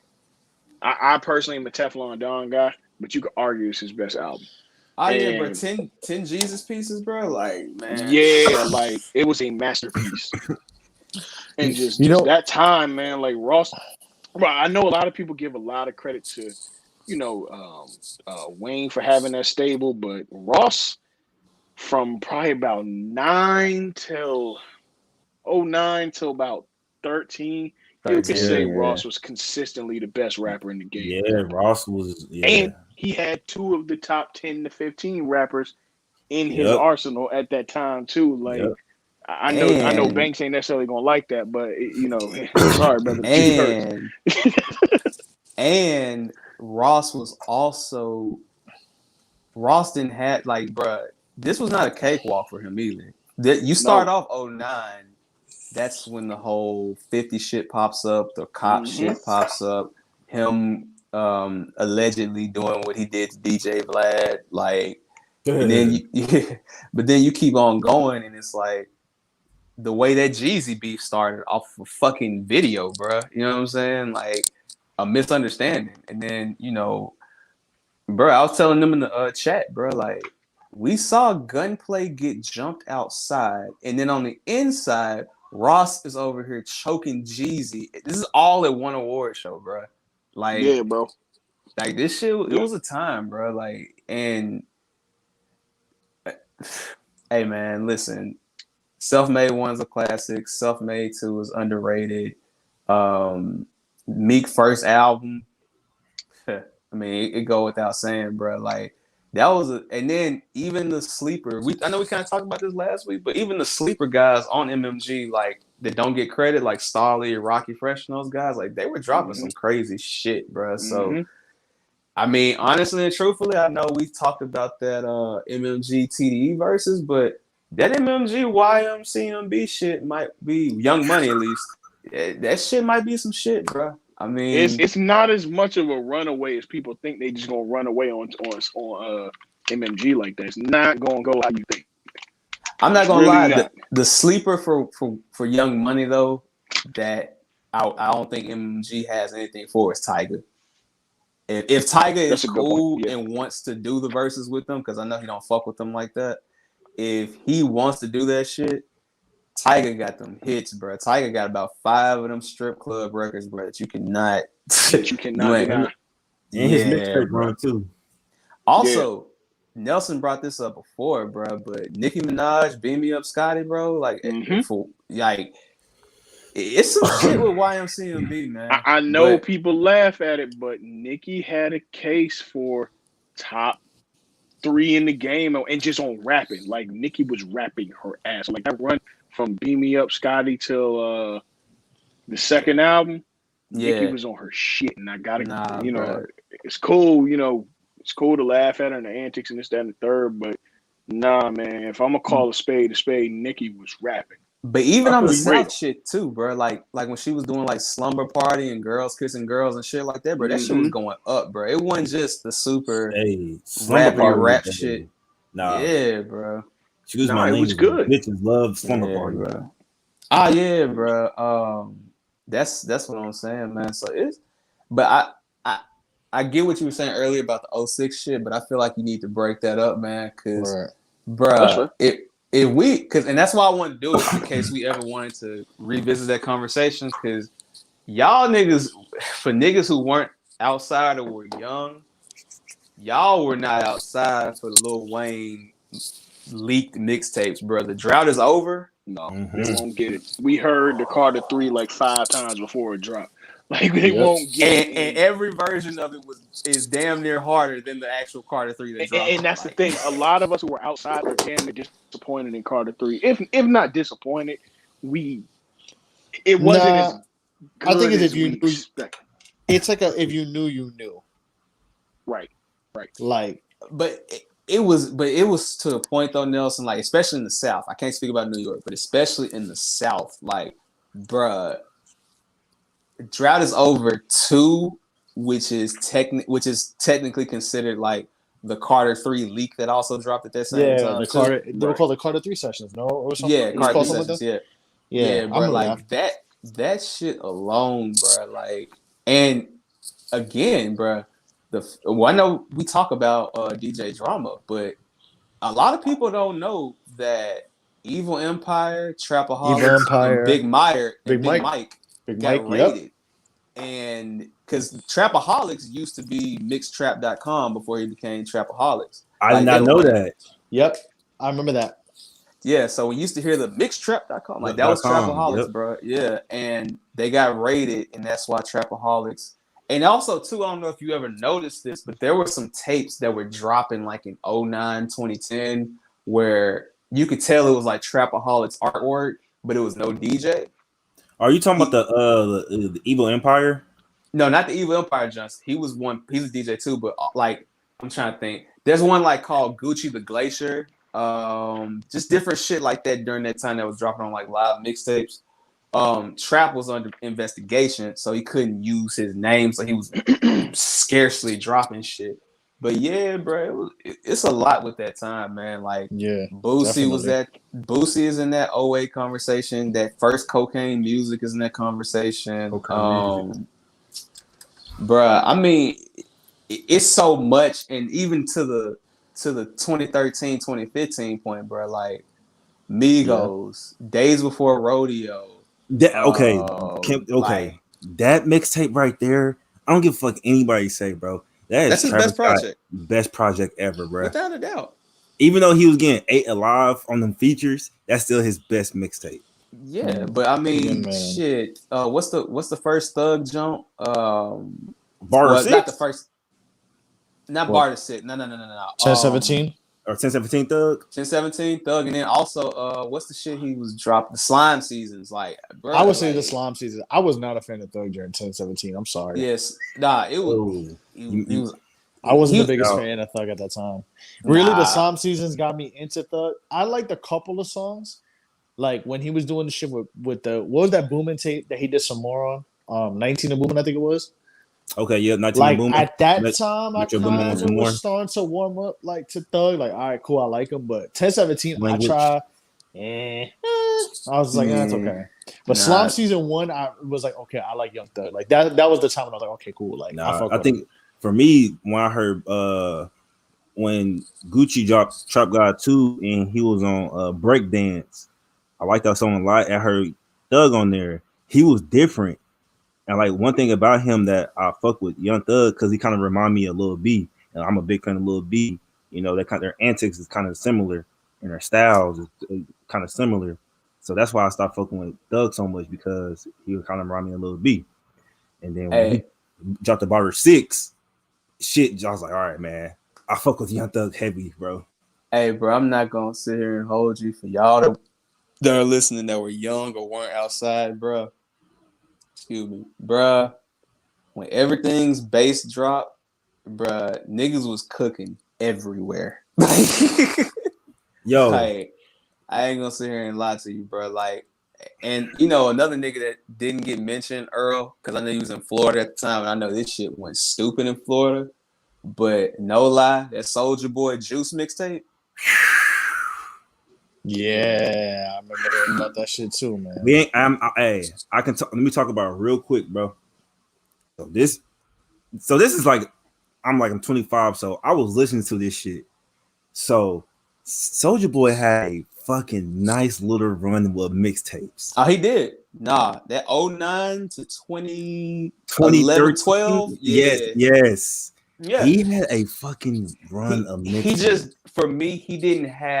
He may have had a song or two, but he didn't have a full project that I felt was worthy to be on my list. But for me, he do. But I'm not gonna put him up there like he's like an honorable mention for me. Yeah, that's what I'm saying. Like he could. Yeah. I can't put Juice mixtape over Freddie Gibbs' Babyface. Oh yeah, for sure. Like you know what I'm saying. Sure. I can't even put it over the Chief Keef Back from the Dead. Which, no, Back from the Dead is a classic. It's a classic. Yeah, so I'm saying like it's hard, but. You know, again, like the same way me and Nelson did the playlist for the Dipset shit. I really wanted to do one for Soulja Boy with his verses with Bow Wow, because I was like, bro, you missed out on he missed out on bro. Like Zen with that lean, one and two, like bro, 2 is the hardest. Bro, the whole Bernard Arnault mixtape. Oh, like, hey, you brought that mixtape, bro. That's my favorite Soulja Boy mixtape, bro. Yeah, bro. Oh my god, yeah, I was outside, man. Me and my boy Mike used to bump that mixtape all the time, man. Go ahead. I was gonna say it's the same thing with me with Bass God, bro. Like for me, it's either The first one, Everything's Bass, or Everything based, Blue classic. Blue Flame. Flames, classic. But I mean, he had songs off of each tape. Like, what was that joint? I'm gonna go out robbing. I'm gonna go I'm out gonna go out shopping. I think that's the I forget the name of that bitch. But yeah, bro. Like, I want to say that's the Godfather mixtape. I'm not mistaken. Bro, Lil B Texas, bro. Like, come on, man. Like, yeah, bro. I was Bro. outside, bro. Like, this is my era too, man. Like, I'm 18, 19 at this point when this shit is dropping, bro. So this shit is, yeah, bro. I was 16, bro. 15, bro. So like when Lil B was dropping his platforms and mixtape, when he had his crazy run, I was literally downloading that shit every fucking time, bro. Every fucking time. I had to download shit. I just love how everybody who came on this podcast tonight all agreed, like, you know, we all might be from different regions, bro, but you know, I pick my personal shit, but you know, we all agree, like Kush OJ, Rich Forever, Smokey, you know, How Fly, like these different tapes are all, you know, these classics, bro, that, you know, be on this list. But it's hard for me too, because I got the playlist already done for this shit tonight. But like, bro, if we listed everything from this shit, bro, this would be like 100-track playlist, bro. You know what I'm saying? Like, crazy. Oh yeah, because you got, I mean, like we said, we got the R&B tapes that we mentioned. I mean, shit. I mean, I could even throw 2 more New York ones just to throw in there, since people completely forgot that this was a freestyle off that tape. I'll say Champions Here 3. Yeah. Even though I'm more of a Champions Here Part 1 guy. And Consignment. Consignment too. Consignment was cool, but I think Champions Here Part 1 is still Jada's best tape. Right. But that would be in the, I guess, the forum era / that early to mid 2000s tape. Yeah. That's the post Clue.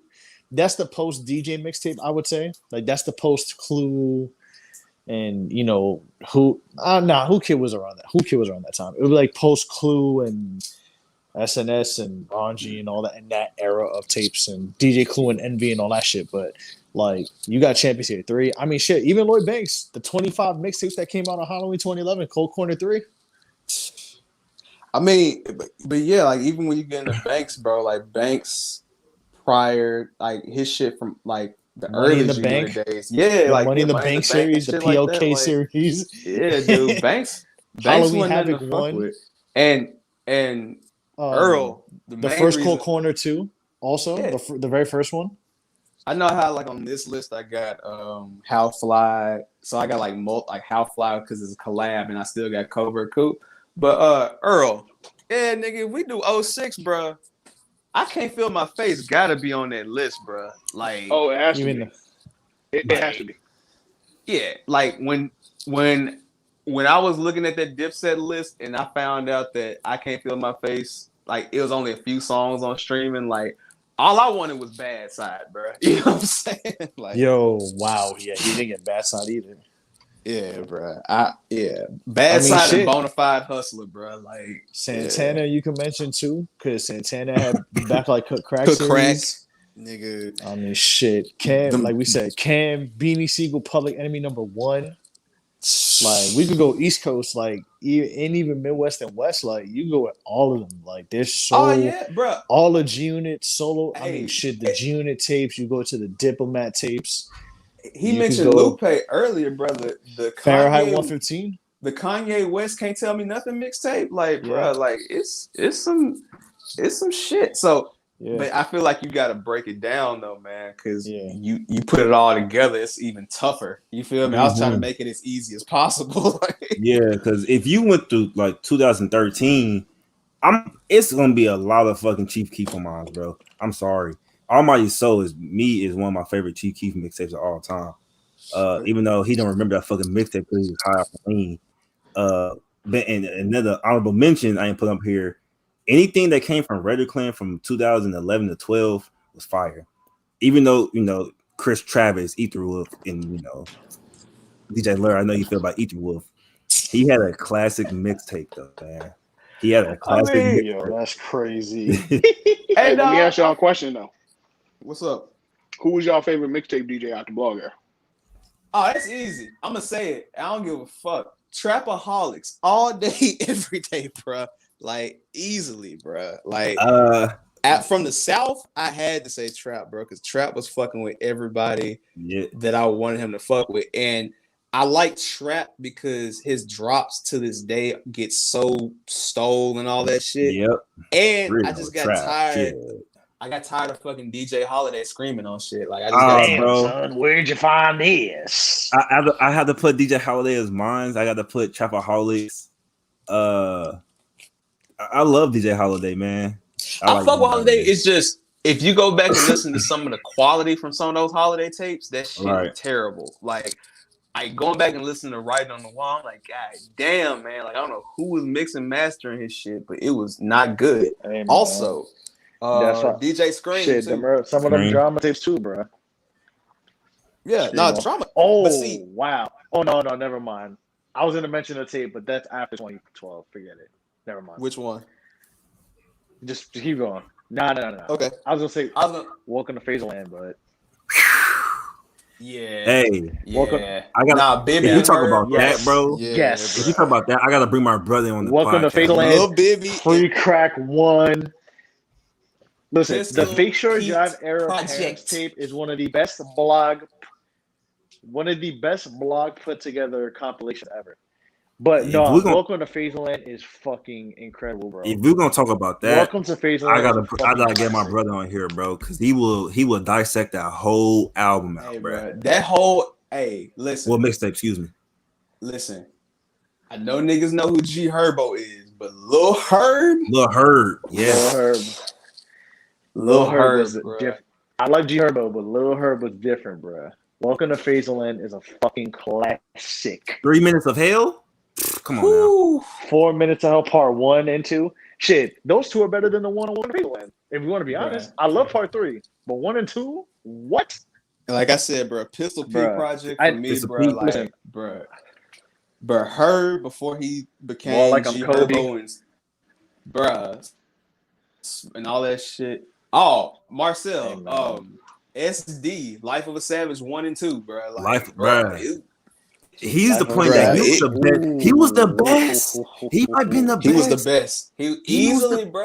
He was the best, and they held him. I don't know why, but like, and rest in peace to Fredo Santana. But SD was the one, bro. Like, yeah, SD was the one. He was. R.I.P. Fredo, man. Yeah, rest in peace, Fredo, bro. For sure. Definitely. Fredo Krueger still get bumped. bro. Fredo Krueger is a good one, man. It's a good one.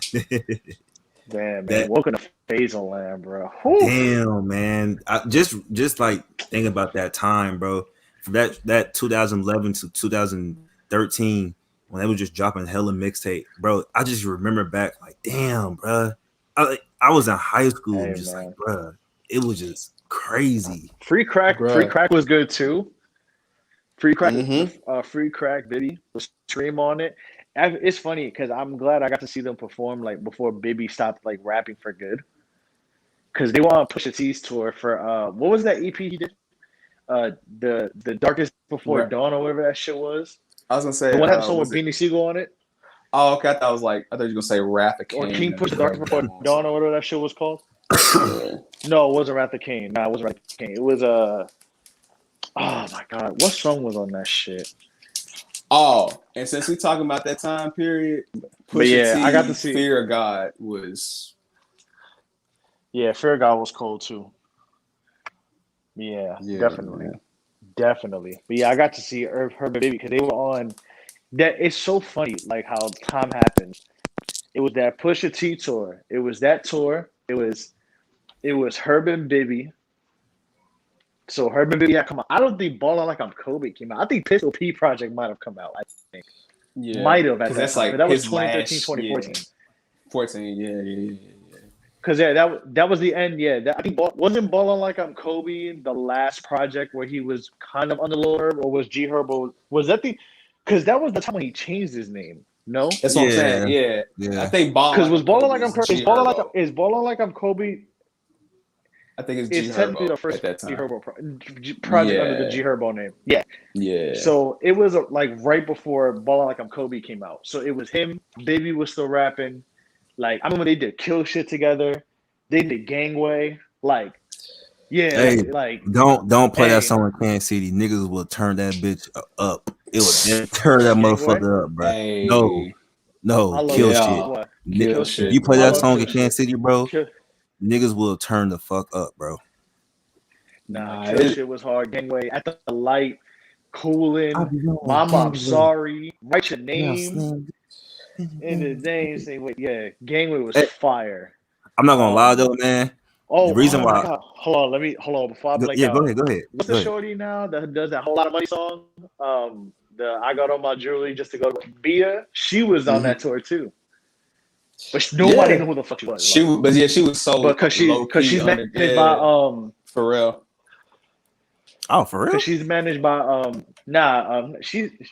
she's managed by well, I don't know if she was managed by him still, but I think she was managed by family at that point. I think, or Yeah, family was working with her.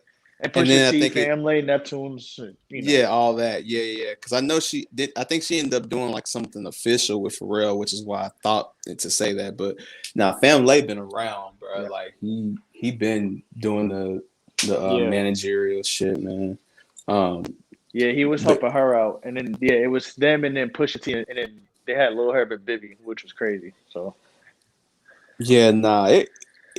I do. Like I said, I feel like one day we should all revisit the different eras and just discuss it because it's so much shit to where you could really do it. Because I feel like again with this era, this was like, hey man, I know the release date for this mixtape gonna drop. On make sure I'm on that piff to drop, download Yep. that bitch, throw that bitch on Yeah. my phone so I can plug in the aux type shit. But Niggas on also, Uvu waiting. yeah, hey, man. I was on Uvu. you stream, bro. Like Hey, it was a man. time, bro. Skype, but Man. niggas, hey, Skype, those Skype calls, hey Dap man, Hip crashing the internet. Like, Dream Chasers bruh. 2 crashing the internet, man. Live mixtapes was crashing shit too. Cause when I remember when Dedication 4 dropped, which I don't fuck with it, but when Dedication 4 dropped, that shit tore that site up, bro. So yeah, Yeah, it's a man. lot, bro. That But I feel was. like it was a time, man. I just So gonna say, was, bro. man. I feel Nah, like we gotta revisit that one point, bro. Cause everything else after that is like SoundCloud before, like SoundCloud streaming pre like Spotify, Apple Music, and then like that's when the shit took over till today. Like so, to me, after 2012 is like the beginning of the end for what we knew as the quote unquote mixtape. You know what I'm Mixtape. saying? Yeah. Yeah, bro. So. Damn, man. I miss that because shit, that's when the man. blur line happened. The mixtape project versus album. To me, Mm-hmm. though, I think the beginning of when it became the streaming thing, really, because it was SoundCloud at the time. But I think the beginning of it, I would really say, is when Fetty Wap came out. That was the beginning of Yeah, that shit yeah, because because that's remember, Fetty Wap had everything on SoundCloud, and then for the album, but he kind of blames himself for it too because he's like, yo, I should have been harder and did a whole new album of shit. But they knew at the time, like, oh, we put this on the album, motherfuckers either gonna buy it or they gonna listen to it. And then that's when he kind of remixed everything, and they took certain people out, and they remixed songs and everything. So, which is funny, you can still find the original recordings on SoundCloud. You gotta look, but like there's the original version of how we do things, the original version of my way, like et cetera, et cetera. So. and that's why I get But mad we gonna when get I into hear. man. We gonna get into the forum era. I was just gonna say, bro. That's why I get mad when I hear like dudes like Lil Pump and Smoke Perp talking about oh, we started the SoundCloud shit. Like, nah, bro. Like, No, you did not, bro. y'all weren't there for when them Travis songs were dropping on SoundCloud, bro. Y'all weren't Hey, there when, like, bro. We could have a whole dialogue and discourse about the shit that was dropping on SoundCloud that's no longer on SoundCloud, and you have to like legit either have downloaded that shit or find a damn Russian site that still has that shit up in the cloud, Yeah. bro. Like. Cause it's a the weekend, lot, bro. the Yeah. weekend, the first 3 tapes. The first I three think tapes. Yeah. recently the original mixes. Wait until I think what was it like earlier this year, right? That the original mixes came out for Original, those. yeah, he dropped original versions of them on Apple Music. Yep. It's on Apple Music, all three of them. Yeah, because that for a while, if you didn't have the actual files like downloaded, you didn't have them. That was it. Nah, Like bro, I it got was a while for that because I think there was some stuff on the first two tapes that the sample didn't clear. So that's why on Trilogy they got reworked. And then what ended up happening is when Trilogy came out, they basically found a way to basically wipe any and every download you could possibly get off the web.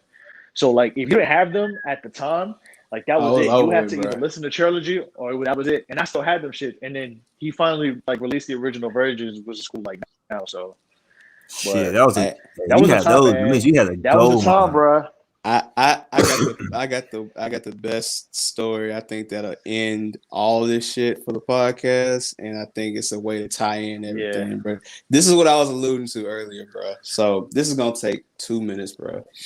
All right, so 2012, ASAP Mob, Lords Never Worry drops, and on the first track, it's Thuggin' Noise by Rocky, and you Thuggin' know, Noise. so Yep. yeah, so there's a producer. His name is Silky Johnson. He took the name from the Dave Chappelle Player Hater skit. Yeah, okay. Hey. All right. So again, I'm 19 at this time, bro. So you know, me and my brother, we sitting here, you know, going through beats and shit like that. But again, also one thing we didn't mention on some really nerdy shit. This is like the sound click era too, if you knew about that. You know what I'm saying? Like, so I go to SoundClick. yeah. So I go to Silky's like Bandcamp because you know I'm just checking out different shit. And he had this beat on there called Desert Rose. Now I fuck with the beat, right? And so I hit him and I'm like, okay, how much do you charge for beats? Now the price he gave me wasn't bad. It's just when you young, I think I wasn't working at that time either. You know what I'm saying? Like you like, bro, okay, I can't be spending all my money on just one beat. You know what I'm saying? So I asked him, I was like, well, what about the shit you already got on your site? He's like, you know, he was like, okay, yeah, as long as you give us credit, it's cool. Give me credit, it's cool. So I'm like, bet. Now, remember I told y'all earlier, I was on Twitter, but I wasn't on Twitter. I was like keeping up with shit, but you know, when you listening or you on a blog that's specific to like a certain area, you don't catch everything. So I'm on DGB and Traps and Trunks every day.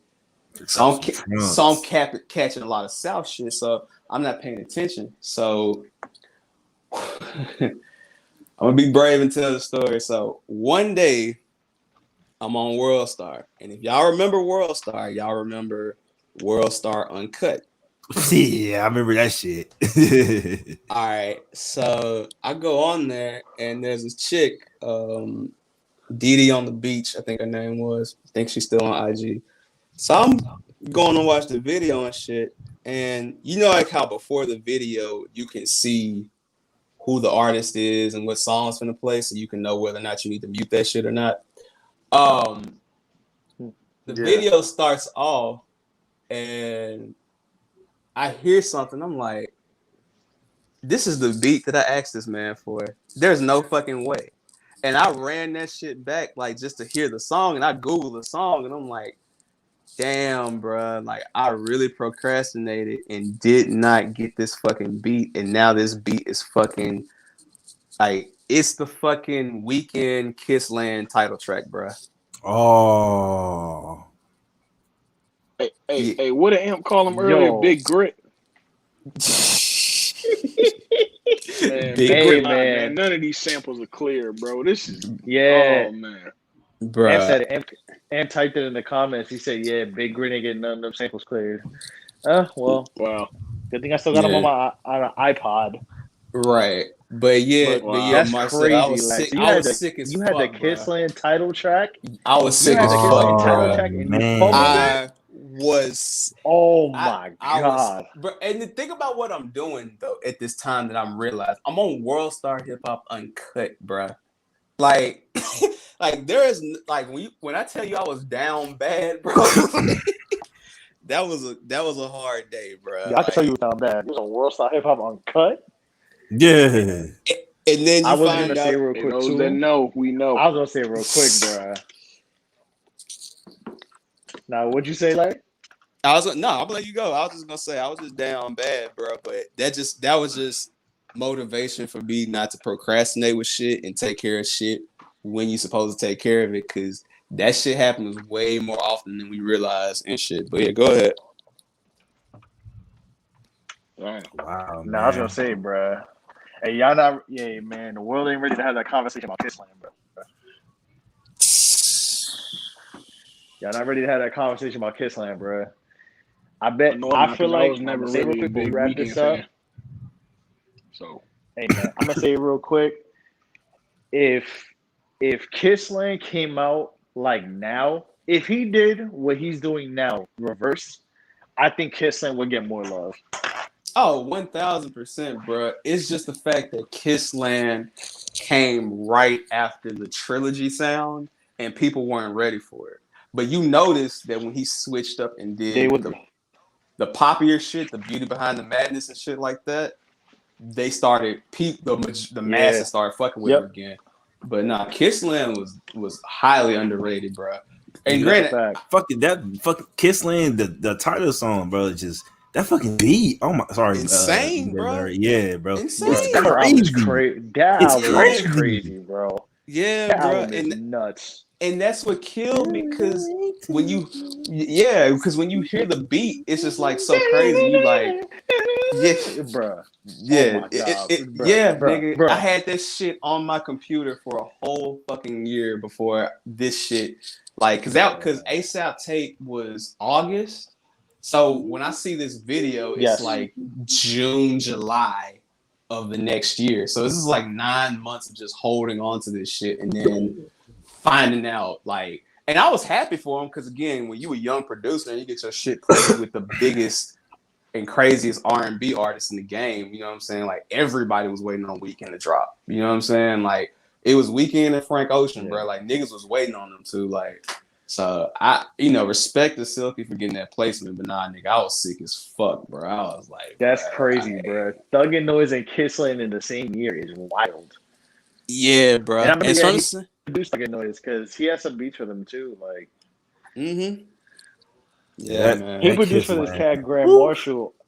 I don't know if you heard of Grand Marshall. He produced for him too. He had like a beat similar to Thug and Noise called I think like 800 shit or something like that. I think I've seen that name like back in that era because it sounds real familiar. You know what I'm saying? Yeah. Yeah. Yeah, he has rest in peace, Cap Steves too. Throw that out there. That America's most one. Yeah, bro. Yeah, man. This has been an episode, bro. We're gonna have to damn near do what we did last week, bro. Like, cut this shit in half, bro. First half is just us talking about nah, man. Niggas that drink Big Red. Now, this once again, man, this is another great episode, man. Another great episode. Hey, man. Just because the sports world is slowed up right now, I don't think we can't just talk about other shit. All right, this isn't a brunch. Oh, for sure. This isn't a brunch. Man. This isn't no brunch ass conversation. We was outside. We was listening to these tapes, and yeah, man. Listen, bro. We was there for Kissland. All right? Y'all wasn't outside for Kissland. Y'all wasn't outside when niggas got stomped out to harden the paint. Oh, let's do it. Gun sounds busting at them. Gun sounds. Y'all wasn't one of the most underrated Flocka tracks is Hijacking Plane, bro. One of my favorite. Yes. Hijacking Plane. Yeah, bro. He don't get enough credit for. Hey, Walker Flocka Flame, balling out, damn, I'm iced up, like, bruh, nigga, bruh, the Benjamin Flocka intro, Benjamin Flocka. Oh, I got my nigga out the paint. Benjamin Flocka. Damn. Yeah, man. He said Hijacking Planes, and they got the wrong one, bro. Hey, Flocka, if you're listening to this, man, salute me or shoot me part 2 on Apple Music, please. Please. That's my favorite, bruh. If not, it's okay. Man. I'm gonna listen to it on another mixtape app. Don't you worry. I got that pitch though. I mean, hey man, hey bro, this was some legendary ass shit, man, for real. like I said, we might chop this shit up, give y'all, you know what I'm saying, a little half and half content, man. But hey, man, y'all gonna have to start maybe supporting the not. guys, man. We giving y'all classics, man. Like, shit, this is what 3 for 3 with y'all, man. Like, yeah, bro. Yeah, This literally. this is borderline. This is borderline educational. nah, It is. it It is. is. Because again, like Hey, I know man, Marcel a little younger, bro, but you know, niggas went outside. Hey, man. Nah, like I said, That wasn't I'm outside, man. I'm a Midwest nigga, but I'm a Southern nigga at heart, bro. That's why majority of my mixtapes in here was Southern artists. For sure. Yeah, like And I even with the like West listen. Coast I shit know too, about some bro. Memphis shit, but like I said, after facts, after like every time about some Memphis shit, I put it together. I said, bro, Memphis is dead ass. Memphis is the Queensbridge of the South, bro. We What are, the bro. fucking history y'all have, bro?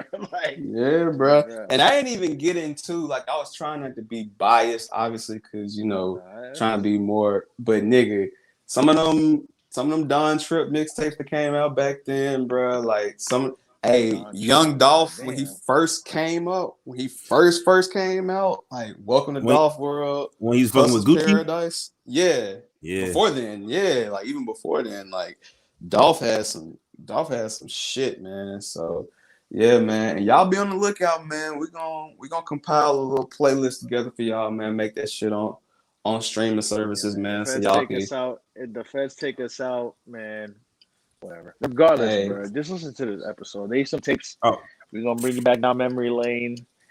Like I said, if y'all want, like, if anybody adds me on my Twitter at Who Is Original, I will give you my list that I just rattled off randomly on two tapes. Like, there's at least 30 that you could go listen to. Yeah, bro. This shit right here, man. Like, I ain't gonna lie. Like I said, man, I fuck with y'all, man, because I legit had to get my hard drive restored to try to find those damn files, man. And just going back and looking at all that shit, man, it's like, damn, man, it was so much I was listening to bro, back then, it brings back bro. memories, It was a man. lot, It brings bro. back memories. Yeah, bro. Like, this was a classic episode, man. Y'all If y'all want to go gotta back, tap in, man. y'all want to go back, we'll go back to the forum era. Shit, I will do a 98 Clue Envy era of mixtapes too. Because a lot of your favorite records that you probably never heard of or have heard of. We really do got to talk about the year that was 1998 one year. What did you say?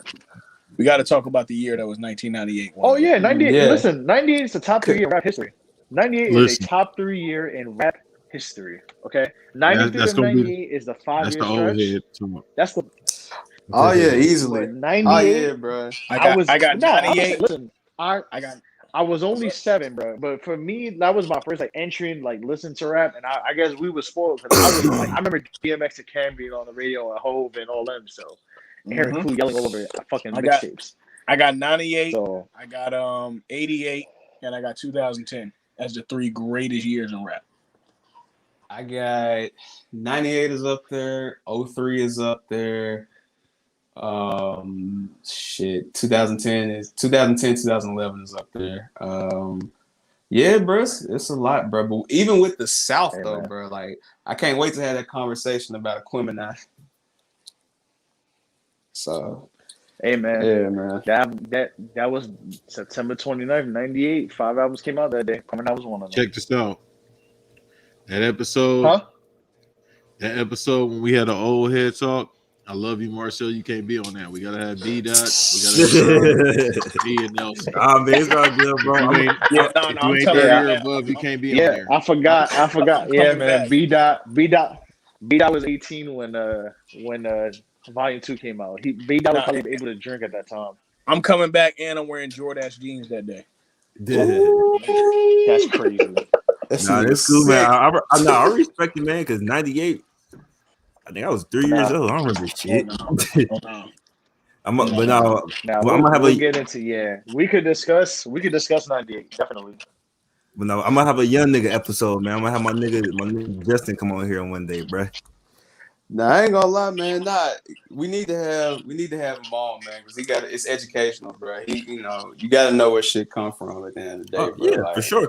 I mean, Well, like me, like I know like my rap and shit like that, but like I don't know like all like just being on the being on the podcast and stuff like that. Like Nelson talking about like the like all the New York rappers and shit like that.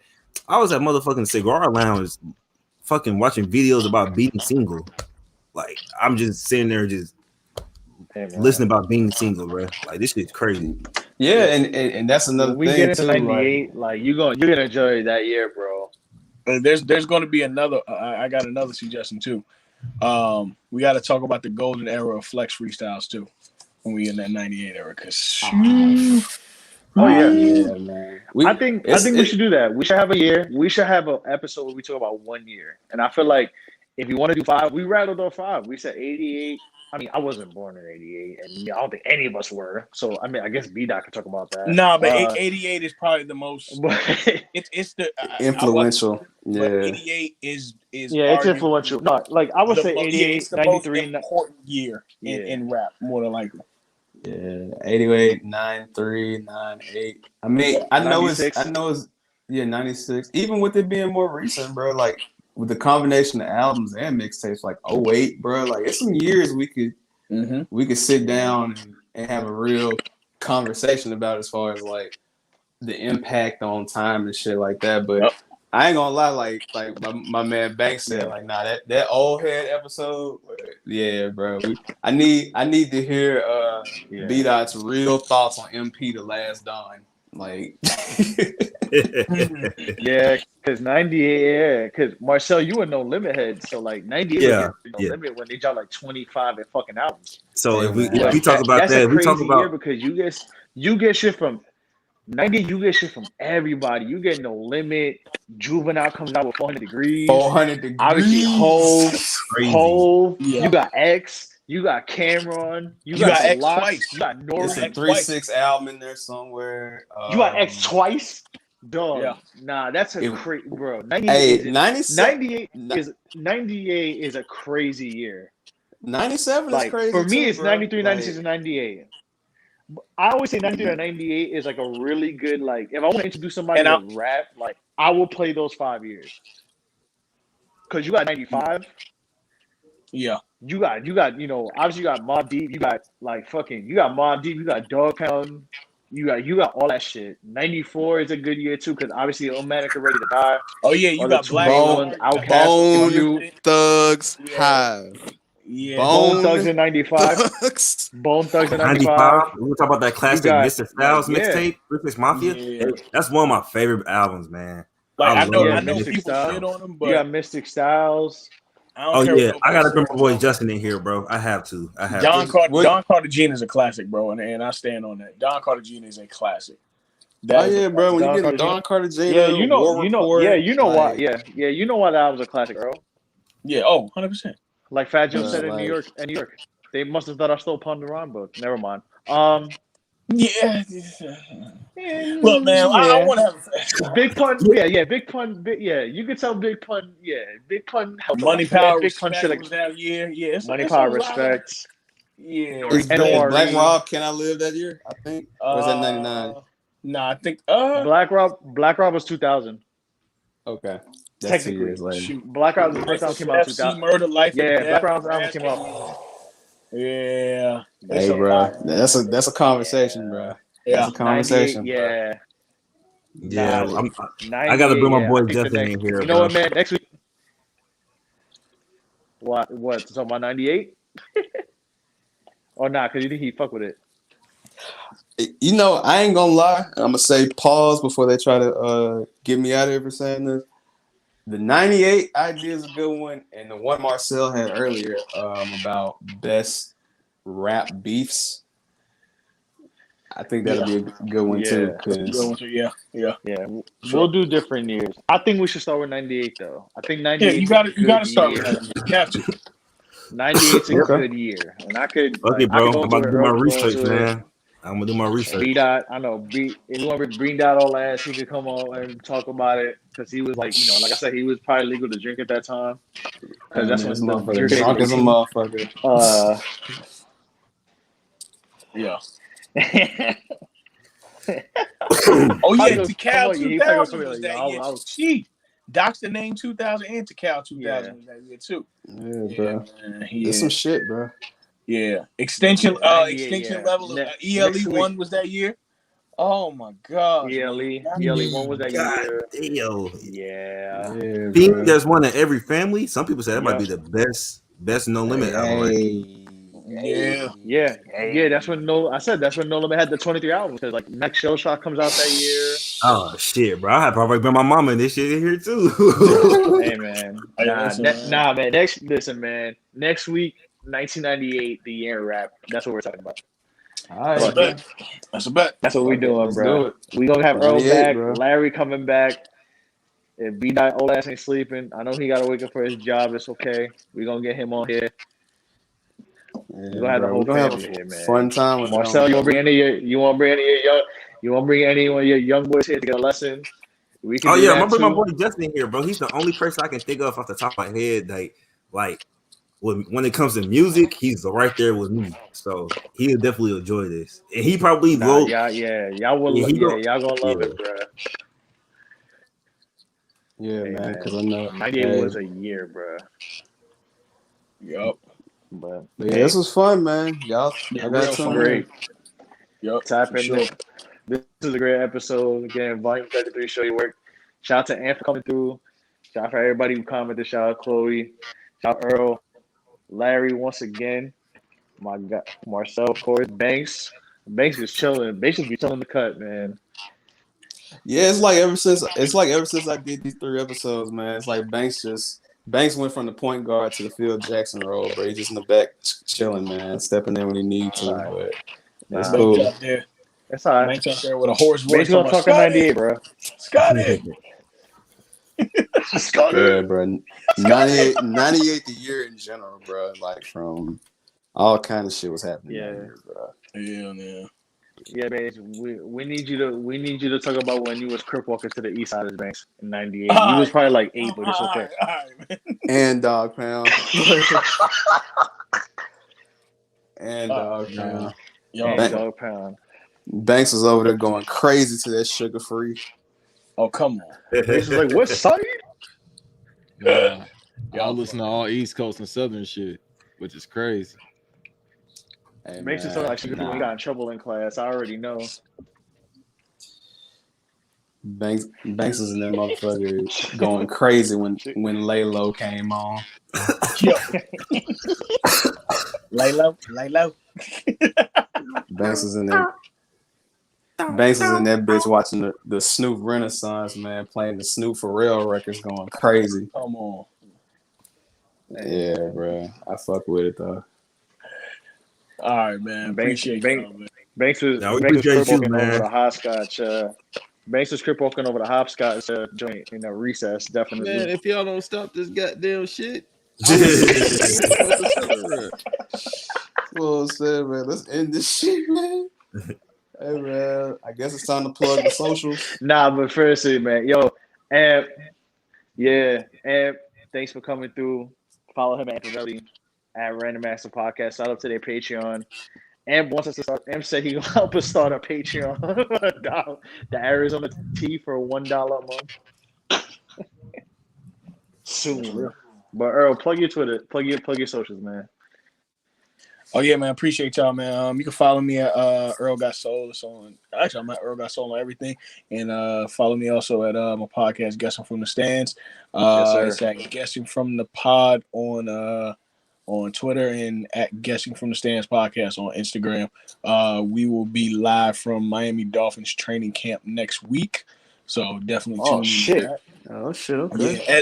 As well as Tampa Bay Bucks training camp and Jacksonville Jaguars training camp. Will be having representatives out of all 3 of those. So definitely tune in for that. Motherfuckers got credentials and shit. Goddamn. Oh, man, listen. Sometimes you gotta. The inmates run the yard. Sometimes. Bro. Things happen. Gotta make it happen. Don't procrastinate. Don't be a DJ Larry, man. Be an Earl Got Soul, bro. That's a fact. Hey, man, don't they? Y'all like y'all got me in these music credentials, bro. I'm making these little white boys look stupid. Man, listen, bro. Yeah, definitely. And that's it. Again, I appreciate all of y'all having me through, man, for sure. For sure, No, Earl. Yeah, man. It is the same thing on everything, man. DJ Larry 93. By the time y'all hear this, we'll make sure to have that Apple Music and Spotify playlist for y'all, so y'all can go down memory lane. I'm gonna have some ratchet shit on there for myself, but we're gonna definitely make sure to include some blog era shit. We ain't gonna make it too long though. I got Yes, sir. 28 tracks. I think that's cool. I ain't trying to give y'all niggas 100 playlists. You feel me? 100 track playlists, bro. We ain't doing that, but Nah. you know.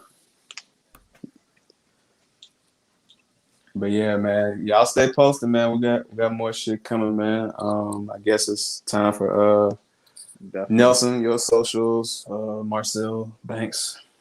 Yes, sir. Follow me at Who's Original on Twitter. You know what I mean? I just be tweeting what I tweet, write what I write, joke what I joke. And definitely appreciate y'all coming through. Stay tuned for this episode. The episode's a classic. Next week we're gonna get even better with 98. You know what I mean? Oh, I'm gonna fuck that playlist up. Oh my god. Hey, I ain't even gonna hold you, bro. I'm just gonna let you. You gonna take the wheel on that motherfucker. I'm gonna throw some South shit on there, but I know you finna get your motherfucking nori. Oh, I got some South shit.